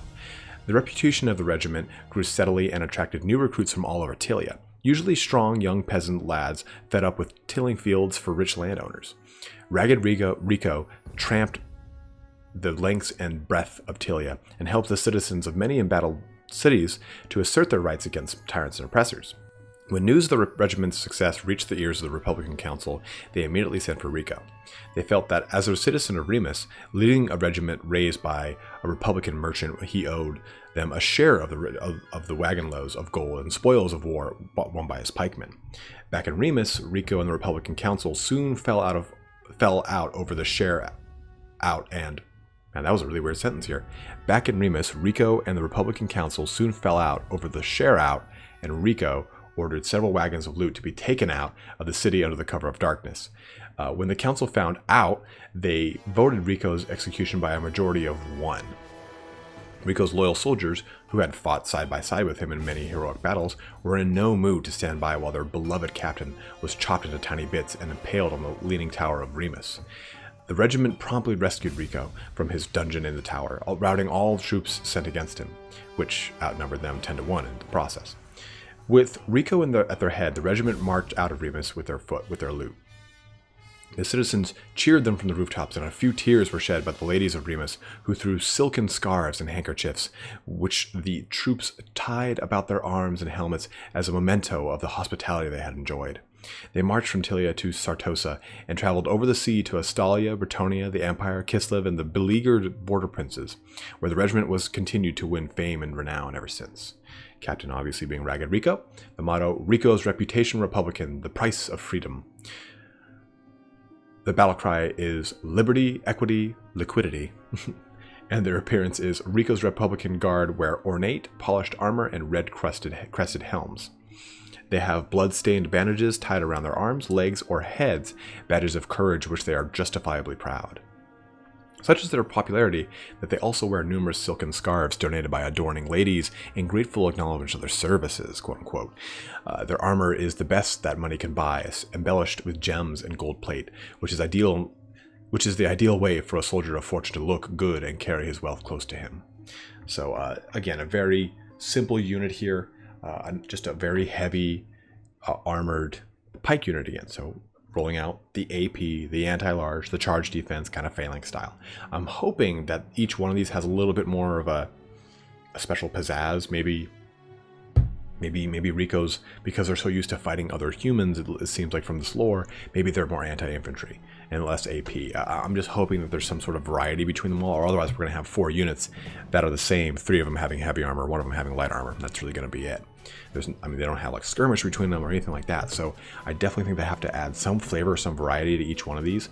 But I do like how, and you guys get a sense for this, how this works.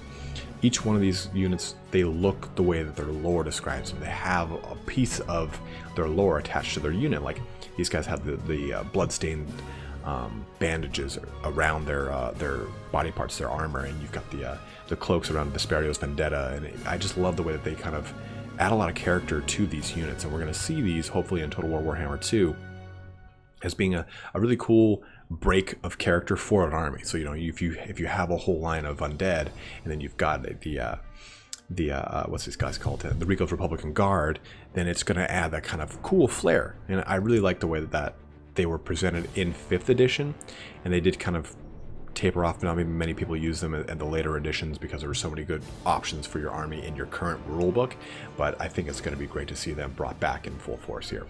But again, just a standard pikeman unit here. And we'll jump on over to the last unit, the Birdmen of Catrazza.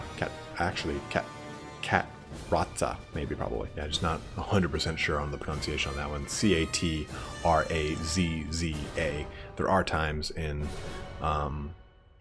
the Italian words where the double Z isn't like a T sound, like Mario Puzo. His name is P-U-Z-Z-O, not Puzzo. But the Birdmen of Catrazza. Dedalo was a well-known craftsman and windmill builder in the city of Verezzo. He became obsessed with trying to fly like a bird after he acquired some lost manuscripts of Leonardo da Maragliano. Inspired by the ideas these contained, he began experimenting with flying devices. Only later did it emerge that these manuscripts were clever forgeries. However, by then it was far too late. Dedalo's obsession had quite taken over his life, ousting any vestige of common sense from his fevered brain. Dedalo's early attempts to fly met with no success. His efforts caused much amusement among the citizens who gathered in the piazza to watch him jumping off various towers. Fortunately for him, Dedalo's version of Leonardo's parachute was one thing that did work. Dedalo fell foul of the powerful Bata family of Verezzo, when he plunged through the roof of their country villa and landed in the marble bath of the mistress of the house while she was bathing in it. Quite apart from this impolite intrusion, Dedalo landed on top of the captain of her bodyguard, who, for some reason or other, was also in the same bath, killing him outright. Dedalo was immediately imprisoned in the leaning tower of Verezzo to avoid further embarrassment to the Republic. Determined to escape, Dedalo wiled away the days by ingeniously constructing a pair of wings using bedsheets stretched over a framework of wooden spindles cut from the furniture. Soon, he was ready to jump from his prison window, which had no bars since it was so high up that it was thought no one could escape. Dedalo's exit was rather spectacular. Miraculously, he swooped over the rooftops to freedom instead of plummeting to his death in the piazza. Flying into exile, Dedalo spent the whole of the following year training a mercenary band of his birdmen, quote-unquote. Only the best and thinnest marksmen were chosen. This was so that the birdmen could shoot at the enemy flyers even whilst they were flying high in the air. The birdmen went into action for the first time at the Battle of Montezorella and snatched victory by descending on the enemy general and carrying him off into captivity. Dedalo's birdmen were immediately hired by Alfio Romeo of Remus. Alfeo was determined to rescue the beautiful Isabella Delecta. If you don't know what that last name means, from the bent tower of Katratza, where she had been shut up by her family until she agreed to an arranged marriage to Grobo, a rich, ugly, and cruel merchant from Maragliana. Daedalus birdmen succeeded in this dangerous task, despite a number of marksmen guarding the tower. Henceforth, the regiment took the name Birdmen of Katratza and is much in demand. The captain, obviously, Daedalus. Motto, those magnificent men and their flying machines. The battle cry, tally-ho! The appearance, all the birdmen are equipped with wings made of canvas stretched over a light wooden frame. This is strapped to their shoulders by means of a harness that leaves both hands free to shoot the crossbow. In flight, the wings can be flapped by means of stirrups attached to the feet. The birdmen not only glide through the air, but can flap their wings to regain height and vary their airspeed. The birdmen also wear grotesque masks with long bird-like beaks instead of noses, much like those worn of Tilean carnivals. Or for Tilean carnivals. We see a pretty cool unit here, right? We see a flying unit, skirmishing. It's got probably has that mechanic into them. Maybe an anti-large mechanic with their crossbows, maybe an AP as well, because these guys again do have crossbows. And the way their bird master described it leads me to believe a fear-causing unit too. So a way for say Empire, which doesn't have a lot of psychology affecting units, to cause a little fear and have a bit of a flying air force as well out to maybe accompany the mighty Toadbringer. But they're really cool units here, and I like how they use Michelangelo's flying parachute and whatnot to kind of like perfect the original form of flight that he had envisioned in a lot of his works. But that's the coolest thing about the Dogs of War here, is you get a lot of that, again, that Italian influence, but you get a lot of like little tidbits of history here, and you can see these units, you go, oh yeah, I can see the direct historical influence of these very human units, versus like dwarves, you kind of see the cultural influences from Norse and Germanic mythology, and you see with the High Elves, you see their influences as well as the vampire counts and whatnot. But this is a pretty direct translation, just like the Empire has a pretty direct translation of the Holy Roman Empire. So these guys are going to be really awesome here, I think, again. So flying skirmisher type unit, maybe an anti-large, maybe a fear mechanic, definitely an AP from their crossbow. But as you can tell too, everything with them is got crossbows in it. But that rounds off the Tilean units for the Dogs of War. Hopefully you guys got a good idea here of all the units that will hopefully be in the game on the Dogs of War roster for Tilea, and Tilea's units as a whole. There are some other characters here that we haven't touched on. Right now we'll be doing that in a second video here. So you do have people like, let's see here, Bjorg Bearstruck and the Bearman of Urslo. You've got a lot of fun coming out of this book too, because there's, like I said, there's some high elves in here with what's his name? Asarnil, the Dragon Lord, will go into him as well. Al-Mukhtar's Desert Dogs, which are knights from Araby. And you've also got some dwarves and ogres in Long Drong Slayers Pirates, as well as, what is his name? Golgfag's Mercenary Ogres. But those will be in another video that we'll be doing here. I might jump into the special characters, which you've also heard from a lot of the lore so far. So if you guys do want basically like a Tilean legendary lord list, let me know and I'll make that video for y'all. Now we've spoken in part more about the human Dogs of War in our last video revolving the Dogs of War. We talked mainly about the Tilean mercenaries, such as Braganza's besiegers and all the such. But today I want to jump into a part 2 of that video, focusing on more of the non-human Dogs of War, or at least the Dogs of War that are absolutely not from Tilea. There are actually 2 units on here that are definitely humans, but not from Tilea. So I want to jump into those. We'll do the same kind of format. I'll read the lore blurb from the Dogs of War 5th edition army book, and as at this point you guys have really gotten a feel for the level of humor that is instilled in this 5th edition. And in general, 5th edition as a whole was a lot more humorous of a fantasy game. They did kind of take the whole, oh, we are fantastical elves and dwarves, a little more less serious, whereas 6th, 7th, and 8th editions were a lot more grim dark fantasy, with obviously Age of Sigmar being extremely grim dark. But we'll do the same thing where we touch in on the actual lore blurb, and then we'll jump into who the captain is, their motto, their battle cry, and their general appearance. Seems that you guys really enjoyed that. There is another portion of the Dogs of War that explains explicitly goes over just their special characters. If you do want to know about that, let me know. There's not a whole ton there, but I can definitely share that for you guys, as I always like sharing all the goodies. But let's start here with an ogre unit with Golgfag's Mercenary Ogres. So Golgfag is the biggest, ugliest, and quite definitely the loudest ogre to shamble out of the northern wastes in living memory. He soon found himself leading a bunch of almost equally brutal ogre warriors. He quickly developed a taste for man-flesh and joined forces with an orc warlord called Narshak Badtooth. Narshak was busy fighting against the dwarves of Karakadrin high up in the World's Edge Mountains. Golgfag wasn't sure he liked the taste of dwarf, but was more than happy to find out. Narshak thought the ogres would prove just the right kind of troop he needed to sort out the dwarfs.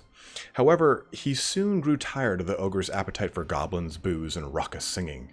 After one particularly loud drinking session, Golgfag and Narshak got into a huge fight. Soon all the ogres and orcs were scrapping. Golgfag tore off the orc's arm and used it to bash his way out of the encampment before leading his lads to safety. Narshak was completely enraged.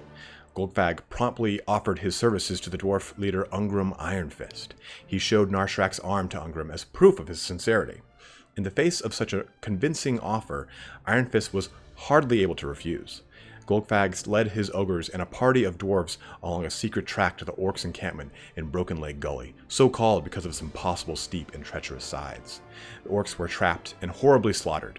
Narshak was captured and subsequently bound in chains and delivered to Ungrim Ironfist. Pausing only to loot the dwarf's lord's treasury during the ensuing celebrations, Golgfag headed west into the Empire. There he took employment in the ranks of the Imperial Army, and it was here that he discovered halflings were by far his favorite food. Shortly afterwards, he turned up in the lands of Tilea in the employ of one Lorenzo Lupo. Lorenzo found the ogres to be excellent troops, but a considerable nuisance. The citizens of Lucini were forever complaining of being beaten, robbed, or bullied by the rowdy ogres. One night, Golgfag decided to take rather more than his fair share of wine, directly from Lorenzo's warehouses. When the ogres fell into a drunken stupor, Lorenzo sent a company of pikemen to arrest them and throw them into his dungeons. Fortunately for Lorenzo, an opportunity to be rid of the ogres altogether arrived in the form of a messenger from one of the border princes. The messenger was hiring mercenaries on behalf of his master. Lorenzo cheerfully fitted him up with the ogres, took his fee, and released Golgfag and his crew from captivity. Golgfag was understandably annoyed, but faced with a new offer of an employment, a complimentary baggage train of food, and a firing squad of Tilean crossbowmen, the ogre decided to let matters lie for the moment. Golgfag's stay in the Border Princes proved a successful and profitable one. The ogres grew fat and wealthy. They were kept very busy by one side or another, and were given every chance to indulge their appetite for fresh meat. Golgfag's only regret was the scarcity of halflings thereabouts. When he heard that trouble was brewing between orcs and dwarves, he headed northwards once more. He fell in with a bunch of orcs and goblins, and was soon feasting upon dwarf again. It was after a foray against the dwarves that Golgfag was ambushed by none other than Ungrim Ironfist, his former employer. The canny dwarf led the orc army into a trap using a supply convoy as bait. The convoy consisted entirely of wagons full of cheap ale, which the greenskins duly captured and drained. Golgfag and the other ogres courageously drank themselves into oblivion along with the rest. When they awoke, the ogres found themselves in the dungeons deep below Karakadrin, along with the remnants of the orc army. The dwarfs no doubt expected Golgfag to die in this cramped and crowded dungeon, and probably thought that this would be easier and safer than trying to kill the ogre in some other fashion. When the dwarfs finally opened the dungeon some months later, they were startled to find Golgfag still alive. He had eaten every other inmate of the dungeon, including the rest of the ogres, apart from Scaff. Out of respect, his oldest drinking buddy, Golgfag had only, so far, eaten one of Scaff's legs. A great pile of orc, goblin, and ogre bones lay in one corner. When he heard of this, Ungrim Ironfist was so impressed that he ordered Golgfag to be taken a long, long way away and released. Golgfag soon gathered together some of his old lads, and other keen young ogres flocked to join him. Scaff decided to stick with Golgfag despite everything, and gratefully accepted the position of standard bearer, as this gave him something to lean on. Before the summer was out, Golgfag headed south over the Grey Mountains in company with an orc raiding party. It was there that he fought his first battles against Bretonnians, and where he would crack a few tinnies and feast upon man-flesh once more. From that day to this, Goldfag has never looked back. His reputation has, if anything, grown and grown. So has his girth, but he still has a few scores to settle, not at least with the dwarves of Caracadron, and with the treacherous Lorenzo Lupo. However, ogres are straightforward folk, and such things take second place to a good fight and a full belly. So the captain, obviously, is Goldfag. The motto is, "You've hired the rest, now try the best." The battle cry is Grug Agwar, which is a reasonable rendering of the Orcish, a language little understood by other races and hard going even for ogres. The meaning is obscure. It might mean something like, feed me now. And their appearance is ugly, ferocious, and hungry. Goldfag's ogres wear dirty, patched clothing made of skins, leather, and such items as they have pillaged or crudely stitched together from old cloaks, blankets, tents, canvas awnings, etc., etc. Their appearance is obviously raggedy and rather crude. Their armor is a hodgepodge of pieces made from other races and scrapped over strategically vulnerable bits of the ogre's body. Ogres have rough, gnarled, and warty skin, and being veterans of countless battles, Goldfag's lads are covered in scars. So, you have the first real kind of big, monstrous infantry unit of the Dogs of War here in Goldfag's Mercenary Ogres. And the tabletop actually has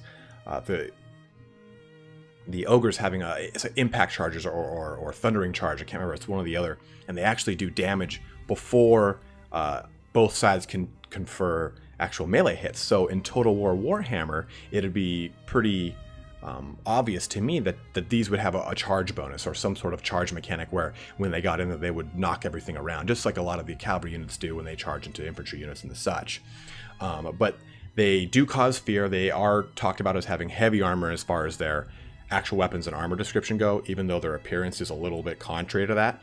So we would have a fear-causing, heavy armor, 2 weapon-wielding monstrous unit. So you'd have something that's kind of similar to the Orcs' Crimson Killas. You know, when you've got your Black Orc unit carrying 2 axes, this would instead be a monstrous, heavily armored unit carrying, again, 2 weapons.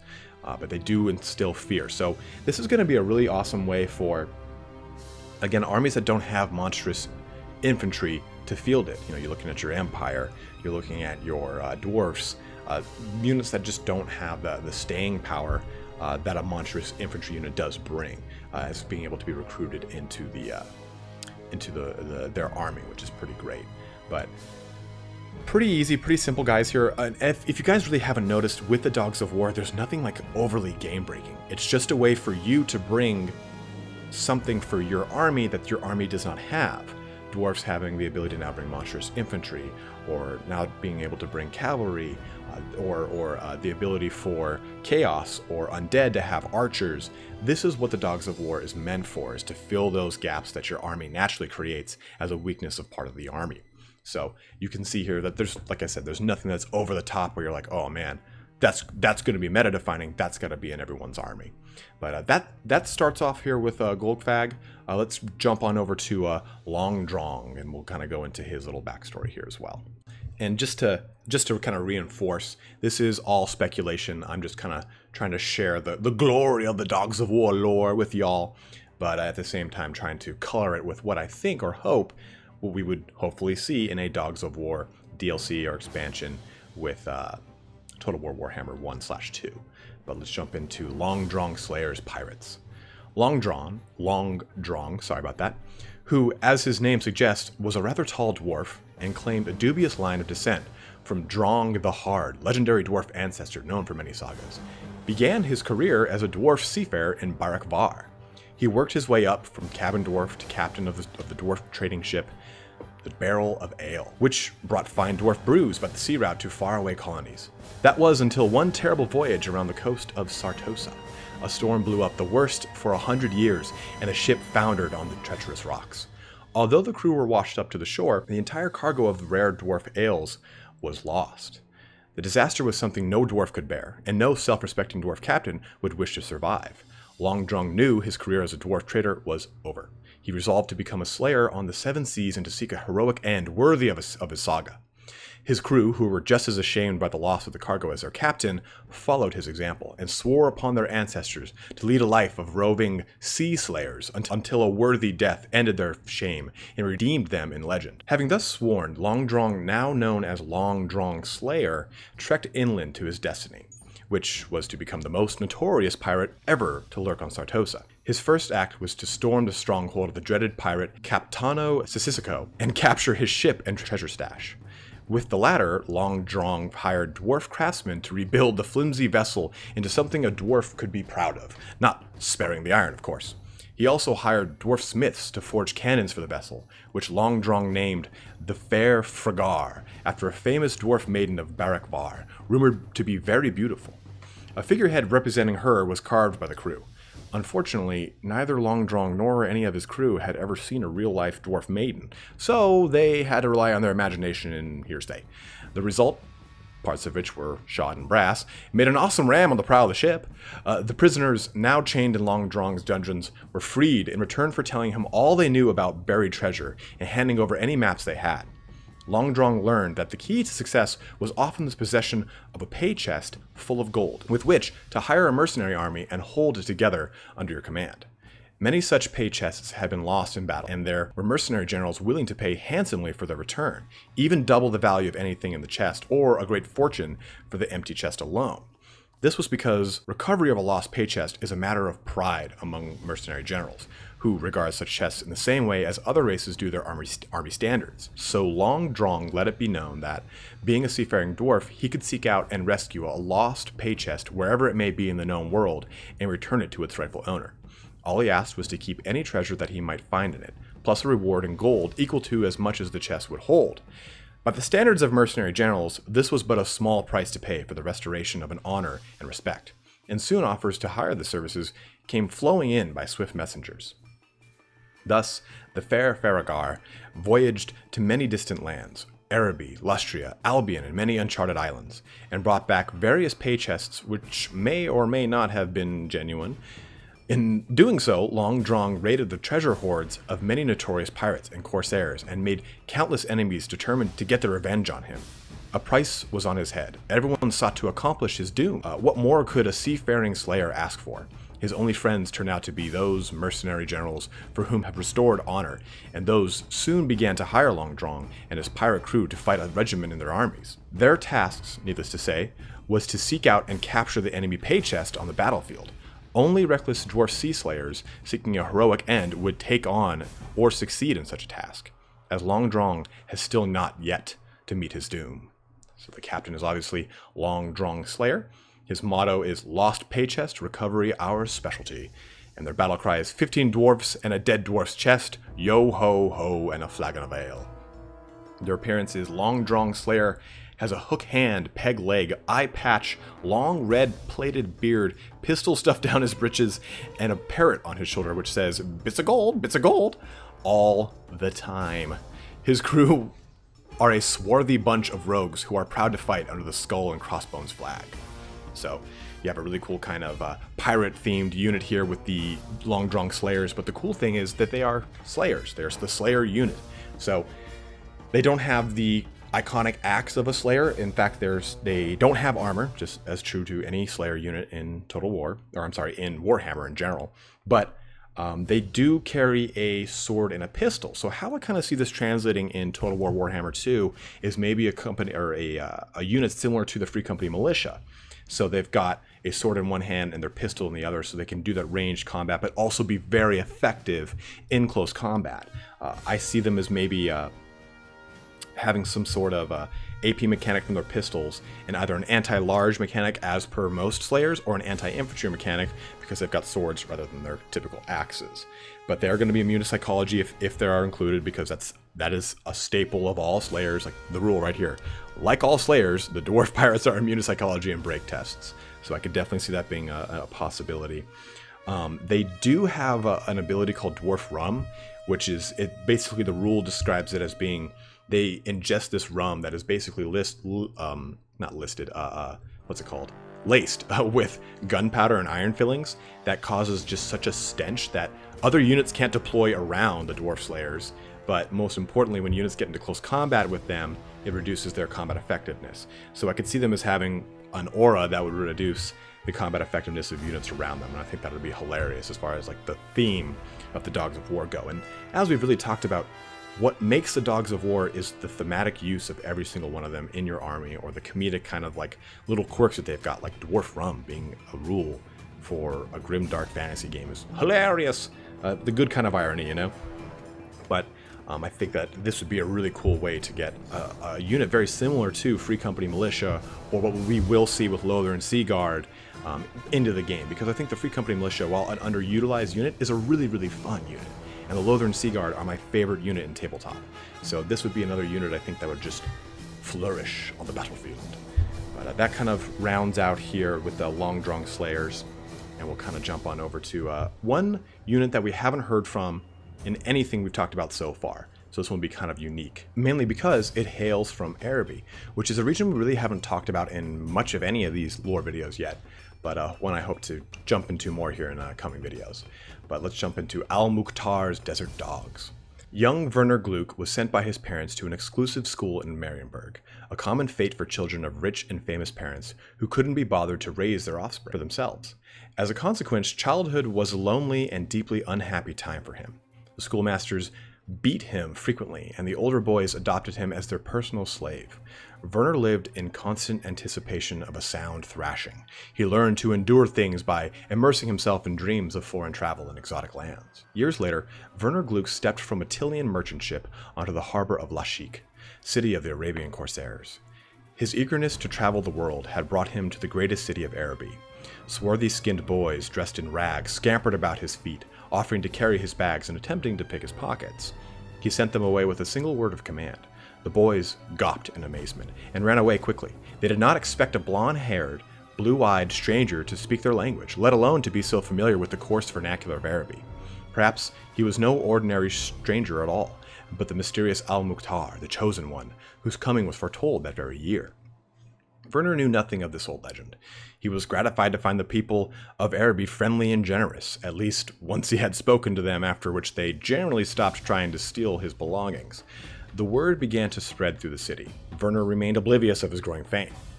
One day, he decided to undertake a journey out into the desert to see some famous ruins. He hired guides and camels and set out eastward. After 3 days, the caravan was attacked by bandits. Werner's guides ran off as soon as the bandits attacked, except for blind Ibn, the boy who didn't really realize what was going on until too late, and then ran exactly in the wrong direction and was easily caught. Werner, being too obstinate to flee, was caught up after a fierce fight in which he gave a fine display of his fist-fighting skills, a skill that he had learned by necessity in his school days. The bandits' leader was Sheikh Ahmed Shufti, a squint-eyed son of the sand, dressed, like his warriors, in voluminous flowing robes. The sheik had never seen an old worlder before, but was impressed by his captive's pluck. The sheik decided to stake out Werner in the desert, and beat him to death slowly over several days.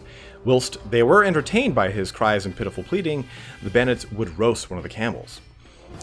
After 3 days of torture and no water, though, Werner had uttered not one cry of pain. The only words he had spoken were to defy his captors and curse their closer relatives. The sheik was impressed, and his men were getting a bit nervous. Surely no ordinary man could endure so much pain. They were not to know that Werner was used to beatings, having suffered far worse at the hands of his fellow pupils at school. Once they had hung him for 3 days in the flue of the great chimney in the headmaster's study. He had not uttered a word then either, not even when old Master Greek had lit the fire to warm his old bones. Werner could hear the bandits muttering about Al-Mukhtar, but he had no idea that it meant the Chosen One. Al-Mukhtar, he cried as loudly as he could. The bandits who were huddled around their campfire had grown scared of the old worlder after Ibn had told them about the legend and various wondrous things he had supposedly done in Lashik. Also, things had begun to mysteriously disappear, mostly small valuable possessions, and Ibn was careful to explain this was a sure sign that the bandits had fallen under Al-Mukhtar's curse. Consequently, when they heard Werner's cry, they threw themselves to the ground, wailing and crying, "Al-Mukhtar, Al-Mukhtar, forgive us!" Needless to say, Werner did forgive them. In fact, he became one of them. The life of a desert warrior sounded adventurous and exciting. He abandoned his old name, clothes, and habits and became Al-Mukhtar. Soon the bandits were known and feared all along the coast of Araby. They became renowned as the Desert Dogs, horsemen of unparalleled ferocity, wielding mighty scimitars of gleaming steel. Their battle cry of Al-Mukhtar became feared throughout the land. Soon, the Desert Dogs became such a nuisance that the Sheikh of La Sheiks was compelled to hire them by means of large bribes. At first, he sent them eastwards to fight the undead. Al-Mukhtar very much enjoyed traveling the land of the undead, but the Desert Dogs grew restless, and soon he led them northwards through the Badlands and into the Border Princes. The dashing horsemen proved ideally suited to the fast, mobile kind of warfare in the pioneer country, and Al-Mukhtar was soon as famous in the frontiers of the Old World as he was in Araby. Only the continued disappearance of small but valuable items from the pockets and saddlebags of the Desert Dogs continued to trouble the warriors. Plainly, they must fight harder and more loyally to end the curse that their mistreatment of Al-Mukhtar had invoked. So the captain is obviously Al-Mukhtar, son of the desert. Their motto is... The Desert Dogs have two famous mottos. There is the official version, favored by Al-Mukhtar himself, Mighty are the Mukhtarin, and then there is the less righteous version, often employed by Sheikh Ahmed Shufti, Desert Dogs run faster because the trees are farther apart. The battle cry is Al-Mukhtar. In their appearance, the Desert Dogs ride white horses and are swathed from head to toe in voluminous cloth to protect them from the fierce desert sun. They insist on wearing this clothing regardless of the climate they find themselves in, or whatever time of day or night it happens to be. All that can be seen are their eyes and hands. So, cavalry unit again. We saw another one in the Venators, and now we have one here in the Al-Mukhtar's Desert Dogs, and these guys are a little bit more of a light cav presence, right? So I definitely see them as having the fast cavalry rule, a vanguard special rule as well, but they're not going to have an armor. Their weapons and armor describes them as having large... Okay, so the Desert Dogs are armed with massive slashing scimitars. They wear no armor, but carry a shield shaped like the moon. So I could maybe see them having like a bronze or silver shield to help them defend against any kind of missile attacks, but with that scimitar, probably an anti-infantry and AP characteristic. They're not going to probably be as good against, say, maybe Cav, but you could probably get them in a vanguard deployment to really harass a front line to get some good cycle charging in. That's how I could see them being used in a Total War Warhammer 1 or 2 kind of arena. They do have a banner, the black banner of the Mukhtarin. So it makes me wonder, in the game, it basically helps out with leadership roles. So I think it's either going to confer a negative penalty to the enemy or a positive bonus to you as the ally. But again, this is a great way for armies that don't have fast cav to get a fast cav presence that's going to be more of a melee-centric fast cav. So that maybe it will help out with some armies that are trying to push into melee range, such as maybe the Beastmen, which again would already really have a good cav presence with their Centigores, but this would at least kind of add a nice element to it. But this was our first real kind of taste of Araby, and our kind of a nice fast cav unit to round out that taste as well, because it kind of fits into the whole theme. And as I've said many times now, Dogs of War is all about their theme, and Araby does have a little bit of the fast attack, fast cav going from it, from the book, the War Master book that came out ages ago, which is really the only detailed anything we have in regards to the closest thing we'd have to a Araby army list. But we'll jump on over to one of the last guys we're going to be covering here today, and this one's a kind of a special one because it's not from Araby in that sense of special, but it's different because it is not a unit. So this is Asarnil the Dragon Lord, and we'll hear a little bit about him, but this is going to be our first real non-unit, solely monstrous character that we'll hear from the Dogs of War here. The legend of Asarnil the Dragon Lord is known throughout Ulthuan. Asarnil was the son of Asarion, the hero of 1,000 battles. From his earliest years, Asarnil was brought up in the martial traditions of Caledor. He became a great warrior and one of the few elves still able to rouse the dragons who slept beneath the mountains of the High Elf realm.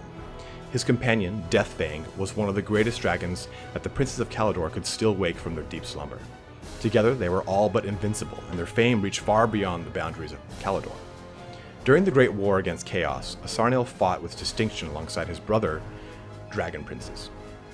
Asarnil commanded them in battle, and it was because of him that Caledor was not overrun during those dark times. After the Battle of the Finneval Plains, Asarnil had been ordered to link up with the High Elf forces marching from Lothern. Once the Dragon Princes arrived, the combined forces of Lothern and Kalidor could destroy the last major Dark Elf force in Ulthuan. But before Arsenal could fly to the Phoenix King's aid, word came that Kalidor itself was under attack. Under the command of Sarnil, an entire flight of the Dragon Riders sped back through the skies to protect their homeland. In a brilliant assault, the Dragon Riders of Kalidor swept the Dark Elves to the sea, and Kalidor was saved. Triumphant, Sarnil headed back towards the rendezvous with the Phoenix King, confident that great rewards and honor awaited him upon his arrival. On hearing that his orders had been disobeyed, Phoenix King Finubar became angry. If his troops had come under attack without the support of the Dragon Princes, they could have faced destruction. When Sarnil and his fellow Dragon Riders arrived at the Phoenix King's camp, no parade awaited them. Instead, Sarnil was summoned before the Phoenix King himself. Enraged, Sarnil declined and swore that he was no longer a subject of the crown of Ulthuan. The response of Finubar the Seafarer was quick and harsh. Sarnil would be stripped of his title and lands and banished from Ulthuan, unless he would face the Phoenix King's justice. Proud to the last, Sarnil declined. Sarnil was now a prince without a domain, a lord in exile. He gathered his weapons and armor, mounted Deathfang, and left the blessed island of Ulthuan. Sarnil headed towards the old ruins of an elf city in the south of the Old World. He found that humans now inhabited the land. His dragon descended in the city of Remus in the land of Tilea, much to the dismay of his citizens.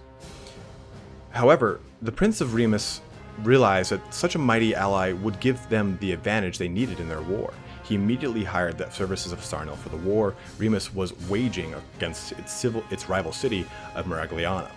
With the help of Sarnil and the awesome might of Deathfang, Remus decisively defeated their rivals and brought the war to a successful conclusion. Indeed, such was the terror inspired by Deathfang that most of the men of Miragliano threw down their arms and fled from the field without a battle. In the naval battle of the Sirens' Rocks, Sarnil and Deathfang destroyed Miragliano's entire fleet and ended the city's supremacy at sea. Since those days, the proud banner of Sarnil has flown over countless battlefields in the Old World. Only the greatest princes can afford the exorbitant fee of the Dragon Lord, but a general calling upon Sarnil is almost guaranteed to be victorious. In his heart of hearts, Sarnil still dreams of returning to Kalidor in triumph with the riches that he has won, but for now his lance and sword are for hire. Captain, being the only captain, the only person, Sarnil the Dragon Lord, his motto is "Victory is a foregone conclusion," and the battle cry is "Wahnil, Wahnil," in the battle cry of the Kalidorians calling for vengeance and death. Appearance: attired in all the splendor of the Dragon Princes of old, Sarnil and his dragon are a truly magnificent sight on the battlefield.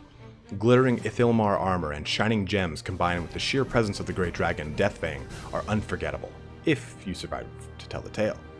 So, you have now a monstrous unit, you have a hero level unit, a lord level unit in a Sarnil here, and just like the description says, he's a heavily armored dragon rider. And Deathfang he's a great green dragon, and the star, moon, and sun dragons, we've already kind of talked about them in the way that they have differing abilities. Sun being the lowest, and star being the highest. The Great Green Dragon would kind of fall into the same level as the Star Dragon. The Great Green Dragon was an old 5th edition term that is no longer in existence, but the profile of Deathfang matches that of a Star Dragon. So 7 weapon skill, 7 strength, 7 toughness, for those of you that are familiar with those figures from tabletop. So Sarnil rides the best and toughest dragon in all of the game, which are Sun Dragons. Star Dragons. We already talked about Sun Dragons not being the best, but still good because they're dragons. But Sarnil has some special abilities here. He's got a Dragon Tamer ability that makes it so that he has an increased control of Deathfang, but it also makes it, which isn't really affected in the game, but it makes it so that other dragons he comes against, I hit puberty right there. Other dragons that he comes up against have a negative leadership role, and they get a lot of negative a lot of negative penalties to them. So I'd be interested to see if they add a Dragon Tamer type of mentality that he would confer a penalty to large creatures in this sort, like a Manticore, or a Chaos Dragon, or a Griffin, or any of the Pegasi. So it'd be cool to see something like that, because we haven't seen something like that in this game. And with Total Warhammer 2, we are going to be having a rampage mechanic with the Lizardmen. And there is a special rule called Dragon Rage for a Sarnal, so that if a Sarnal gets killed, his dragon just flies off into a fit of rage, just going to town on everything. So if that does in fact transfer over, that'd be interesting. They did say that with the pre-order / Old Friends DLC, it's going to have a mechanic that's going to kind of tease / come in from Total War Warhammer 2. So it wouldn't surprise, I guess it wouldn't surprise me. That's kind of a foregone statement, but I'm trying to say that if they add a breath attack to Death Fang here, it'd be a great way to warm us up to that breath attack that we're going to be seeing in Total War Warhammer 2. So if that mechanic kind of came across early, that'd be awesome. But Sarnal himself is going to be heavy armored, probably going to be an AP anti-large flyer, of course, and with the dragon, he's definitely going to be causing terror. There is one ability he has here, or an enchanted item called the Amulet of Dragonheart, and it basically subtracts the melee attack of units that he goes up against. So it'd be interesting to see if they do that as well, maybe even as a targetable ability, or as a you click it and it causes an aura around him to have a minus to their melee attack during that time. But that rounds off a Sarnal here, and we'll get into the last unit of this video here. And this one's really cool, very thematic to what we've been talking about a lot with Norska, but what a lot of people have been talking about in their Norska lore videos that have been floating around YouTube right now. And that is Bjorg, Bearstruck, and the Bearmen of Urslo. So we're going to hear a little bit about some Norskin mercenaries here. So in Yersford, in the frozen north, the great hall of Urslo is to be found. It is built of great timbers hewn from mighty trees. In this hall resides Bjorg, chieftain of the Bearmen of Urslo. That is, when he is not raiding or fighting. When Bjorg, son of Bronn, cracked the skulls of Ulsdau and Grail, twin sons of Hurin, chieftain of the tribe of the Wolf, the gods chose to show their considerable favor. As Bjorg threw himself upon his enemies, his back arced and split, his ribs cracked and turned in upon his body. His face was consumed from within by a snarling black muzzle. The gift of the wearer was upon him. The gift of the gods to the people of Norska. He was Bearstruck. Bjorg is a bear of extraordinary power. When he enters battle, he turns into a savage bear of immense size. This is a great and marvelous thing, even amongst the tribes of the north, many of whose people spontaneously develop were shapes in battle. Amongst Bjorg's folk, the tribe of the bear, it is common for warriors to sprout claws, snarling teeth, mane-like fur, and bear-shaped muzzles. But alone of all his people, Bjorg carries the full shape of the bear within him. Only he is Bearstruck, the mark of lordship amongst his people. Bjorg was soon acknowledged as the chieftain of his tribe, the Yersfjordings, or Beastmen, Bearmen. Like all, I'm sorry about the pronunciation there, it's really hard, but Ursfjordings. Some of my more Norse viewers can definitely tell me how to pronounce that, because that is a doozy. Like all the savages of the Northlands, Bjorg despises the weakness of lesser men. He cares nothing for the so-called civilized lands that lie to the south. When the Chaos armies of Warlord Archaon marched upon the lands of the Empire, Bjorg gladly joined them. His warriors had grown tired of easy conquests amongst the tribes of the north. At the Battle of the Monoliths, Bjorg led his warriors against the army of Archlector Manfeld of Noln. The soldiers of the Empire were horrified to find themselves confronted by men in half-bear shape, snarling and tearing like the savages they were. Amongst them all was the towering shape of Bjorg, casting aside his foes with great swipes of his claws, knocking heads from shoulders and tearing arms from their sockets. After the battle, Bjorg realized that the lands of the south offered plenty of opportunity for bloodletting and savagery. His warriors fought their way through the Empire, occasionally finding employment, but more often living by pillage and robbery. Eventually, the Beastmen crossed the mountains and found themselves in the Border Princes. This was a time of great battles and much plundering, and Bjorg's fame grew rapidly. At night, the Bearmen would sit around their camp, drinking so as only the Northmen can, and singing rousing songs of their great ventures. It was during one such session of drunken revelry that the Bearmen were ambushed by goblin bandits. Many were shot with black arrows before Bjorg strode forward to snap the goblin chief's neck like a twig. During this battle, Jorl the Young was struck by an arrow which took out an eye and left a scar running across his face.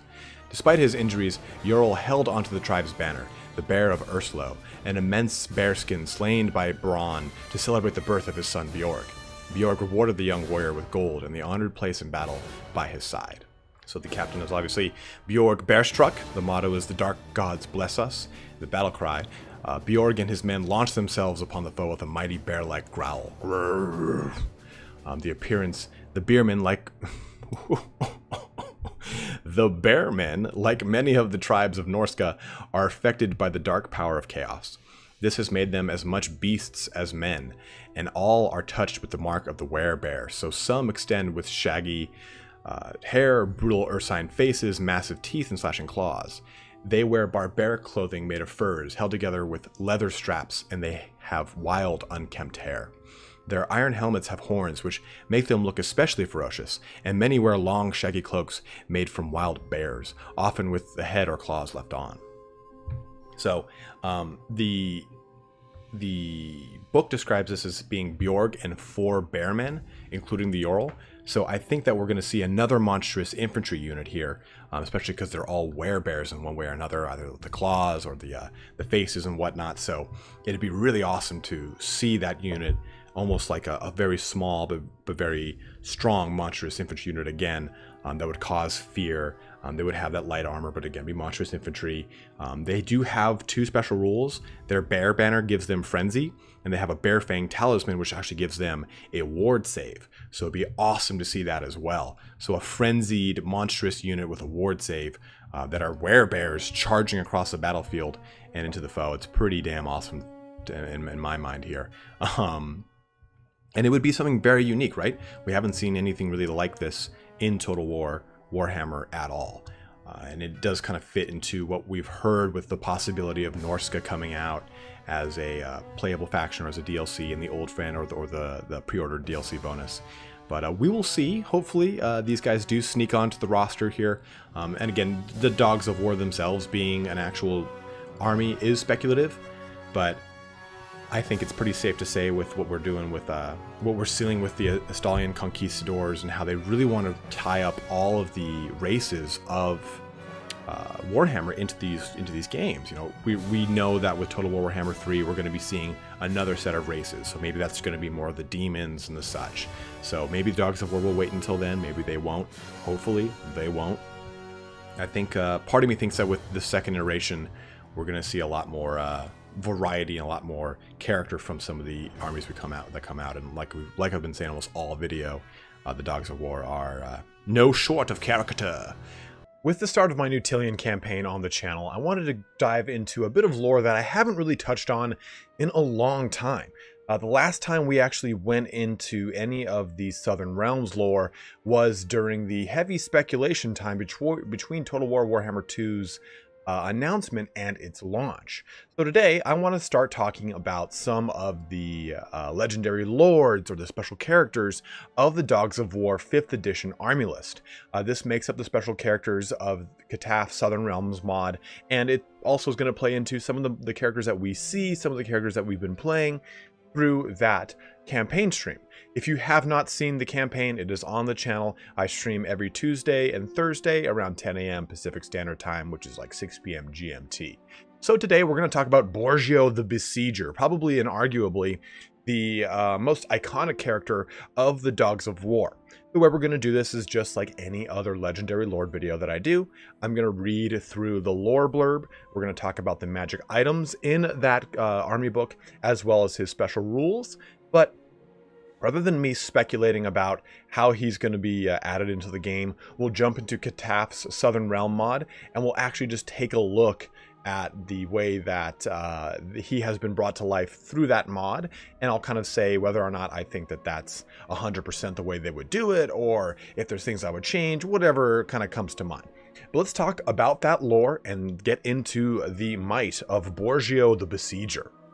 Borgio, Prince of Maragliano, was nicknamed the Besieger because of his unsurpassed expertise in siege work.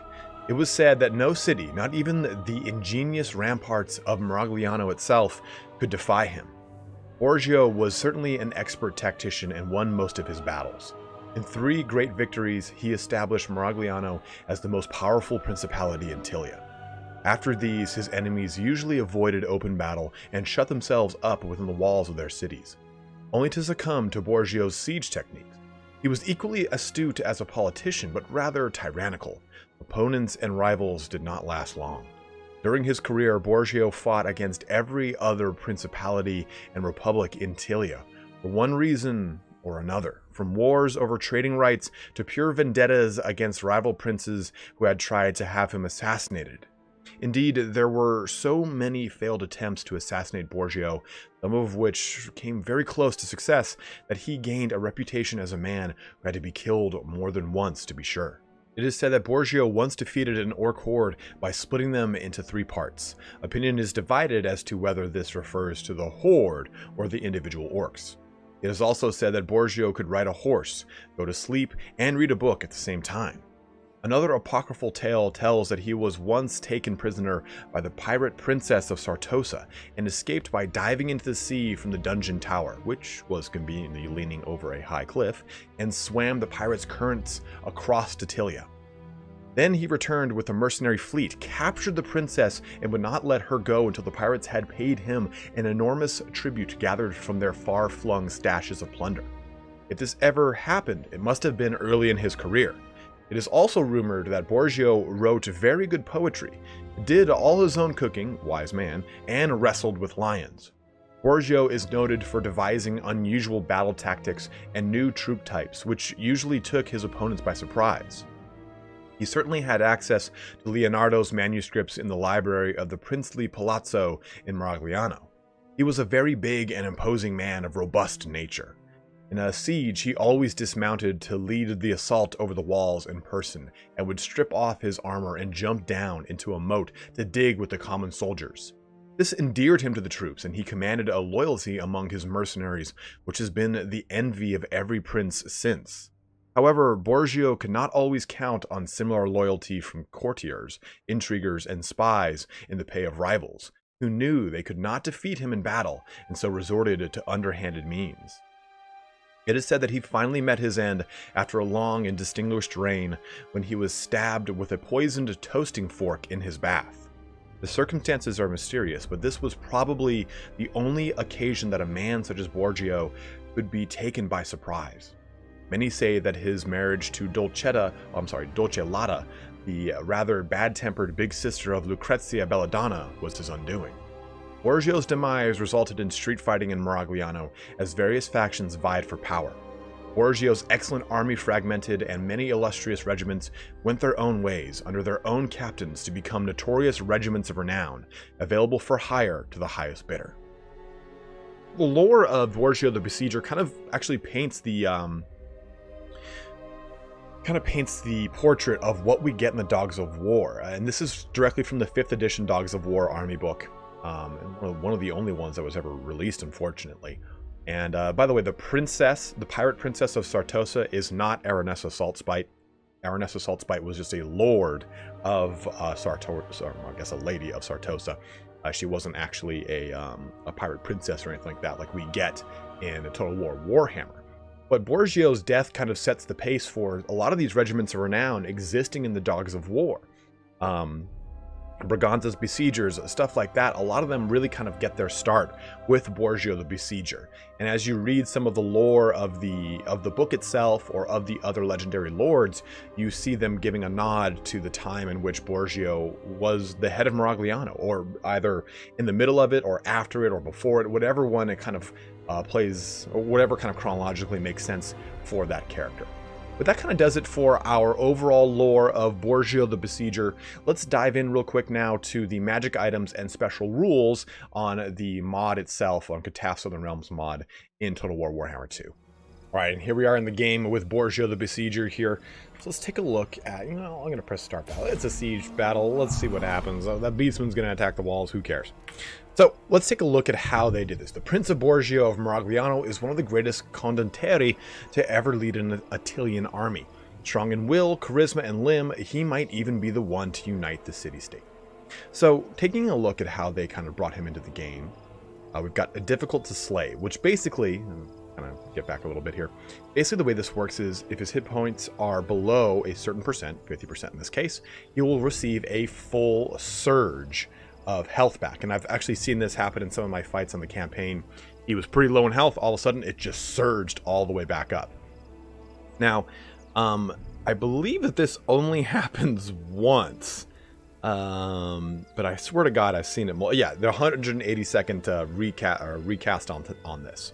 So the way we actually see this brought into the game from the actual tabletop is that Borgia the Besieger was notoriously difficult to slay. He was finally assassinated in his bath with a poisoned toasting fork. This was one of several deaths which he suffered, but it was the only one that he did not survive. There were numerous assassination attempts and many occasions when he appeared to fall in battle. However, he strangely defied death time and time again, enhancing his awesome reputation. So in tabletop, this simply gave him a 4-up ward save. So this kind of plays heavily into the style of the Heart of Avalorn play that we get when we look at, say, Tyrion or anything like that. So it's kind of a really cool way of doing things, and I really like it. I think it is very indicative of a way that they would kind of include this into the game. Outside of that, maybe just a flat physical or ward save that he would get. He already gets a physical resistance of 20%, and maybe that's kind of taking it into effect. I can't remember if that was actually because, yeah, Armor of Brazen Brass. We'll get to that in a second. So he also has Beloved Generals, of course, attached to him because he's so amazing. That is not a skill in the game, or in tabletop. Monstrous Mask Helm. Together with his imposing appearance and the approaching of a huge mace, Borgio's grotesque mask helm may scare the opponent. Now this gives 15 armor and it can cause fear. I think that's pretty fitting. Let's take a look at how it is in tabletop. Monstrous Mask Helm. Borgio wears a grotesque helmet with a fearful visage sculpted on it. This, combined with Borgio's imposing stature, causes fear, as described in the Warhammer rulebook. So, helmets in in Warhammer rarely increased your save, in tabletop at least. They usually affix like a fire resistance or any kind of bonuses that would really help you out, stuff like that. But they rarely, if ever, outright increase your armor. So I kind of like this slight increase to armor here with the Monstrous Mask Helm. It could simply cause fear, and I would have been okay with it. But that's the kind of fun thing with mods, is you get to really kind of break the normal rules of the way Creative Assembly would add things to the game. But I think it kind of makes a lot of sense. Let's take a look here now at the Mace of Might. Now, for its inclusion into this game, for 4 seconds you can activate it. Oh no, that's Duplicarii. For 4 seconds, it will give you a 100% AP bonus. So it's quite strong. It's kind of very similar to what we get with Gorok and his mace. It increases, I think it's 60% AP and weapon strength.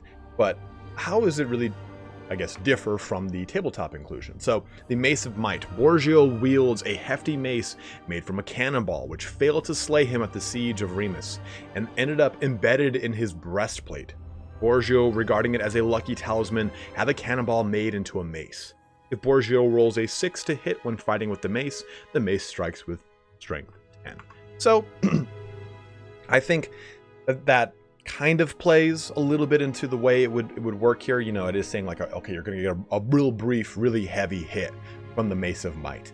I think the Mace of Might should be an activatable similar to the way that we get with Gorok's mace, in that it increases weapon damage and weapon strength. I'm sorry, weapon strength and AP damage by, I think, again, it was 60, 70, 80%, whatever it was for Gorok, to really kind of make him a threatening force on the battlefield, to do a ton of damage. I think it plays into the way Creative Assembly has done something before, and it works. You know, I think that the way that Gorok is done is pretty well balanced. Borgio can't be on anything bigger than a warhorse, and that's the same thing from tabletop. He's limited to this mount. He gets high armor though, he gets a really good melee attack and melee defense, and he gets some great weapon strength, kind of somewhat indicative of his profile. He only had, I think it was 6 weapon skill back in the, take a look here. Yeah, 6 weapon skill, but in 5th edition, that was actually quite high. So our last item is the Armor of Brazen Brass. And if the game's pausing, it's because I'm alt-tabbing back and forth between the army book and the game, so I apologize about that. The Armor of Brazen Brass just simply gives him a 20% physical resistance. Seems pretty fair. Let's see how it kind of translates from the game itself. So, this is the very armor which Borgio was wearing when struck by the cannonball at the Siege of Remus. The armor was forged in Miragliano from melted down statues dredged out of the blighted marshes. Who knows what deities were represented or what magic was wrought into the metal? The armor certainly proved formidable. To represent the effect of Borgio's brazen bronze armor disregards opponents' strength modifiers in hand-to-hand combat and disregards strength modifiers from missile hits. This means his armor save will never be worse than 5 up. This even works against war machines that completely ignore armor. So I think a 20% physical resistance kind of makes a lot of sense for him. He does have a 15% missile resistance, and he has a shield here too, so he gets his shielded 35% from the bronze shield. I think that Borgio himself, though, I mean, he's taken cannonball shots to the chest and been just fine with it. I think that maybe rather than him having a shield, I could see him having just a two-handed mace and having like a 35% innate missile resistance or a 40% missile resistance, and perhaps the armor of brazen brass gives him a ward save, because physical resistance only applies to physical damage, whereas ward save is all damage. So I think that that's maybe a little more true to form, since the physical resistance portion of this is still going to take damage, but if it's a magic attack, it'll bypass that. So I think the ward save kind of needs to be swapped out here. So rather than 20% physical resistance, maybe 10% or 15% ward save would make Borgio the Besieger a little bit more true to form. I haven't really ever taken that much of a look at how ward and physical resistance differ when it comes to damage, and maybe I could be speaking a little more speculative there, but I think it kind of speaks to that the way the armor is represented a little bit better. But let's take a look at this last little bit here. The Duplicarii. This is not in the tabletop. Fine, double pay. Now go out there and take that position. So basically the way this works here is I'll press this button and I will supposed to click on a unit, but I'll just do it here. Boom. And then strong melee defense, 8 bonus to melee defense, strong vigor, and unbreakable to any unit I cast it on. I can't cast this on a lord or a hero, and it lasts for a pretty good amount of time too. But I think this is a really cool way to pay, like an homage to the way that he deals with his units, right? He leads from the front. He gets up close and personal with things, and he wants to be the guy who's helping them dig out their trenches, fight with them in the front line. So this kind of pays, again, that homage. He also has his ability here, which also gives him a bonus, there it is, beloved general with forward leadership. Troops easily followed Borgio, not only because of his victory streaks, but also because he seemingly cared for the well-being of his troops. So that kind of wraps up our video here on Borgio the Besieger. Hopefully you guys enjoyed this little kind of foray into the Southern Realms once more. And we're going to start doing more of these characters as I run out of a lot of the fun characters to go into.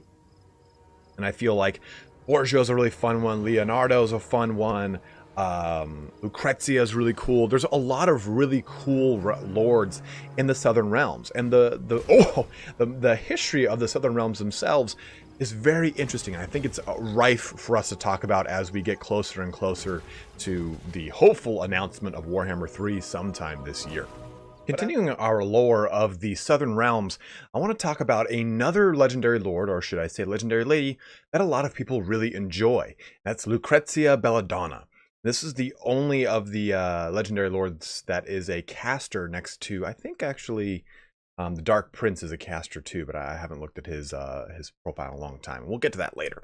But she has a really expansive lore, and in that lore, she's kind of juggled all over the place. As she's in Tilea, she's all over Tabaro, she's all over Pavona, she's just all over the map here. So we're going to read her quick little lore blurb, and we're going to talk about her magic items, or should I say poisonous items, and then her special rules. And to showcase this, rather than me showing off Katap's Southern Realm mod in a battle map, we're actually going to look at it on the campaign map, so we can go through the skills of Lucrezia and how Katap has kind of translated her into Total War Warhammer 2, and I'll kind of discuss my thoughts on those translations, and if I would change anything, what I would make it a little bit different for her actual hopeful inclusion somewhere in Total War Warhammer 3, or maybe towards the end of Warhammer 2's life cycle. But let's jump on the lore here for Lucrezia Belladonna. The most beautiful woman in all Tilea, and some say even the whole of the old world, is Lucrezia Belladonna. She is also the most dangerous to know. Lucrezia is a renowned sorceress and rumored to be an arch-poisoner, mistress of many assassins. Lucrezia's first husband, Luigi, Prince of Pavona, perished in the hands of a paid assassin sent by rival merchant princes. Lucrezia, then only a very young woman, was determined to keep her hold on the principality at all costs. Several mercenary generals who commanded armies in defense of her city became her husbands and therefore also princes of Pavona. Every one met with a mysterious demise, usually when their political and strategic skill was found wanting. Consider Borso, who lost the battle of Etto Bruti, not to be confused with Ettu Bruti, and died soon afterwards when his wounds were mistakenly treated with poisonous herbs. The next day, the mercenary captain Donato assumed command, won a great victory, and saved the city from the Varezians. Donato married Lucrezia soon afterwards and became a Prince of Pavona. A few years later, Donato was about to make a disastrous alliance with Tratio against Borgio the Besieger, who was married to Lucrezia's older sister, Dolcellata, at the time.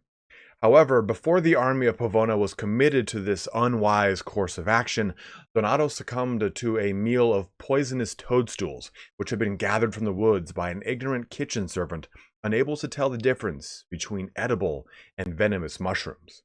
Lucrezia was, of course, angry and distressed, but not so much as to prevent her subsequent marriage to the dashing captain Ranuccio, after an incidentally short interval. He immediately rushed off at the head of the army of Pavona to attack the rear of Trentine army just as it was deploying against Borgio and expecting reinforcements from Pavona. For this show of solidarity with an old ally, Pavona was richly rewarded by Borgio. Lucrezia's seventh husband, Poggio, recently made an abrupt exit from the political scene after drinking 3 bottles of very dubious quality wine. Lucrezia is now casting her eye around for a new husband to share the government of Pavona and lead its armies to victory, with her by his side. Are you man enough for Lucrezia Belladonna? Mercenary princes with a delicate digestion should not apply. So this is, again, the 5th edition of Warhammer Fantasy, and in that time, you get a very tongue-in-cheek style to the lore, to the rules, and the Dogs of War book as a whole is very, very tongue-in-cheek. If you've taken a look at the other Southern Realms video we've done on the other Dogs of War Regiments of Renown, I'll link that in the upper right-hand corner for you guys. A lot of that lore is very tongue-in-cheek, and it is very cheesy and funny. That's why the little ending here is, are you man enough for Lucrezia Belladonna? Mercenary princes with a delicate digestion should not apply. It does have a lot of that, again, tongue-in-cheek, very sarcastic, witty humor that makes its way throughout this entire edition, but namely Dogs of War 5th edition. Now, 5th edition did not have the conventional lores of magic like we get in 6th edition and onward. 6th edition is really that blueprint for what we get for 6th, 7th, and 8th, and then that translates into Total War Warhammer.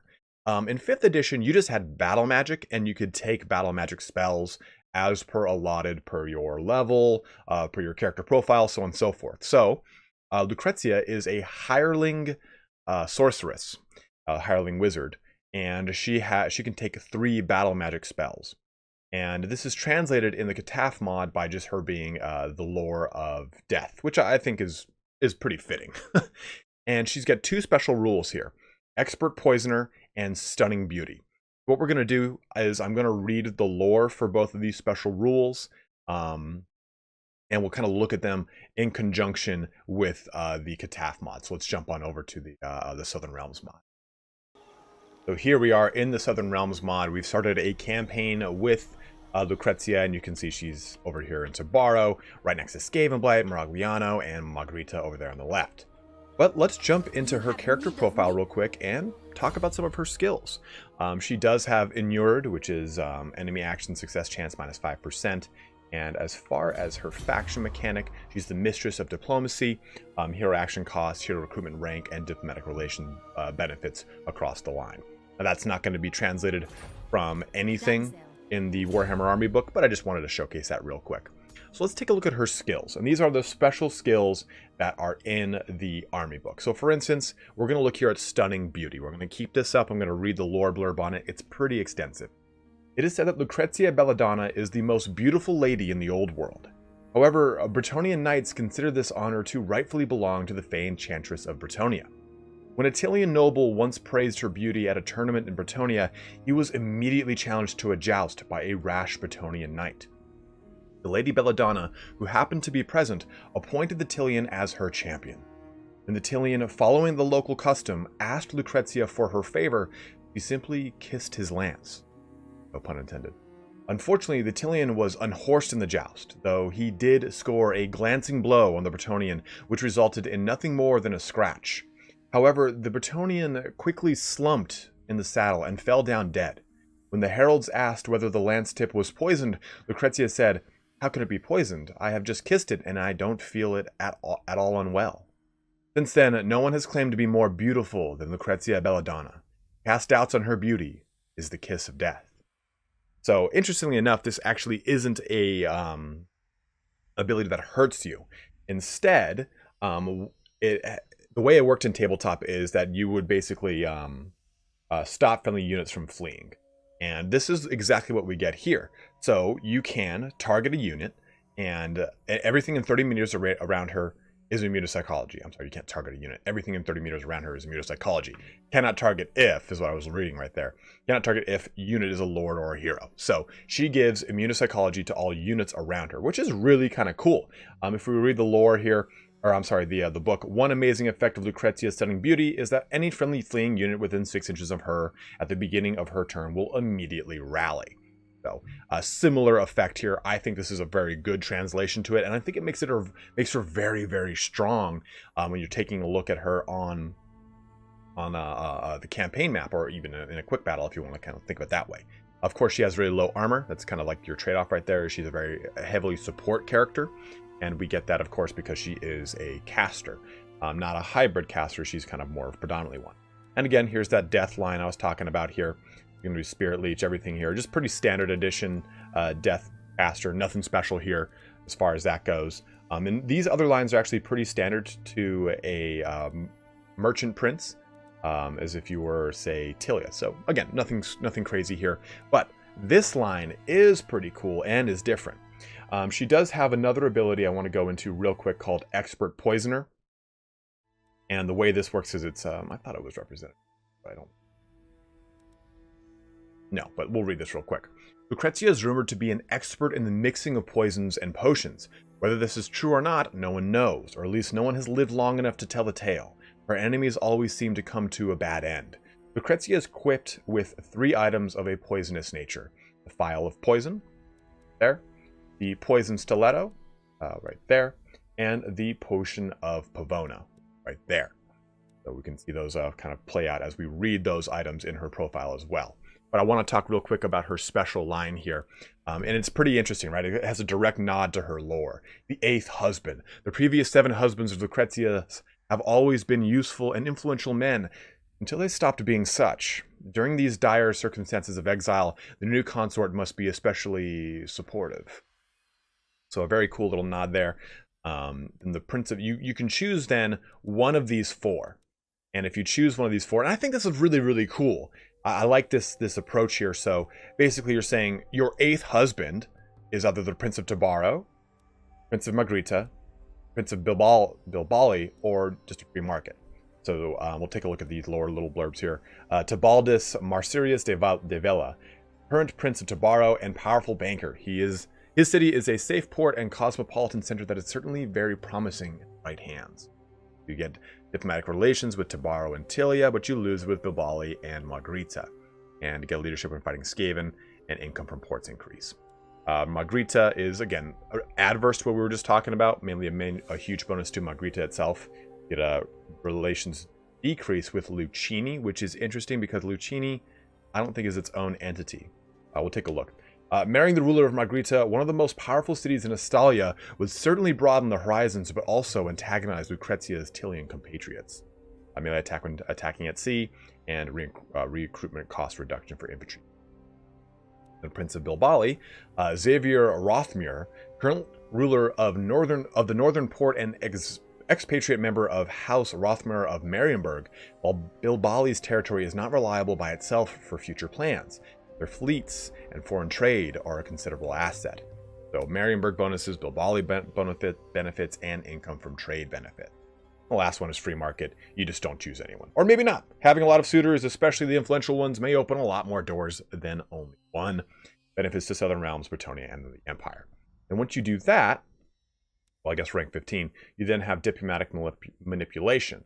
And it's really interesting about this is that the Southern Realms is really geared, this mod at least, this Catan Southern Realms mod, is geared towards a combined Southern Realms or a conquered Southern Realms. So it seems that Tabaro is the best chance for a diplomatically controlled Southern Realms, in which case you can just spread it out with everyone. And this is kind of hinting towards that. You could do free market, and then this, and you have 45 relations bonus with the Southern Realms. And that's pretty damn powerful. Well, let's take a look at these three items here and Lucrezia's Kiss. We'll do this one first because this is hinted at in the Stunning Beauty lore blurb that we just read. The Lady of Pavona is famous among other things for kissing the weapon of today's champion before his duel or battle. Of course, her lipstick is terribly poisonous. You can use this on a lord or a hero, and it will poison that that weapon, and then it also has remains in play plus 20% weapon damage and AP. So that's pretty gnarly. I actually really like that. I think it's a really cool little touch because she's clearly not a combatant.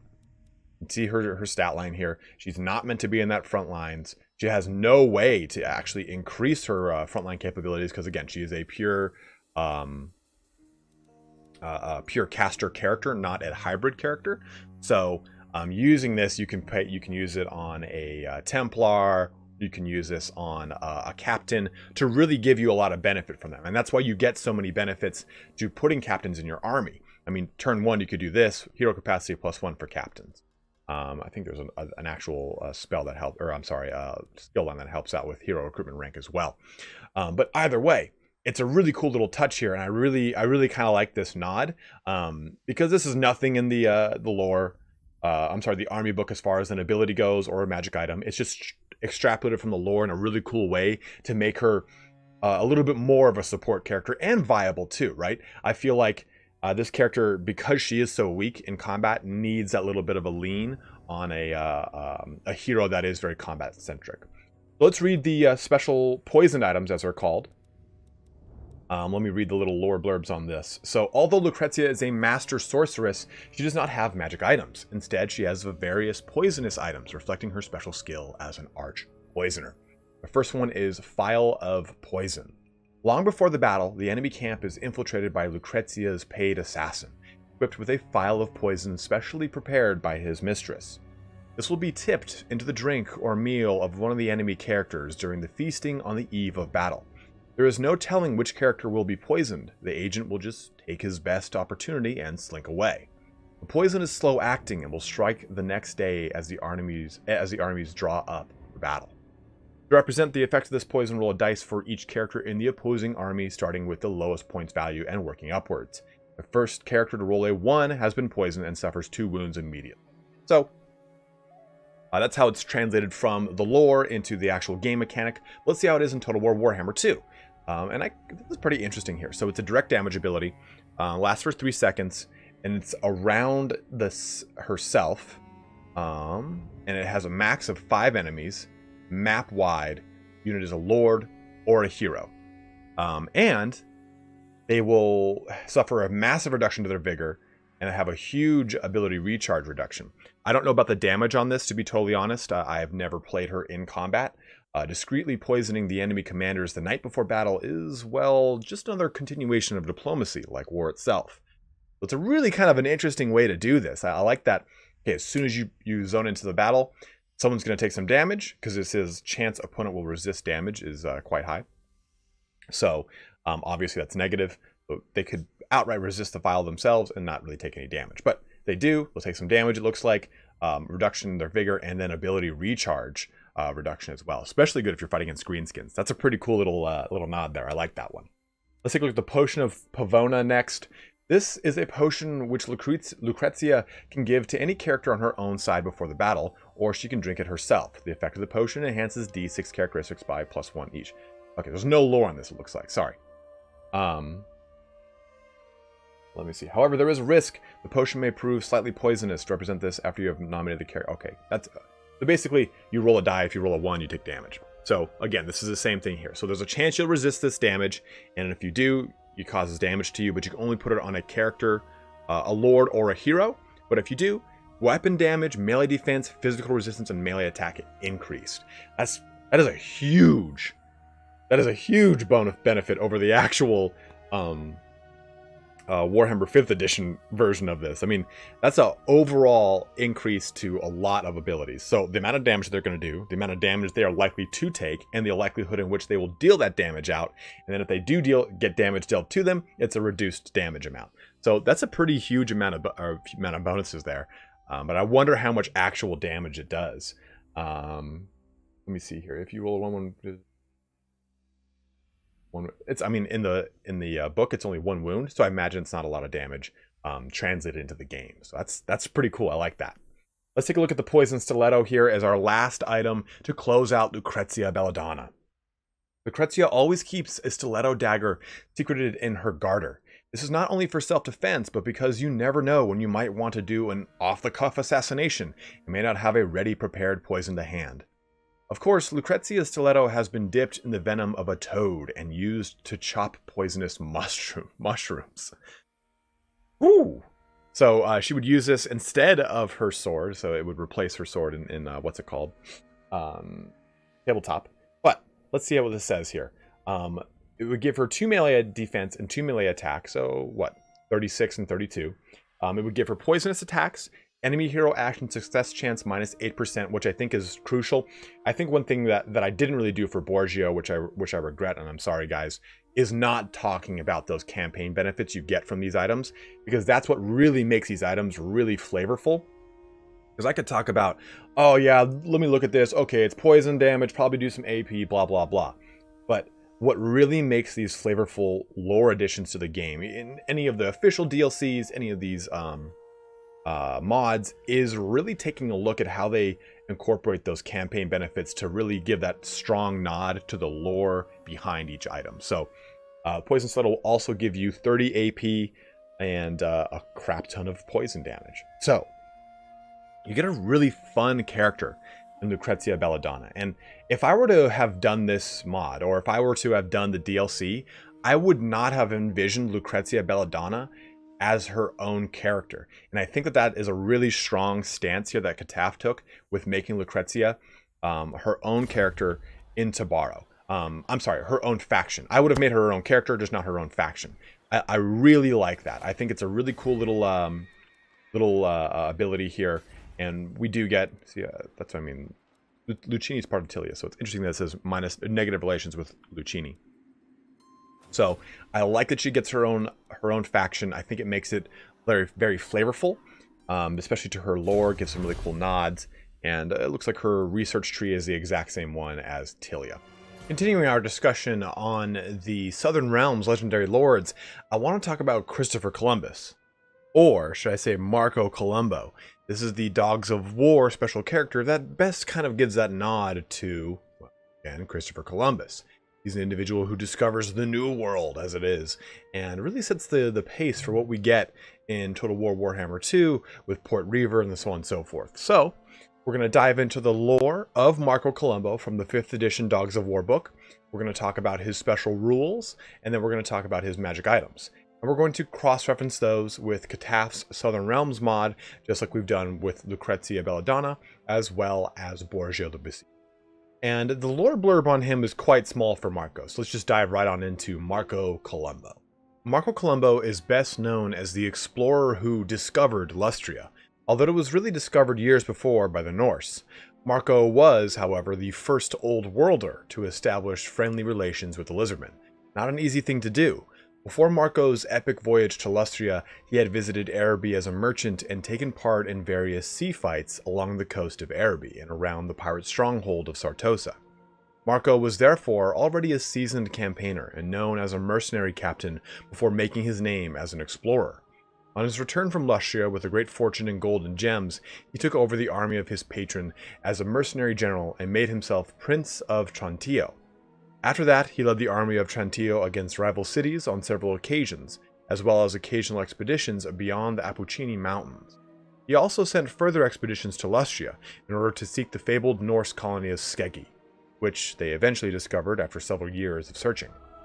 Marco was one of several famous Tilean mercenary generals who not only led armies in the wars of Tilea, but also in distant tropical regions against strange and unknown opponents. Marco Colombo's history gets fleshed out a little bit more in the 3rd edition Warhammer RPG books, but we're not really going to go into that as much right here. He is a unique character because he's one of the only ones that is ranged from the special characters that are limited to you in the 5th edition army book for the Dogs of War. He has a nice, lovely little crossbow. He is armed with a sword, a lance, a light armor, crossbow, and shield, and he rides a warhorse. Very simple kind of array. He has a series of special rules, though. He has some magic items. We're going to go through once we bring up Cataf's Southern Realm mod, and we'll go through that on the campaign screen, because that's where we can see a lot of these things being kind of embellished and brought together. But the really interesting thing about Marco Colombo is he has like almost the exact history of Christopher Columbus, as far as like, oh, he discovered the New World. Well, so did the Norse first. It's kind of an interesting little juxtaposition, and that's what I was talking about, the Dogs of War army list. It's a very self-aware army list. It's a lot of tongue-in-cheek commentary, a lot of little jokes here and there, like the first old worlder to establish friendly relations with the lizardmen. Not an easy thing to do. Like, you know, a lot less serious than what we get with the grim dark of 6th edition and beyond with Warhammer Fantasy, something that it heavily borrows from Warhammer 40,000. 5th edition and under for Warhammer Fantasy was a little bit more of a relaxed and comedic approach to the fantasy world. Let's dive into the Cataf Southern Realm mod, as well as the magic items and special rules from the 5th edition Dogs of War book and how they really correspond. We'll talk about, you know, how I think that they might be different, or if they're kind of spot on the interpretation from the army book. Alright, so we're in here with the Cataf Southern Realms mod. Let's take a look at what we get as access to big old Marco Colombo here. So we can already see that we start here in Port Reaver in the New World, which is pretty cool. I think that's kind of very lore friendly, you know, I would say. Like how it also says, like, they couldn't find Skeggi. Well, just go a little bit to the north, guy. In lore, it's actually kind of like hidden away, like in like a swamp, at the end of a swamp, in like a clearing. I get it. But he has some really cool stuff with his special technologies. He gets these two right here. Legacy of the Old Ones, Flourishing Southern Trade, and then some interesting thing with his Regiments of Renown, they're actually locked by a research. It's not like that for the other lords in Cataf's Southern Realms mod. So that's a pretty interesting touch here that, okay, in order to get these guys, you kind of have to coax them all the way over to the New World. It's a kind of an interesting little touch. Also, Conquistador lords, reducing the attrition for swamp damage, Brave New World, upkeep reductions, construction time reductions, and public order increases, but also a huge suffer to diplomatic relations with your Southern Realm counterparts. So, interesting little choices for the research, and I think very, very on point, very on brand for him. Let's take a look at his special abilities. Take a look. This is not Karl Franz. Marco Colombo's Navigators and Entrepreneurs. So diplomatic relations -20 with the Hunts Marshal's expedition, interestingly enough, and leadership +10 when fighting against rogue armies, since you deal with so many of them out in this little gulf outside of this area, as well as on land, and attrition -80% casualties suffered from high seas attrition, which is cool because, you know, if you do decide you want to go unite the Southern Realms, there are high seas attrition around here, so you can come back over this direction. High seas attrition is there, like that's where it begins, high seas attrition, so you can really get some playability even jumping across to Ulthuan. So I like that ability, right? Marco Colombo is an explorer. He found the New World in this in the lore for the Southern Realm, so it makes sense that he would be somewhat immune to that kind of attrition. Looking at his character details, he gets first contact. Marco Colombo is famous for having discovered the New World, and for being one of the very few to have peaceful dealings with the Lizardmen. So diplomatic relations +30, campaign movement range +10, and ambush defense chance +50. I think, again, a really cool thematic way to include this character in the lot and giving that nod to his affiliation with the Lizardmen. Let's take a look at the skills here.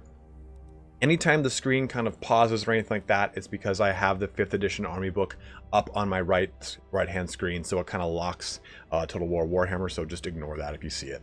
So let's talk real quick about his special items and his special rules that he had in 5th edition. So in 5th edition, he had the special rule of Crossbow Hunter.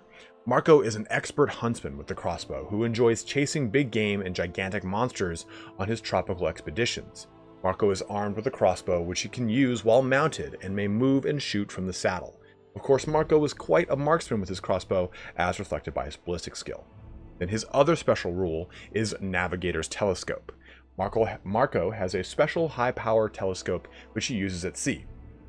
It is so powerful that he can use it to spy out hidden enemy troops lurking in cover or in the midst of a regiment. Any troops or characters which would normally count as hidden or unseen until revealed, such as Goblin Fanatics, Dark Elf Assassins, or Wood Elf Waywatchers, can be seen by Marco on a dice score of 4 up. So these two items, I think, make a very good translation into Cataff Southern Realm mod. So special rules. For one, look here, where is it? He has, I just saw it. Oh, there it is. The Navigator's Telescope. So it says, will spot invisible units within 200 meters, plus 300% visibility range, and plus 300% forest spotting.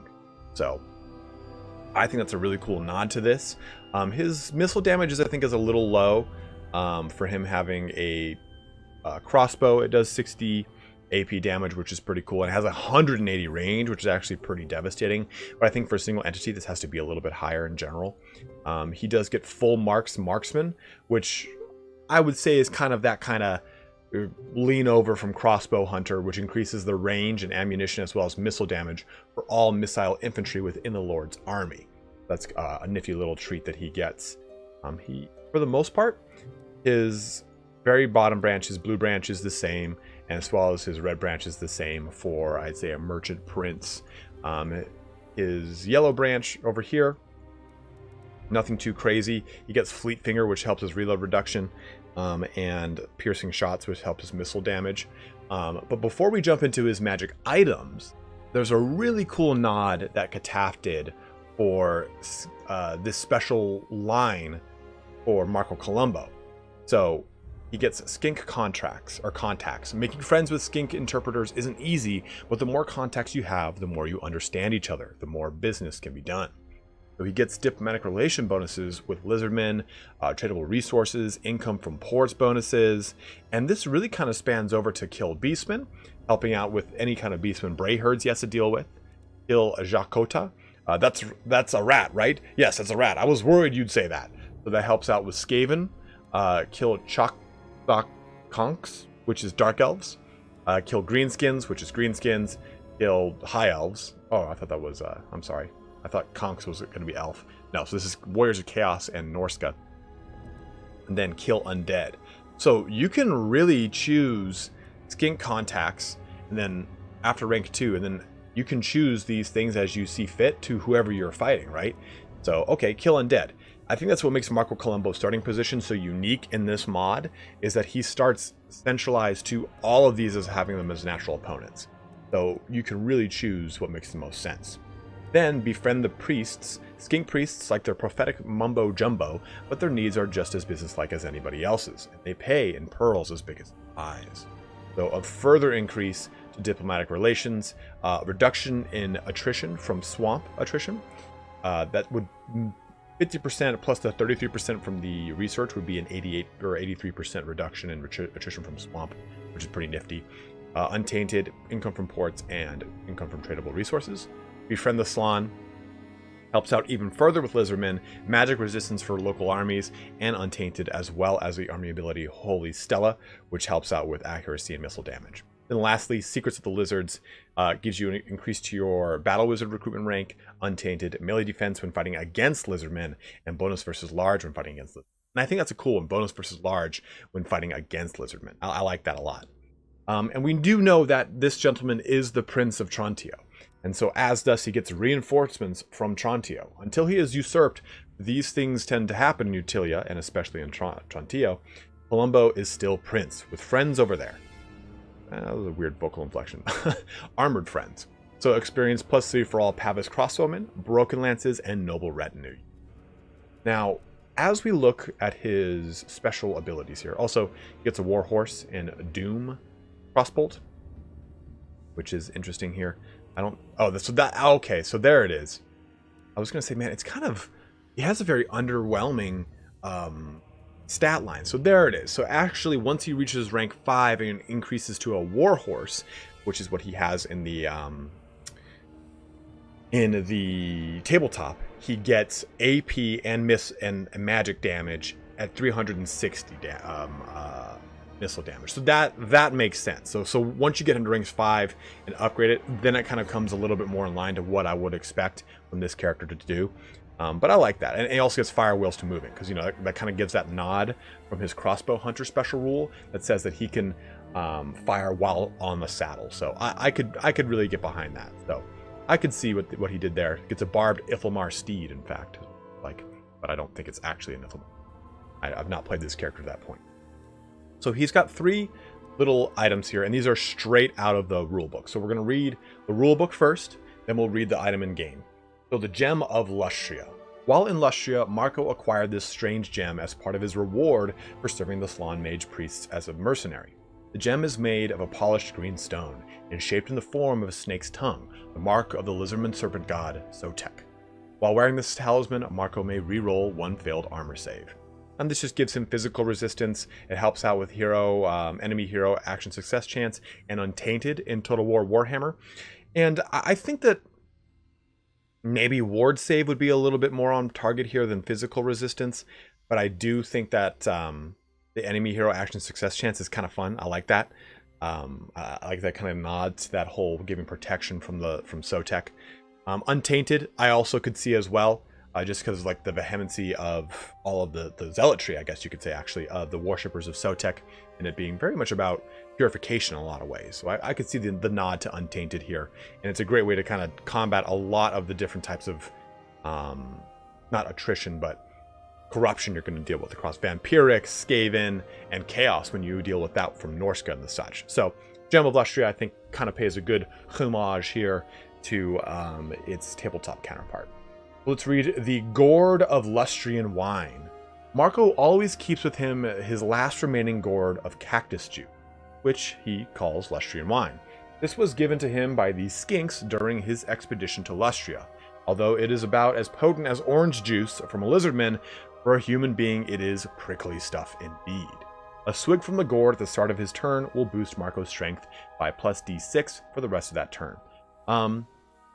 And when we take a look at this in Total War Warhammer with Kataf's mod, I think this is a very solid translation. Plus 50% AP damage. Now, when I see armor piercing damage, I think of only weapon strength RP or AP damage. I think it has to say 50% missile armor piercing damage for it to include the bow. So I'm not 100% sure on that, but it would make sense to me. You're increasing the strength of the character in tabletop, and your strength based off of the unit's toughness determined your to wound abilities. So having a higher strength in my mind translates to a higher weapon strength. Having a higher melee attack would translate, or would be translated from higher weapon skill from the tabletop. So I think this is a really good true to form ability here. Nothing too over the top. It does last for 30 seconds, which is quite a long time, but this guy's not going to be in close combat enough, I think, to really get that to the fore. But I think it's kind of a cool thing for when he actually is in combat. So our last item here is the Scroll of Araby. While stopping off in Lashik, Marco did the usual foray into the bazaar looking for maps. One map, although uninteresting in itself, was written on an old scroll with partly obliterated arcane writing of ancient Khemri on the reverse. The scroll gives Marco, but not the rest of the unit he is with, a magical save of 2 up against the effect of any spell. However, he will only use it once per turn, as part of the ancient scroll crumbles to dust each time it is used. So, kind of playing a direct nod to the magical resistance, I think that this works out very well. It's got a one-time use in combat, just like it does right here. The Scroll of Araby's got a one-time per turn. What is per turn? I wonder if I meant to say per battle. But per turn. So Scroll of Araby can only be used once in per fight, and it gives you 80% magic resistance. That's a pretty substantial amount of magic resistance. And again, it's a pretty good nod to the 2-up magic resistance you get from the scroll in the game. Also, enemy wins a magic power reserve is -15 in the local region, and untainted +1. I like the enemy wins of magic power reserve reduction. It goes a little bit further into the magic resistance portion of it, and I think that it's on brand again for a unique item on a campaign perspective. You always want these certain campaign effects in addition to the item's actual battle effects to kind of get that 1-2 punch and increase its effectiveness in campaign. So as a whole, I think Kataf did a really good job of creating Marco Colombo true to form in a way that I could see Creative Assembly putting him into the game. I think it really depends how Creative Assembly would create the generic yellow, red, and blue lines for the Southern Realms if they were to be added. But I think as a whole, this character kind of gives that solid nod to being a Tilean prince that is focused around range combat. I would say that what we've seen so far from the Hunts Marshal's expedition, and of course Hunts Marshal himself, and having the ability to get out of combat quickly, I think is advantageous. Him being on a horse and being able to fire whilst moving is very awesome indeed. I don't think he has a 360 fire arc. Don't really believe he does from looking at this so far. I don't think anything tells me that. But either way, I like that he gets a lot of diplomatic relation bonuses with the Lizardmen, because you don't get that if you're the Hunts Marshal, that's for sure. So I think having a character start in Port Reaver that also has a natural inclination to ally with Lizardmen makes for a fun and interesting campaign. Like if you take a look at this ownership, again, you have Vampire Coast here, you've got Greenskins here, more Vampire Coast here, High Elves here, Dark Elves here. So you're smack dab in the middle of a lot of voracious opponents, and having the Lizardmen becoming natural allies, I think is a really good call for doing a Marco Colombo campaign. So we'll hopefully see something like this coming in the future days with Total War Warhammer 2, but hopefully you guys are enjoying this little series on the Tilean Legendary Lords. If you have any idea for a Legendary Lord you'd like me to go into, please go ahead and let me know in the comments below. But as always, guys, thank you so much for watching here today. Don't forget to like, subscribe, all that action. But have a good one, and take care.